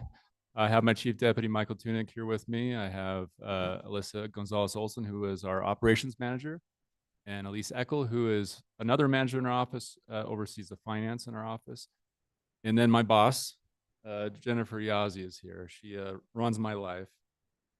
So I wanted to take you through some of the recent things that the county attorney's office has been doing in our vision for the future. And I will address some of the things that Erica just mentioned, but maybe at a higher level, and then I'm happy to answer questions. So this is a flow chart or org chart rather of our office. We have 22 attorneys, including myself. 16 are on the criminal side, 5 on the civil side. And we are just about fully staffed on our attorney side. We are waiting on one attorney. He's already accepted the offer. He's finishing a clerkship with the Court of Appeals. He'll be joining our civil division. And then we have about 28 staff members that support the county attorney's office. We do have one vacancy there. We may have one other one, Alyssa, but one. Yeah, she's saying one, so we're correct on that. So we're doing well. I just want to point out how, oops, that's not supposed to go back. I just want to point out all the great work that our staff, our leadership has been doing to recruit people, be active recruiters, and to retain good talent in our office. So this last, well, just the last few months, we had a leadership retreat, and me and my senior staff, we met together for a day, and we went over our mission, our vision, and our values, and then identify some goals that we wanted to accomplish in the next 4 years. And there are about 40 goals. I'm not going to talk about all these goals. We were pretty ambitious that day, but I do want to talk about our mission and vision. And it keeps jumping forward there. I'm using my laptop, by the way, because I have some video, and for a variety of reasons, we couldn't play it on the other laptop. But our mission is defined here. It's we serve the public by advocating for justice and empowering our community to thrive. And that first phrase, we serve the public by advocating for justice, has been used by the county attorney's office for years. I think maybe County Attorney Terry Hans was using it.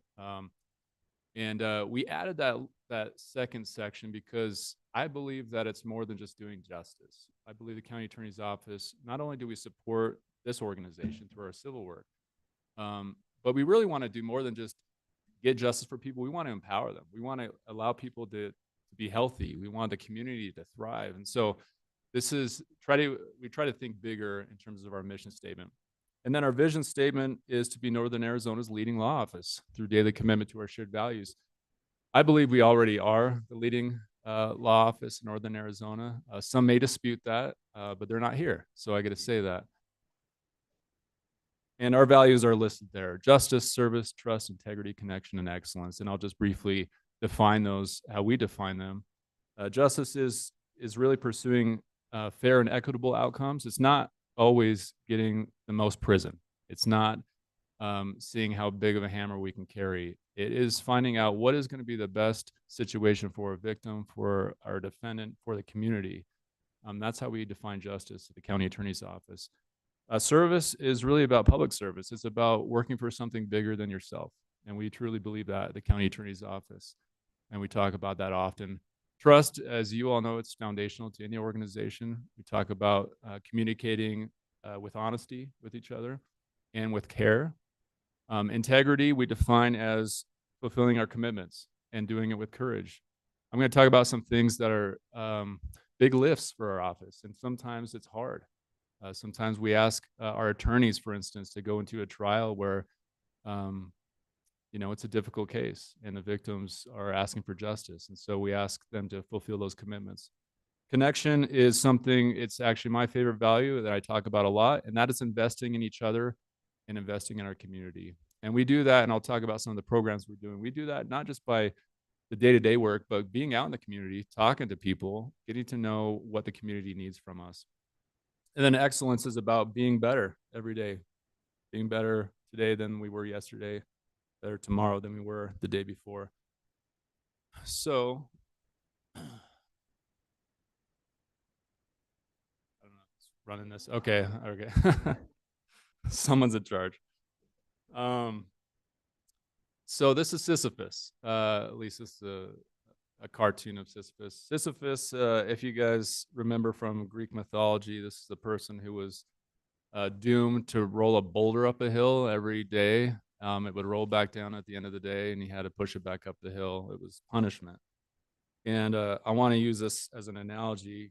There's a philosopher, Albert Camus, who talked about Sisyphus and said we must imagine him as happy because he had a purpose. I think that's okay. I'm going to dispute that a little bit. I think that's okay in terms of an individual philosophy, but as an organizational philosophy, we need to be better than that. We need to push the boulder over the hill.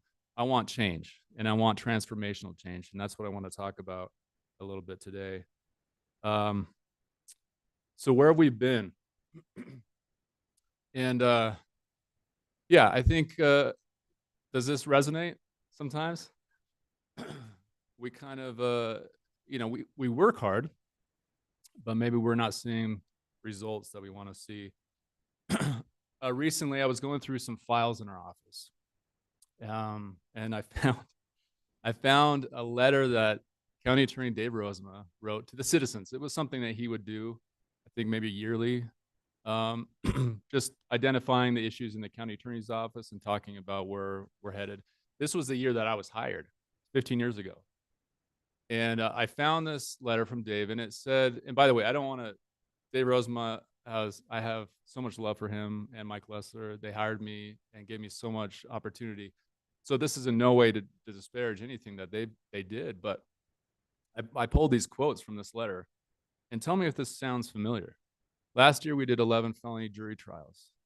We filed charges in over 100 new felony cases every month. Mental health cases are up. This is 2010. And then finally, as everyone knows, the budget difficulties are significant and not expected to end anytime soon. Yeah, guess what? There's always going to be budget difficulties. There's always a financial crisis that we're in, or we're anticipating, or on the verge of. And so this got me thinking. I wasn't so much depressed as intrigued, right? What can we do as an organization to 10 years, 15 years from now, look back and see some results, see something that's changed? I mean, this is I just compared this last fiscal year, not 25, but FY24, felony cases charged, 15,007, I think is what it says, and compared that to FY13, 14, and 15. We are charging more cases now than we were in those years. What are we doing to make it so we're not getting as many cases in the system? What are we doing as a system to make sure we're preventing crime and allowing people to rehabilitate? Maybe there are more things we can do, and certainly those things will cost money, which is why we're here. Now, there are some silver linings, right? Juvenile petitions have gone down significantly since those days. I think that is in part because of a philosophy change. Our juvenile system has been phenomenal. Our court system over there has been working really well. Our philosophy has changed in terms of what petitions we want to file as well from our office's standpoint. We've looked for deflection and diversion opportunities at the juvenile level. So just earmark that because that is something I want to talk about later. Where we are now, I feel like we're Sisyphus at the top of the hill. We have an opportunity here to push it over, or it's going to roll back down, and we'll be doing this thing again. This is what our office is up to today. We recently started a marijuana expungement program. This is the first time we've done this in the county attorney's office. You'll remember that Prop 207, I think is in 2021.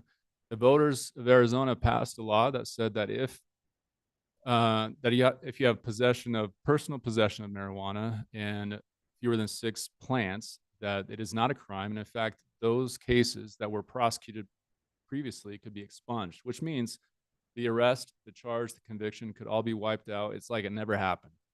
And the statute also allowed the county attorney's office to be proactive about these things. This is not something we had been doing until very recently. So if you look on our website, if you go to coconino.az.gov/county attorney, you will see a form. Someone can click on the link to fill out a Prop 207 expungement form. And it's a very simple form. It requires no attorney, no legal fees, no court process. We agree to file all these petitions for people in the community. This is a community service that we can offer people. And I'm happy to say that since this started, since we launched this, which is just earlier this year, we've had over 50 petitions granted. So that's 50 people with a new start.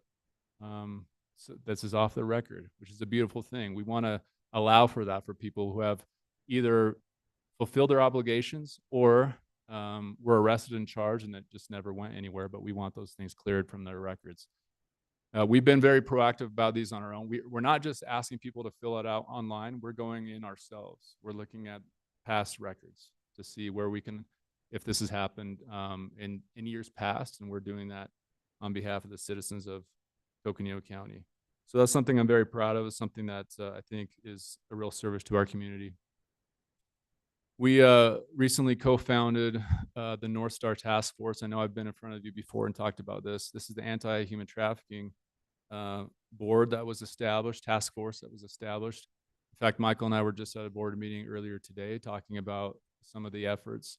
This is a collaboration. It's not just our office, but it's the sheriff's office, it's Flagstaff Police Department, it's NAU Police Department, it's Northland Family Help Center, and Applejacks Ranch, which is a survivor network and victim services network.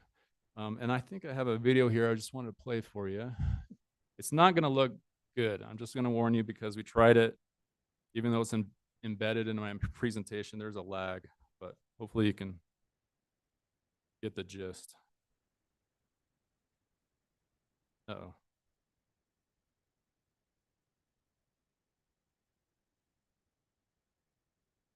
This one? Okay. Now we got.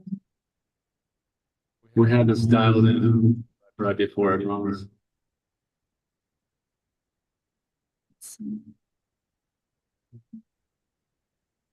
It's I know.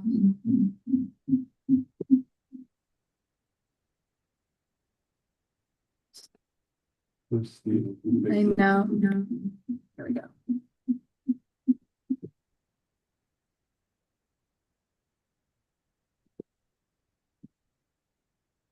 Here's Steven. What did you do? Nothing.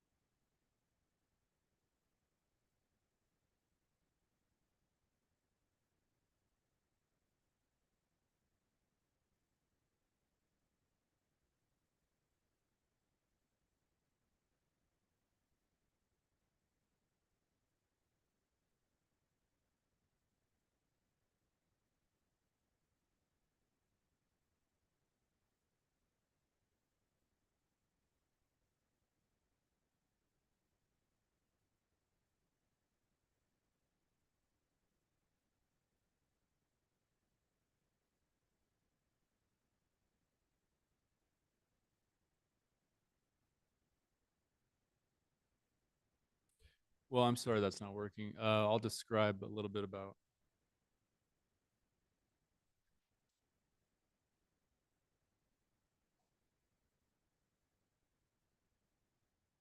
Yeah, that's in my computer though. I don't think you can hear it.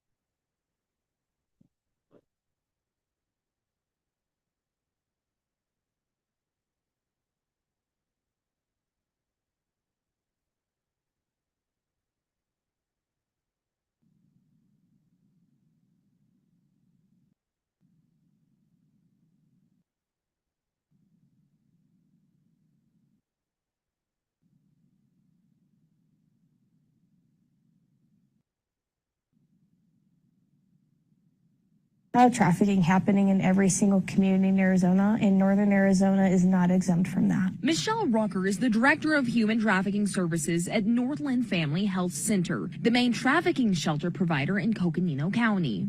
She says trafficking in rural communities often happens inside, in motels, massage parlors, sometimes in the victim's own homes. A child never has to leave their home to be sold to other individuals here in our community. With major corridors like I-40 and I-17, she says truck stops can also see human trafficking. But the people who pay for it, the customers, are often local. And it's not people from coming from other communities. It's people who live here in our community who are purchasing. So after years of work, local law enforcement, the county, and anti-trafficking organizations like Rutgers launched the North Star Task Force to attack the problem and spread awareness. And STAR stands for Survivor Informed Trafficking Awareness and Response. Savannah Sanders oversees Applejack's Ranch, an organization that helps survivors. Sanders is a trafficking survivor herself, so she says having a survivor-advised task force is huge. She hopes through the new task force they'll be able to reach more people hurt by this often invisible crime. This is something I've been working towards for the last 16 years, and exciting for me to be able to see what it can actually look like when a group comes together to address every single aspect of trafficking and exploitation in a rural community. So I just want to emphasize the collaboration that we're having with not just other law enforcement entities, but with survivor networks like the one that was addressed here in this episode or this news presentation. This happened. This was aired, I think, in January of this year, and subsequently there have been arrests made, 28 arrests, in fact. Due to a sting operation through the North Star Task Force, and some were arrested on prostitution. Oh, there we go. Some arrested on prostitution charges. These are people, not people selling, but people trying to buy. These are Johns, as you might call them. And then 8 felony arrests. So this is a serious operation, and this will continue. And what we're finding out is exactly what was predicted in this presentation, which is these are folks in our community. And this is a problem in our community. I think we talk about human trafficking as something that happens somewhere else or it's brought into our community, but it happens right here. And we need to be vigilant. So I'm very proud to be part of this conversation. And I'm sure you'll be seeing more news about this in the future. How trafficking happens. All right, pivoting slightly to something a little more cheery. Our Justice Bus initiative, and I know, is the judge here? The judge is still here.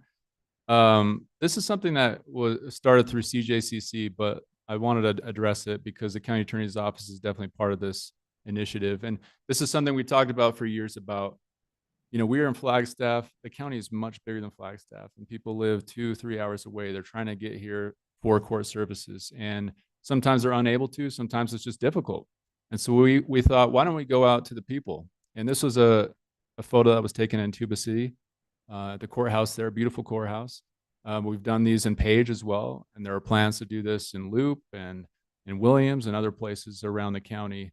And it's not just providing justice services in terms of resolving cases. It's also, like I talked about before, marijuana expungement. It's also providing health services for people. We can collaborate with our health department to do some of this work.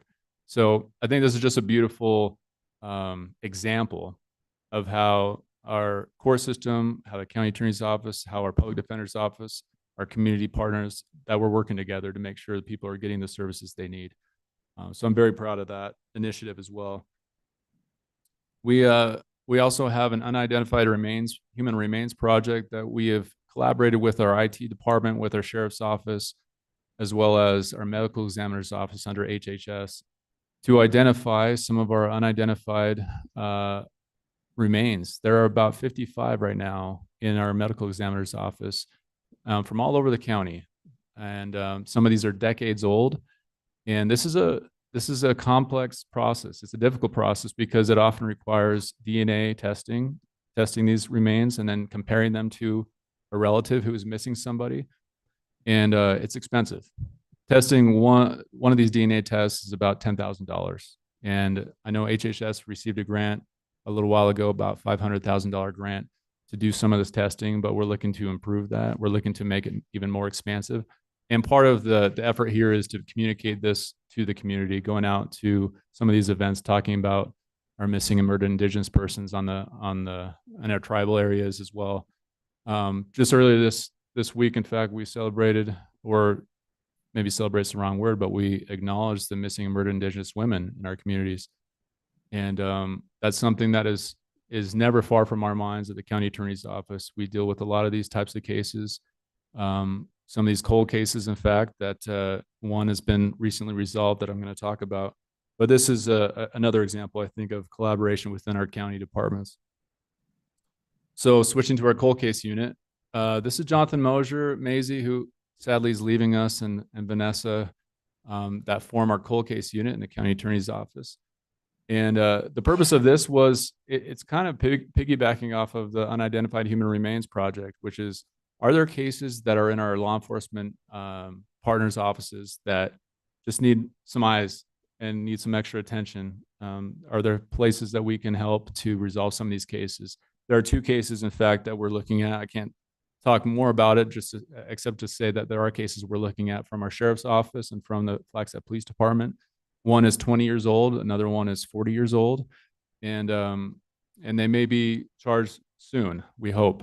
And this is requiring, again, additional resources. It's requiring additional DNA testing. It's requiring additional forensics. So this is a huge effort. Jonathan Mosier handles all our homicide cases right now, and this is part of his job descriptions, is to run our cold case unit. And if I could play one more video. This is the last video, just so you know. Jonathan Mosier is the chief legal counsel at the Coconino County's attorney's office and heads their new cold case unit. Went in through his window at night and shot him, yeah. But cold cases are nothing new for Mosier, as he's prosecuted many of them in the past, including the case of Tucson Fire Captain David Watson, who killed 3 women.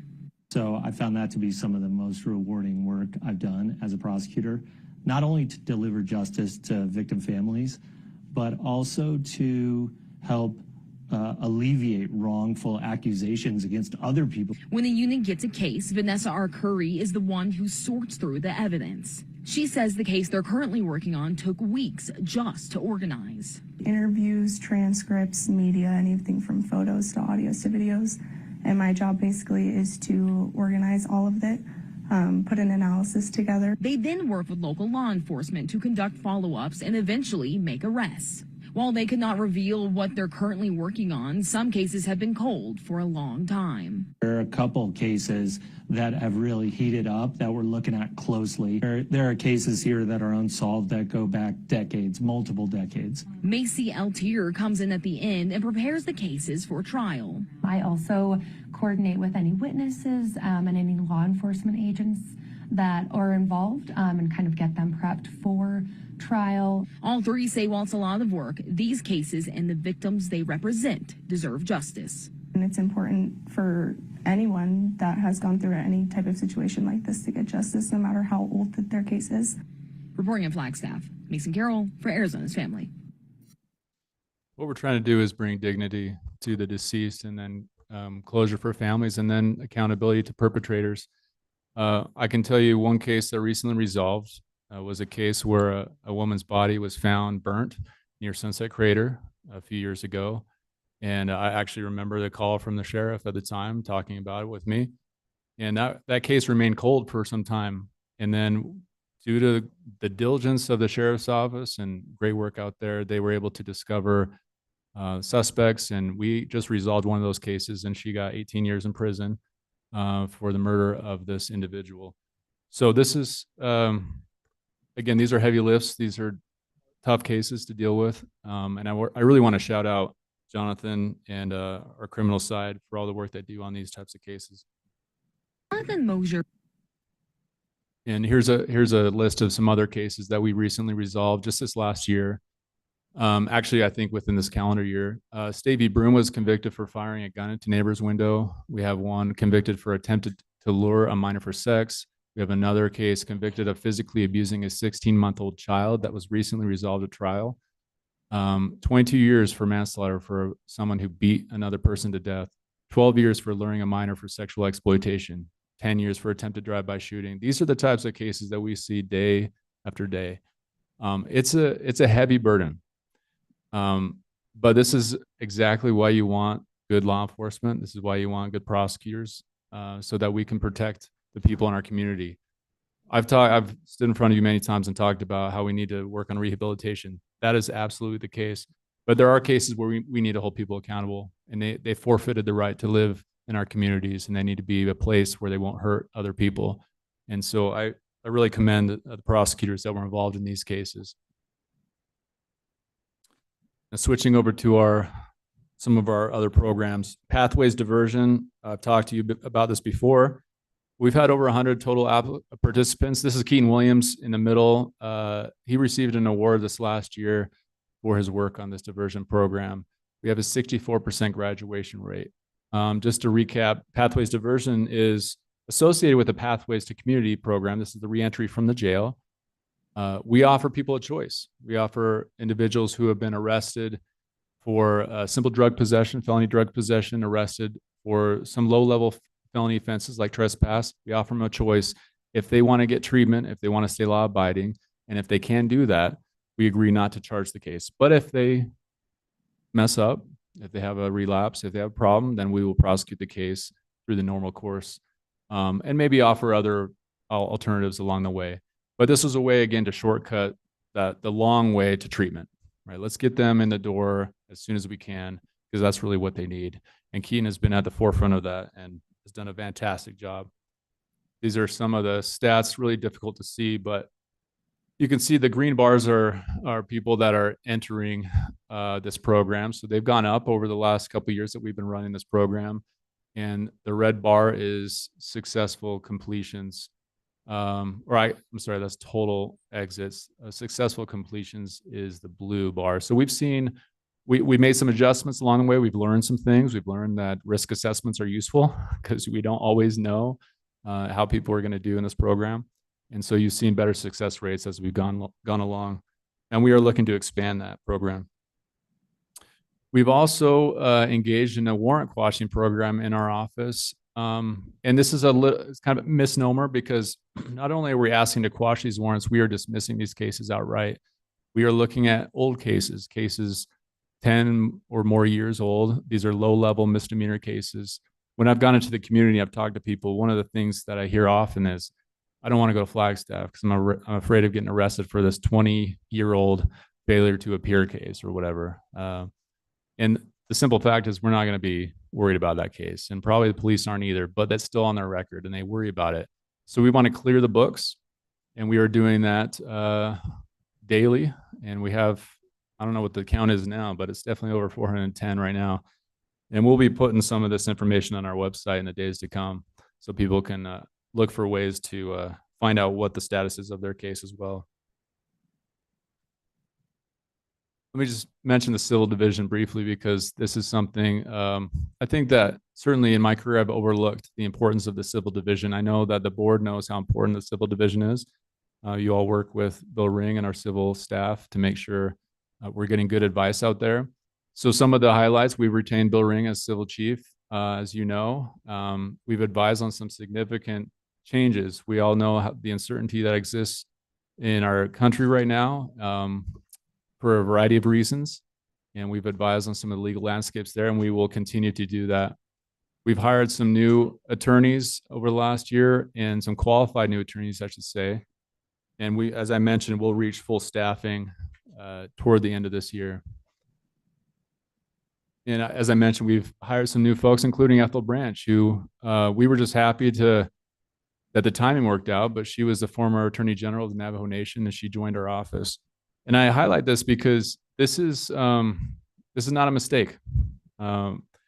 We have been actively recruiting people to join our office, but it's not just our active recruiting. It's because we are out in the community and we're at statewide trainings, and not just me, but Michael Tunick behind me is giving statewide trainings. Bill Ring, Jonathan Mosier. People want to work in Coconino County. They want to work in our office. They see what we're doing here. They see that even though we were small, we are mighty. We're able to accomplish a lot, and it's also a beautiful place to live, as we all know. So we're grateful that Ethel decided to join us, and as well as some of our other new teammates. So where are we going?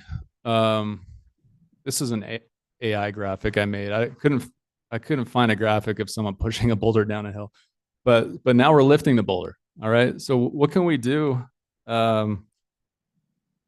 How can we make that transformational change, right? If we keep doing the same things over and over again, we're going to get the same results. How can we transform our system, our CJ system, the organization, et cetera? We're going to have to make some changes to our thinking. One of the things we asked for, and I know it wasn't recommended, but I do want to address it, was additional staff for our alternative prosecution programming. Keaton Williams is a one-man show. He is doing pathways. He's doing the mental health court. He's covering recovery court. He's covering our PAGE treatment court. Below is just a calendar of some of the court calendars below. So Monday is our law and motion day. That's when courts are busy doing their status conferences and sentencings, et cetera. Mental health court is on a Tuesday. That's where Keaton is. Recovery court's on a Wednesday. That's where Keaton is. We also have revocation court that happens that day, which Keaton can't do both things, even though we'd love for him to do both things. Veterans court's on a Thursday. That's being covered by another attorney right now. And then Keaton's on Friday covering PAGE treatment court. He's a busy man. And you look at that and you wonder, well, where's all the time he can dedicate to pathways? And that's really the problem. We can't just have one person doing this. And we looked at options. I would love to say we have some other attorney hiding in a closet somewhere, and we could just put that attorney to help Keaton. But the fact is we can't, because we have some large caseloads that need to be handled. The last year, the last budget cycle, I came before you and I talked about if you want to expand something, or if you want to shrink something, you have to expand it. This is an example of that. If we want to shrink the justice system, the impact that this has on people's lives, we need to expand it with programs like alternative prosecution, like diversion, like pathways, all these treatment courts that have done wonderfully, but they cost money and they require staffing. And so that was one of the things we talked about in our requests. We've talked about the anti-human trafficking unit. We have one attorney assigned to these human trafficking cases. This is Sasha Charles. She's a phenomenal attorney. She's amazing in trial. She has a passion for these cases. This is a breakdown of her caseload right now. I can't remember the total count, but it's significant.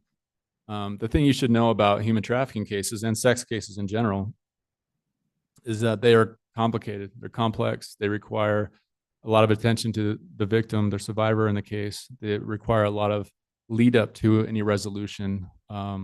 These are not cases that resolve quickly because the penalties are so severe. And so it requires a lot of attention. And really, this is something that she would like to dedicate fully to.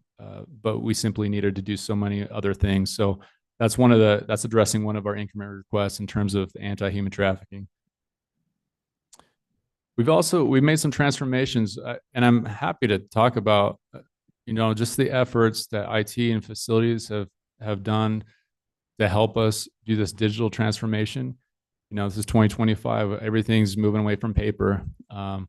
This is a photo. The photo on the left is what our rolling cabinets used to look like. This is stacked with files. We used to do paper files. We all remember what paper looks like, right? And now we've moved into a digital system, case management system. Facilities is in the process of removing these rolling cabinets. And what we're going to do there is we're going to open that up and create a space for our interns, for our law clerks, make it communal.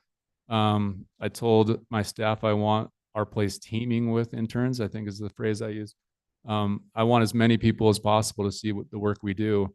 But part of this project really is, what do we do with some of these old files? We still have a lot of paper files. We have them in storage. They really need to be addressed. They really need to be digitized. And that's a task that is really one that needs an extra person to help do that. And that was, I think, noted in our request as well. So did you digitize all of those, or did you just move the files from that location to another location? Part of them have been digitized, but yeah, I don't know what the breakdown is, but there's a lot in storage. We share a storage facility with, I believe, the recorder's office, treasurer, and assessor. And we're grateful to have that space because it certainly opens up the space for us. But it's a difficult process. We also have a bunch of media that's on disc form. We have media in VHS form. Do you remember VHS? We have to transfer that to a digital format as well. So these are some of the things that we're dealing with in this new era of digital media. In the coming months, hopefully months, and not longer, we'll be putting a dashboard together for our page, our web page, and this will be public facing, so you'll be able to see some of the stats that we're seeing. Some of these stats, I should mention that some of it lags because you may hear the sheriff's office or local law enforcement talk about increase in violent crime. That takes a little bit of time for us to see the same data because it takes time to charge these cases and then to report them out. But this is just an example of what you'll be able to see, and we're going to make it interactive so people in the public can interact with it and see kind of what the narrative is. Should I be concerned about this community I live in? Hopefully not. Hopefully they're seeing the work that we're putting into this to make our community safer. There's another graph showing where people are living when they either are victimized or when they commit an offense. So my eyes are getting worse, but the gray is the inside Coconino County. The pink is outside Coconino County. So this is just showing something we've talked about in the past, like as Flagstaff and Coconino County is a place where people like to visit, and they come, and sometimes they commit crimes. Sometimes they're victimized. And so just simply looking at the population of our county, it doesn't tell you the full picture because we get a lot of people coming through here engaged in our criminal justice system. And then as I wrap up, because I know we're getting closer, but I do want to talk about some of these bigger ideas that weren't addressed exactly in the increment request, but just talking about transformational change. How do we really make a difference in our community? Peacemaking is something we've been talking about, the CJCC. I know Supervisor Fowler was at the last meeting when I presented about this. This is something we want to adopt from the Navajo Nation. That's something that they participate in all the time, and it's also part of their court process, which allows people to engage in a mediation. It's a restorative justice program. We'd like to bring that to Coconino County. I've contacted the Navajo Nation about contracting for those services, and so we're in the process of that. Felony diversion program. If you look at the justice system as a kind of a spectrum of options, this is how I'd like to look at it. You have someone who is arrested. That's when Pathways can help them. You have someone at the end who's facing prison potentially because they're high risk and high need. That's where Recovery Court can help.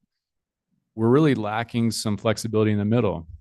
We need a diversion program that helps those people that may not be the high risk, high need folks, but maybe something more than what we can capture in our pathway diversion program. So that's something, again, that I would task Keaton and staff with if we had more time.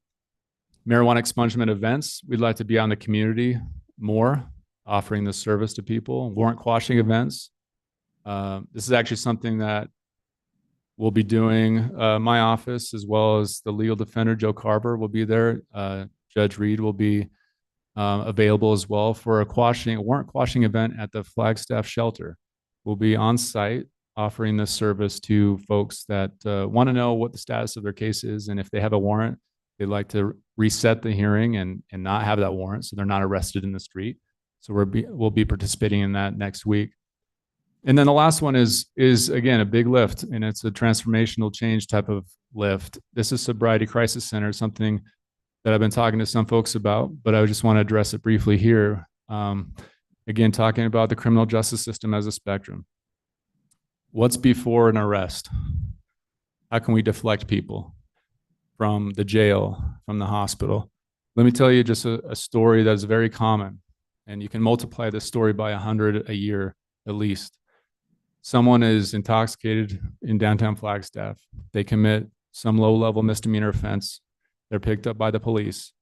The police takes that person to the jail, but they're too intoxicated to be admitted into the jail, so they take that person to the hospital, FMC.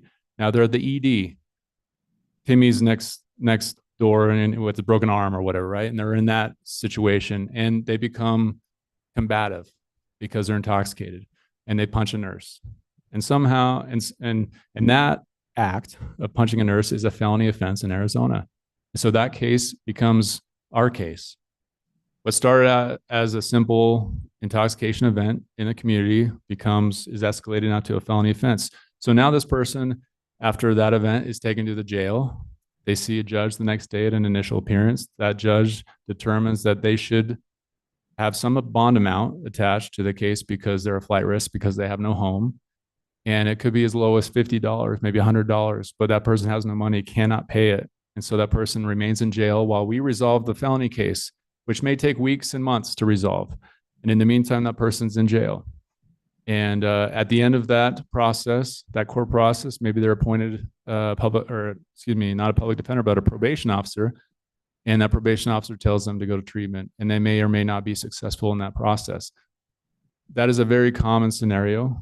And what I want to talk about is how we can stop all of that, just foreclose all of those other options, because we've deflected that person to a place where they can get treatment at the beginning.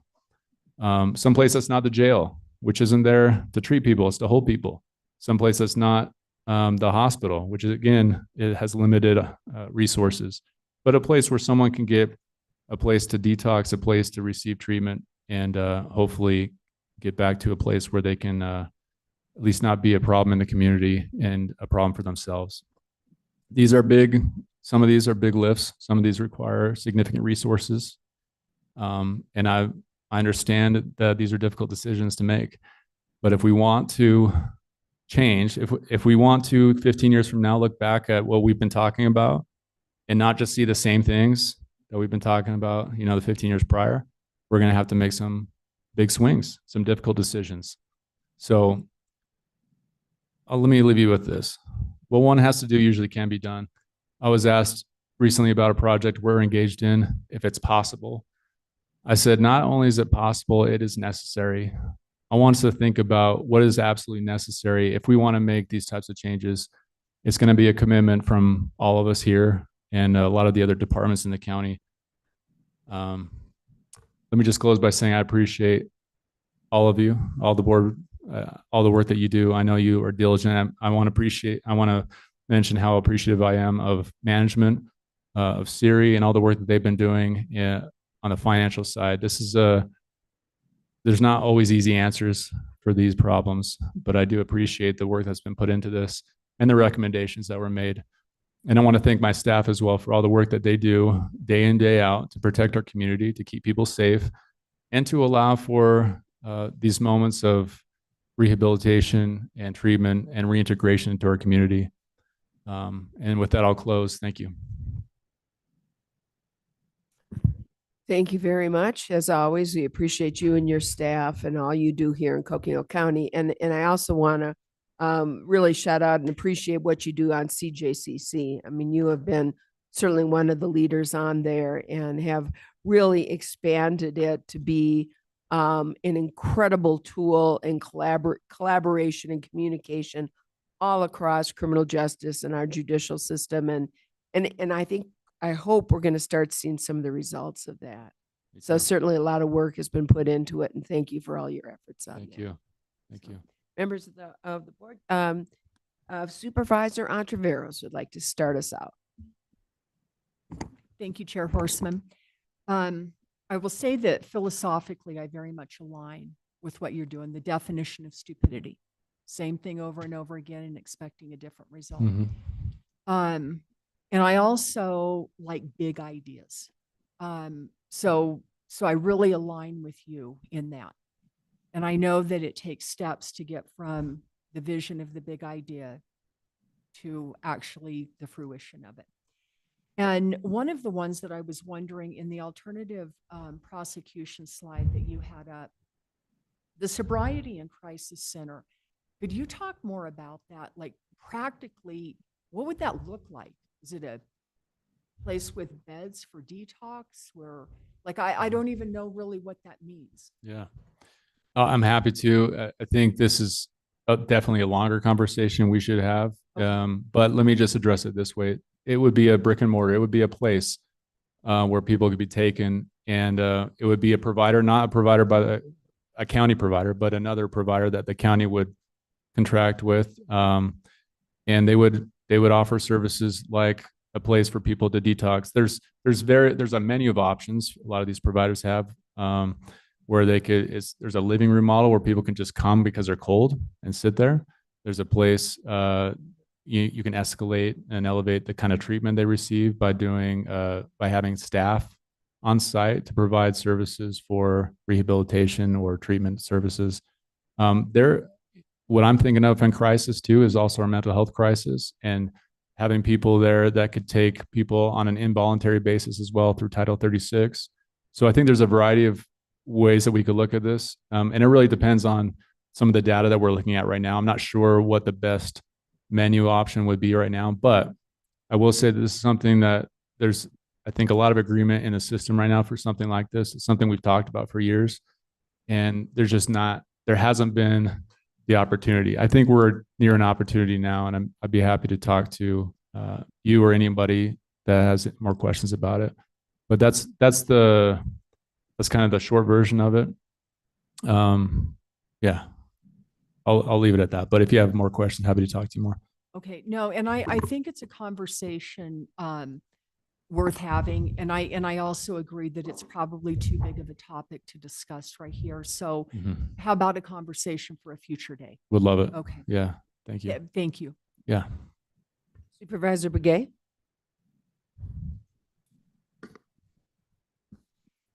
I'm still looking at a lot of notes here. But certainly, there's a lot to do.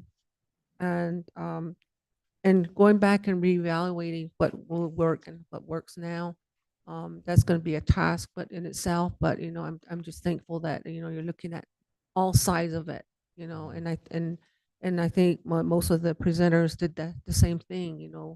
Do we have the monies? Do we have the resource? I mean, just anything that we need, to mold it to where it's actually, workable, and including new programs that would be of help too. So, and we really need to. I'm really glad that you're looking at the needs out there, and what could work, and you did the last presentation that you did. It does have a list on there as to what you're asking for. And so I just want to say, I think that it's going to be a while to really achieve everything, or even getting them on the books or getting funds but stuff like that. And then we have this uncertainty of dollars, all of this is playing a big role in it. But I just want to say thank you for all the work that your department's doing. And because nothing is easy, especially with the court system and stuff like that. But I think a lot of it is where all departments are within the judicial, the court, superior courts, and all other courts. They're helping people to get back on their feet, and they're also instead of going to jail or whatever, they're doing alternatives, and I think that's really good. And I'm very hopeful that we that we accomplish a lot through that process. So I just want to thank you and your staff for all the hard work that you do. Thank you. Thank you. Supervisor Vasquez? Yes, thank you for the presentation.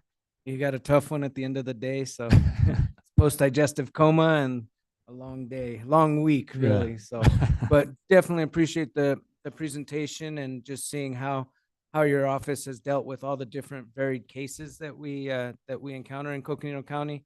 It was really interesting to look at the graphs for the misdemeanors and felonies of folks that are in county and folks that are out of county.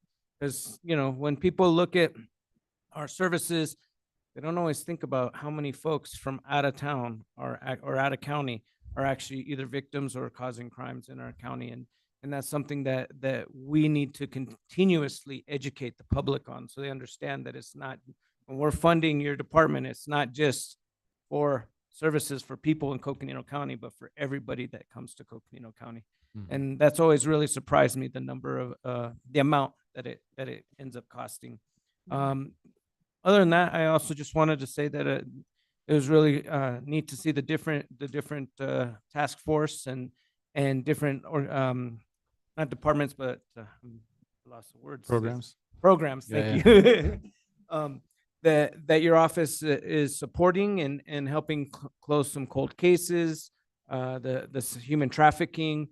Those are real important issues in our county, and it's important that you're addressing it properly. And so we just want to appreciate your team, everybody who's working on it. It's so important that, as we've mentioned earlier, that we get justice right in Coconino County, and you guys are the filter. And so we appreciate your work.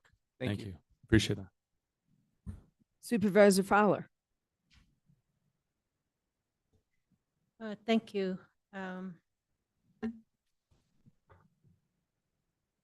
Yeah, the 2010.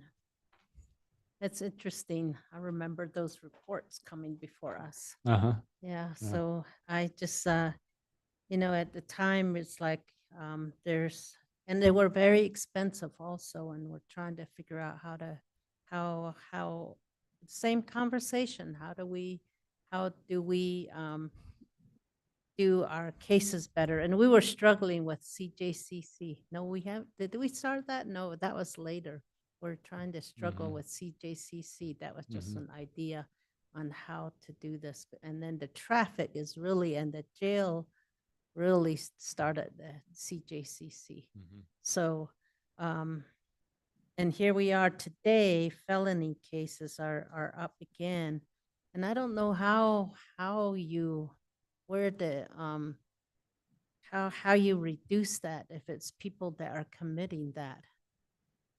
I think that's something that is going to be a big challenge, and they're more complex, we're told too. And then I noticed that through the judicial presentations, the theme has been community, and then the other one, and you brought it up again, is sex. Yeah, there was pornography was high in one of the presentations, and trying to address that. And then the human trafficking that's on the rise. Yeah, we've been having conversation with ADA on that, trying to see how we can address what their role is in their search with these trucks and vehicles that are coming through. So I'm glad you're working on that one. Medical marijuana, that we had a case, 2 cases or 1 case in Tuba City that was expunged. 2 cases, yeah, that is huge. Yeah. And really happy that you're continue to work on the human trafficking, and then murdered Indigenous women also. Do I think that's part of this cold cases? Absolutely. I've been hearing that that's part of that. Mhm. So that is really that's really sad, and all people really want to make sure that that is part of everything. So I like how CJC is very collaborative and partnership is. I think this is the first time I really had seen it where it's actually working really well. Yeah, I would agree.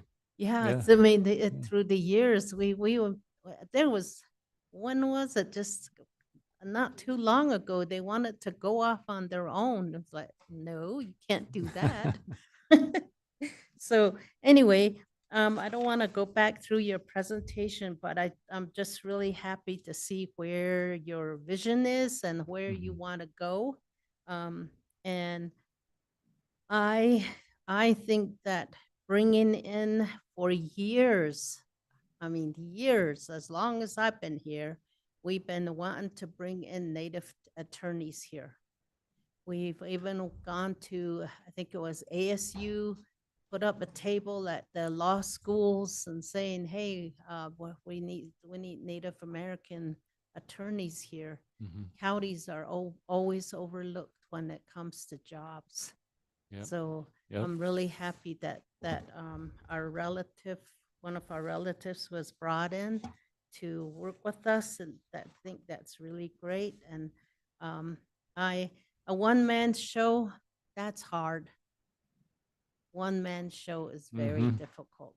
So I'm wondering about the one of these positions over here, if that covers that one-man show.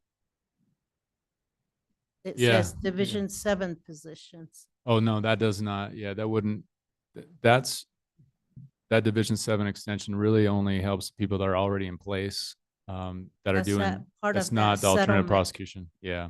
So we did not take a look at another position in that one. It was that, which position was that? That was denied right here. Was that denied, or did you not? It's not recommended. Yeah. It's not recommended. It's not recommended. But which one was it on here, though? I don't know. Was I have it it in on front of me, here? but it's the alternative prosecution. Yeah. Oh, okay. Yeah. Program, okay. And I appreciate that management has their recommendation. I've told them I really appreciate it. My job is to advocate. And Yeah. so I'm advocating for more. And you'll have to make the ultimate decision, but that is certainly one of the areas that we think we could use a lot of help. What impact does that have on these programs, on this one-man show? Now I gotta go find it again.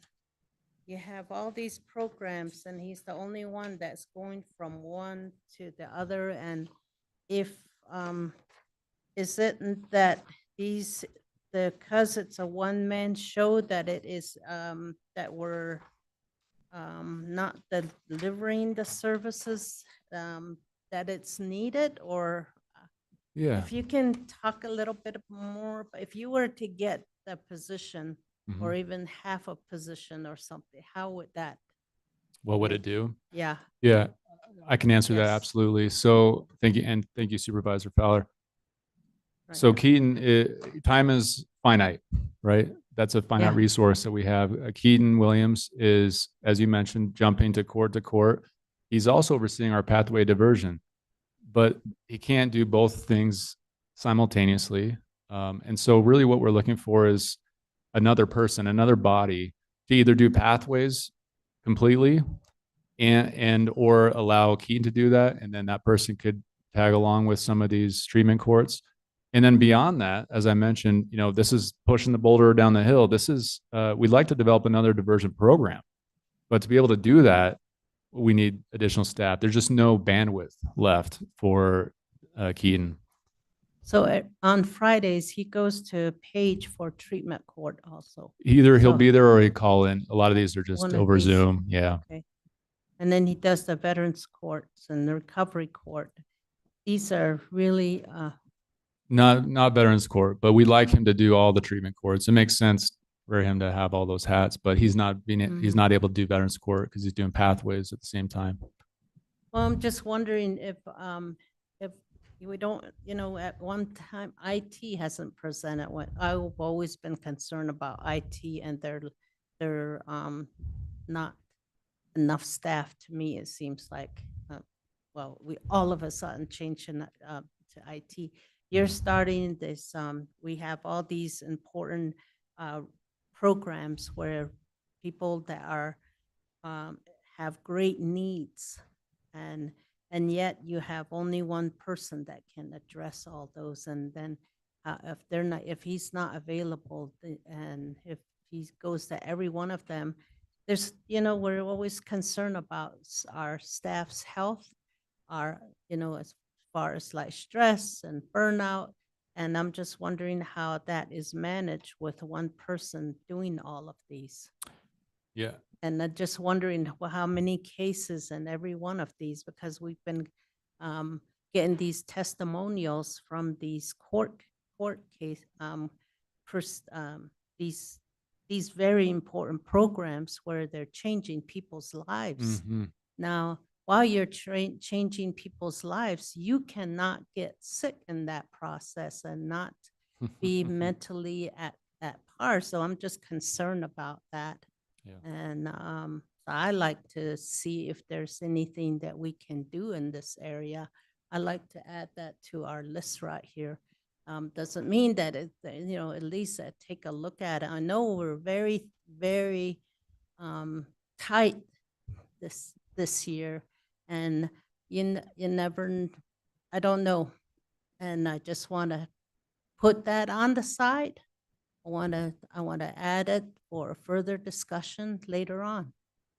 I appreciate that. Yeah, I really do. I think these are important, but our staff are important also. I don't know how one person can do all of that and be able to say that we're taking care of our staff. We're making sure that they're doing the best that they can for people, and this is the one I think I like to relook at. Thank you. Thank you. So I have a couple questions too. And of course, unfortunately, almost every department that we've had come before us has got situations where they've got one person probably doing the job of two or three. I understand. Yeah. And so, that it becomes a true dilemma and a matter of truly trying to prioritize. But I do have a couple questions I'd like to ask you before I make a comment. Sure. The general fund operating 150,000, what was that for?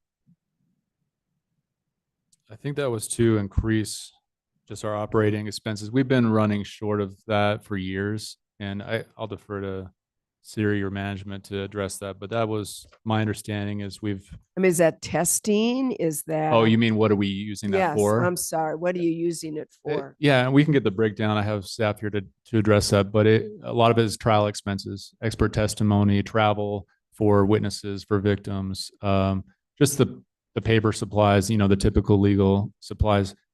Am I missing a big training as well as part of that?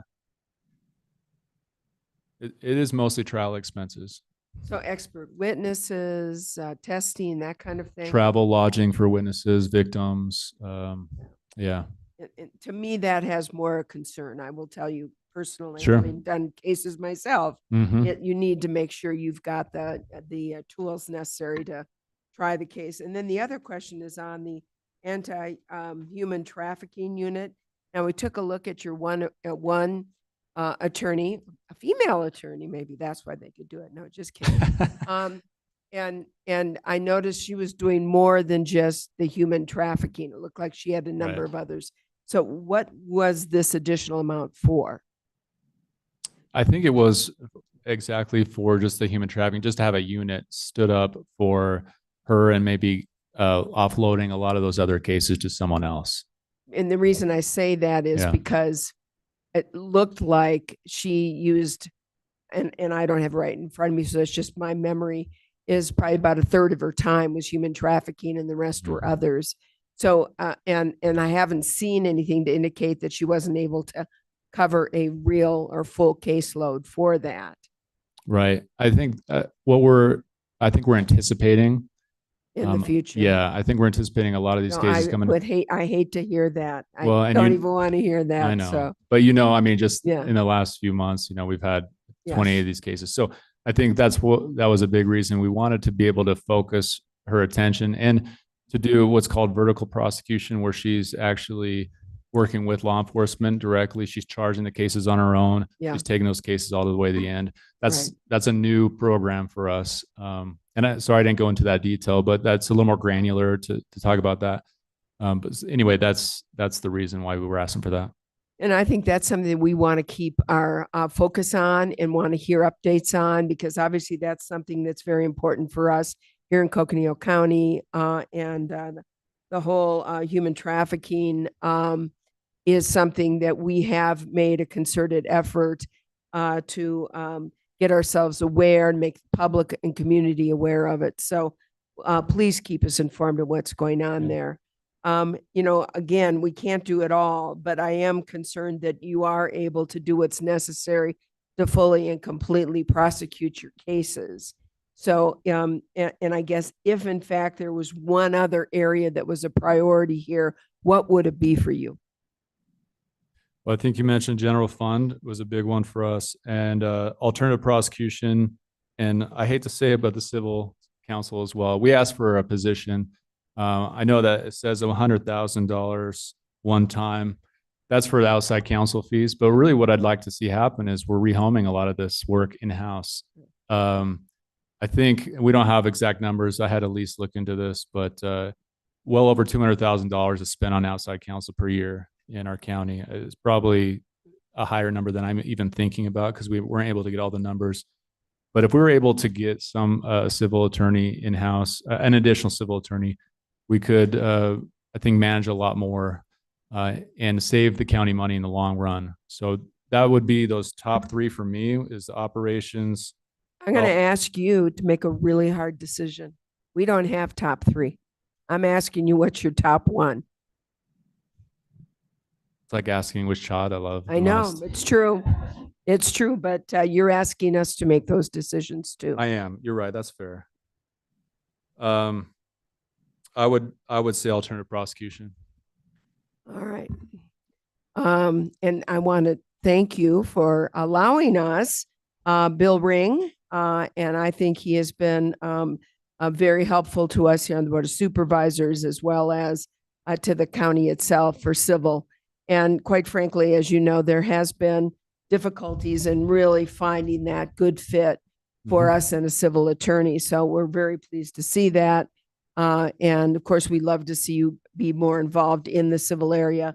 It's a big, huge concern for us here trying to operate and run the county, and it's an important position. So we appreciate that. So Absolutely. having said that, we know that you, like everybody else here in Coconino County, are doing everything you can with limited staff and with limited funds to fully and completely serve our community. And we really do appreciate that. And you all have been there time and again for us here on the Board of Supervisors. You have been there personally, and some of your staff as well, to really look at innovative ways that we can change criminal justice system. And I really appreciate that. And I think we are going to reap the benefits of that as well. I said yesterday that I was disappointed that we have put so much money into diversion programs. We've put so much money into keeping folks out of the criminal justice system from juvenile on up. And yet the numbers seem to continue to go up. And that is so frustrating to see time after time. I know. We'd But like to work our way out of business at some point. that's exactly right. Yeah, it's not working. So Yeah, probably you probably will never have that happen, but we can obviously, as much as we can, we strive to do better, and really appreciate you and your staff's assistance with us and with CJCC in doing exactly that. Really appreciate it. thank you. So, Thank you, Chair.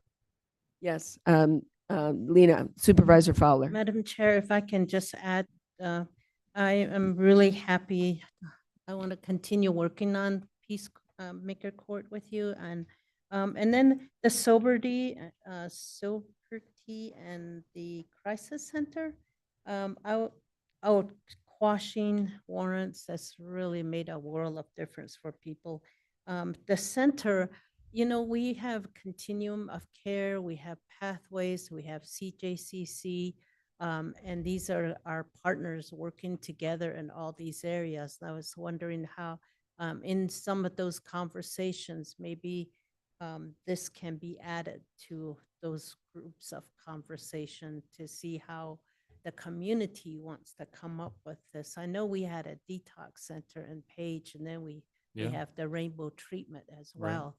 Mhm. And it's always a huge challenge. It's the expense that It's always is, that, isn't it? it's the Yeah. expense that we learned out there that is a big challenge. And it's always like, okay, who's gonna pay for what? And I know you guys are all tight, but who can be here? Mhm. It's always been a challenge in that way. So we can maybe have that bigger conversation with these groups that are already meeting. That might be a way to address that. Absolutely, we will. Thank you. Thank you. Any other comments, questions? So thank you again, and thank your team, and it's great to see you. And keep us informed on what's going on. We So, will. Really appreciate it. Thank you. So.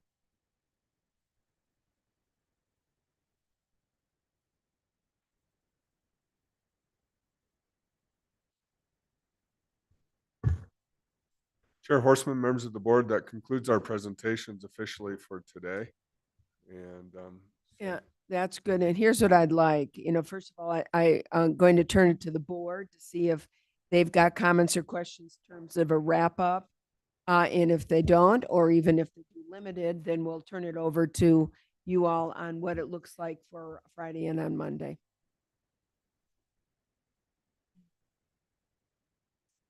Pardon me? I know, but I want to. Okay. So, all right.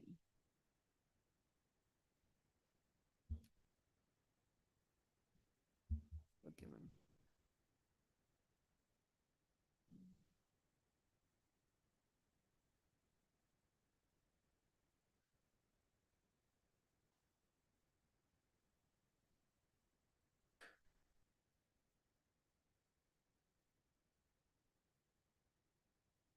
All right.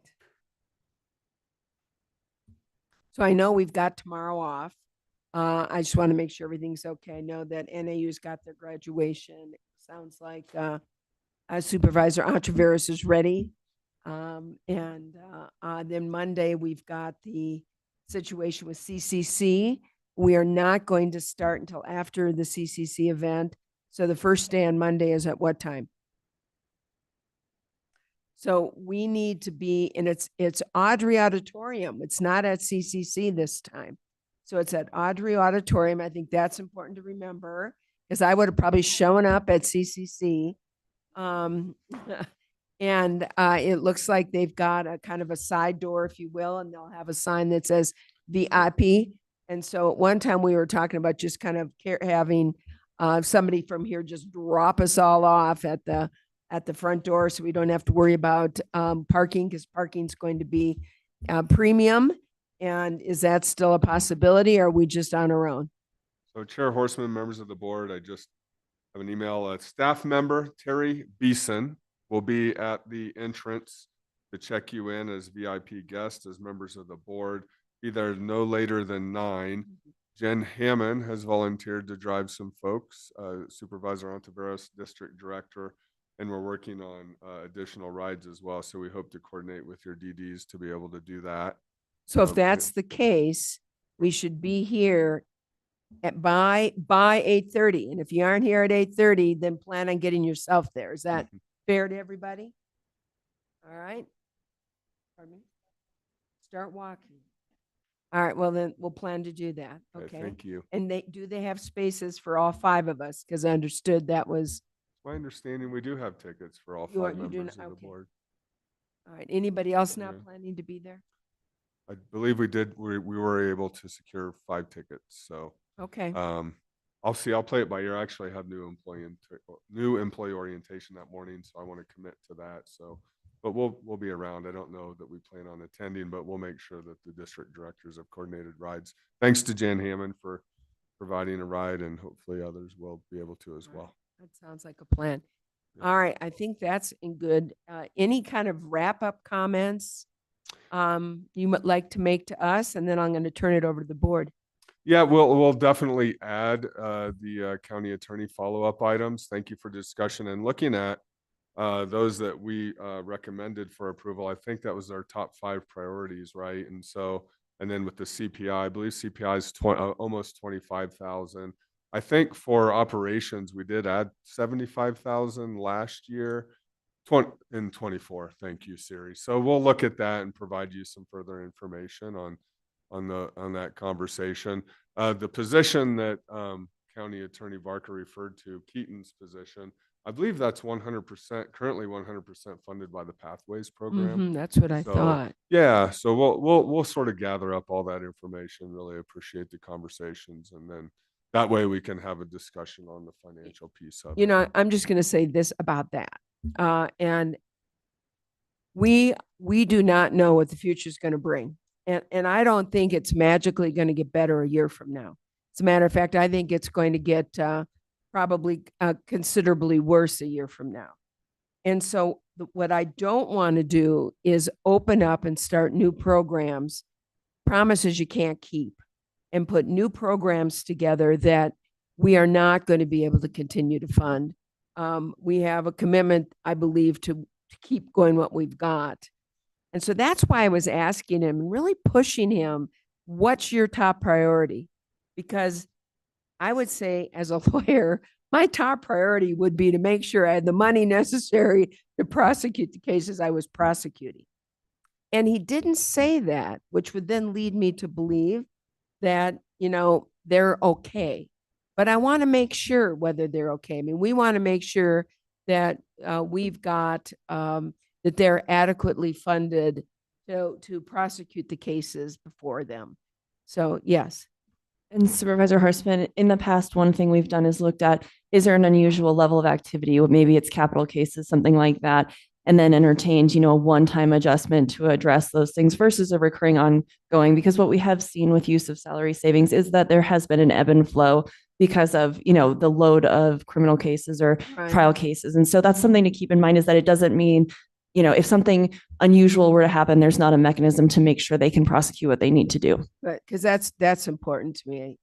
Thank you, Siri. And I can name a couple of cases from history that were pretty large capital cases that got a lot of media attention. The fish case, if I remember correctly, was one with a lot of media attention worldwide. So. Well, the technology and the experts, they've just got nothing but go up and up and up. So I just want to make sure that they've got what they need to do their job. I'm a little leery about doing anything to start new programs, not because they aren't good, not because they aren't needed, not because we wouldn't want them. I just don't think the future is going to get better. And I think we may have to even make harder decisions in the future. So I don't want to just start something we can't keep moving forward. I mean, those are just my thoughts. I don't know what anybody else thinks, but those are my concerns. If I may add one more thing, I just wanted to point to some of the resources that finance put together. I think this is like a great opportunity. Under the county attorney tab on page 2, it shows the 5-year general fund increment history. So the things they've asked for in those increment in the past, and just wanted to make sure everybody knows where to find that as we're thinking about things. And then behind their PowerPoint presentation that they shared today are all of their increment requests, and they are numbered 1 out of 10, 2 out of 10, and it gives the description for why they're needed. So it might be helpful in looking at that to see, you know, what they said as far as the general fund operating was priority 3 out of 10, and they gave some information there that you might find helpful, which is why I just wanted to direct your attention to that. Good, thank you. Thank you. And, you know, the other is in terms of civil lawyers. I mean, that's the other thing too. The practice of law has gotten so specialized. Used to be you could be a civil lawyer, you did it all. And now it's like, it's just so specialized across all the different fields. And so, for example, you can get a civil lawyer, and especially somebody in the county attorney's office. You usually get people that are just starting your career. It's a great opportunity to learn, great opportunity to get trial experience, great opportunity to be part of a team, and to serve a community. But then you've got something such as an election problem, or you've got a condemnation case, or you've got, and these highly specialized cases, which, end up going to these big expensive law firms, usually in Phoenix, because they have the people and the expertise to handle those cases. Yes. Chair Horseman, thank you for that comment, because I think we can point to a couple of examples when we talk about outside counsel and the cost. We have some specialty attorneys that are very helpful. For example, for elections, we utilize, and not a large expensive law firm in Phoenix, but actually a local person that serves us very well in that regard.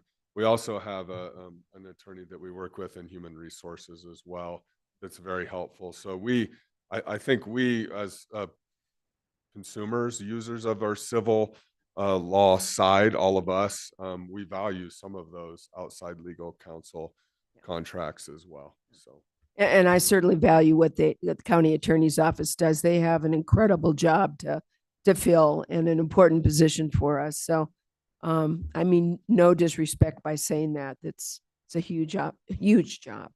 So, other comments, questions, Supervisor Fowler? Yeah,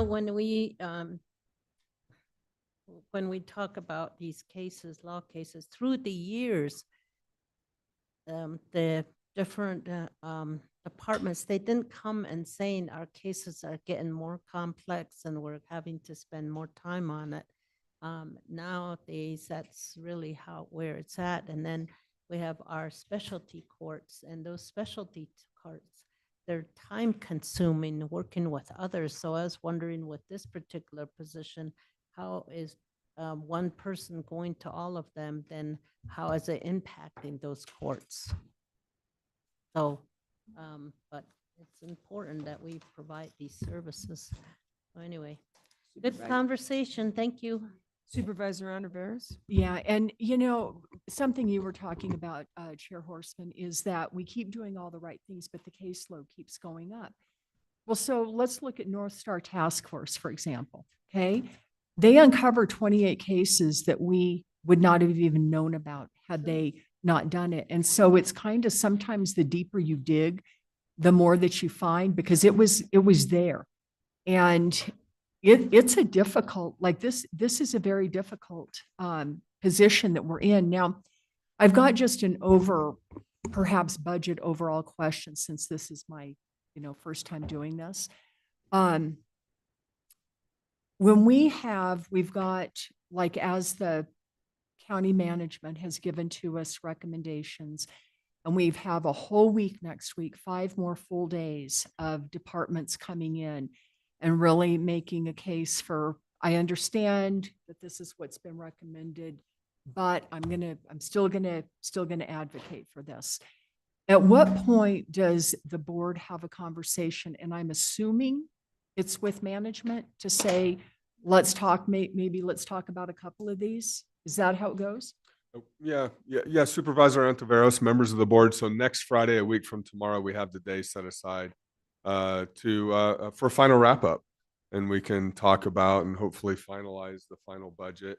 One thing that we did note going into the budget, for anything that that you would want to add, we would need to take something away to balance the budget, right? And so those are when we really get into some of those more difficult conversations a week from tomorrow. Okay.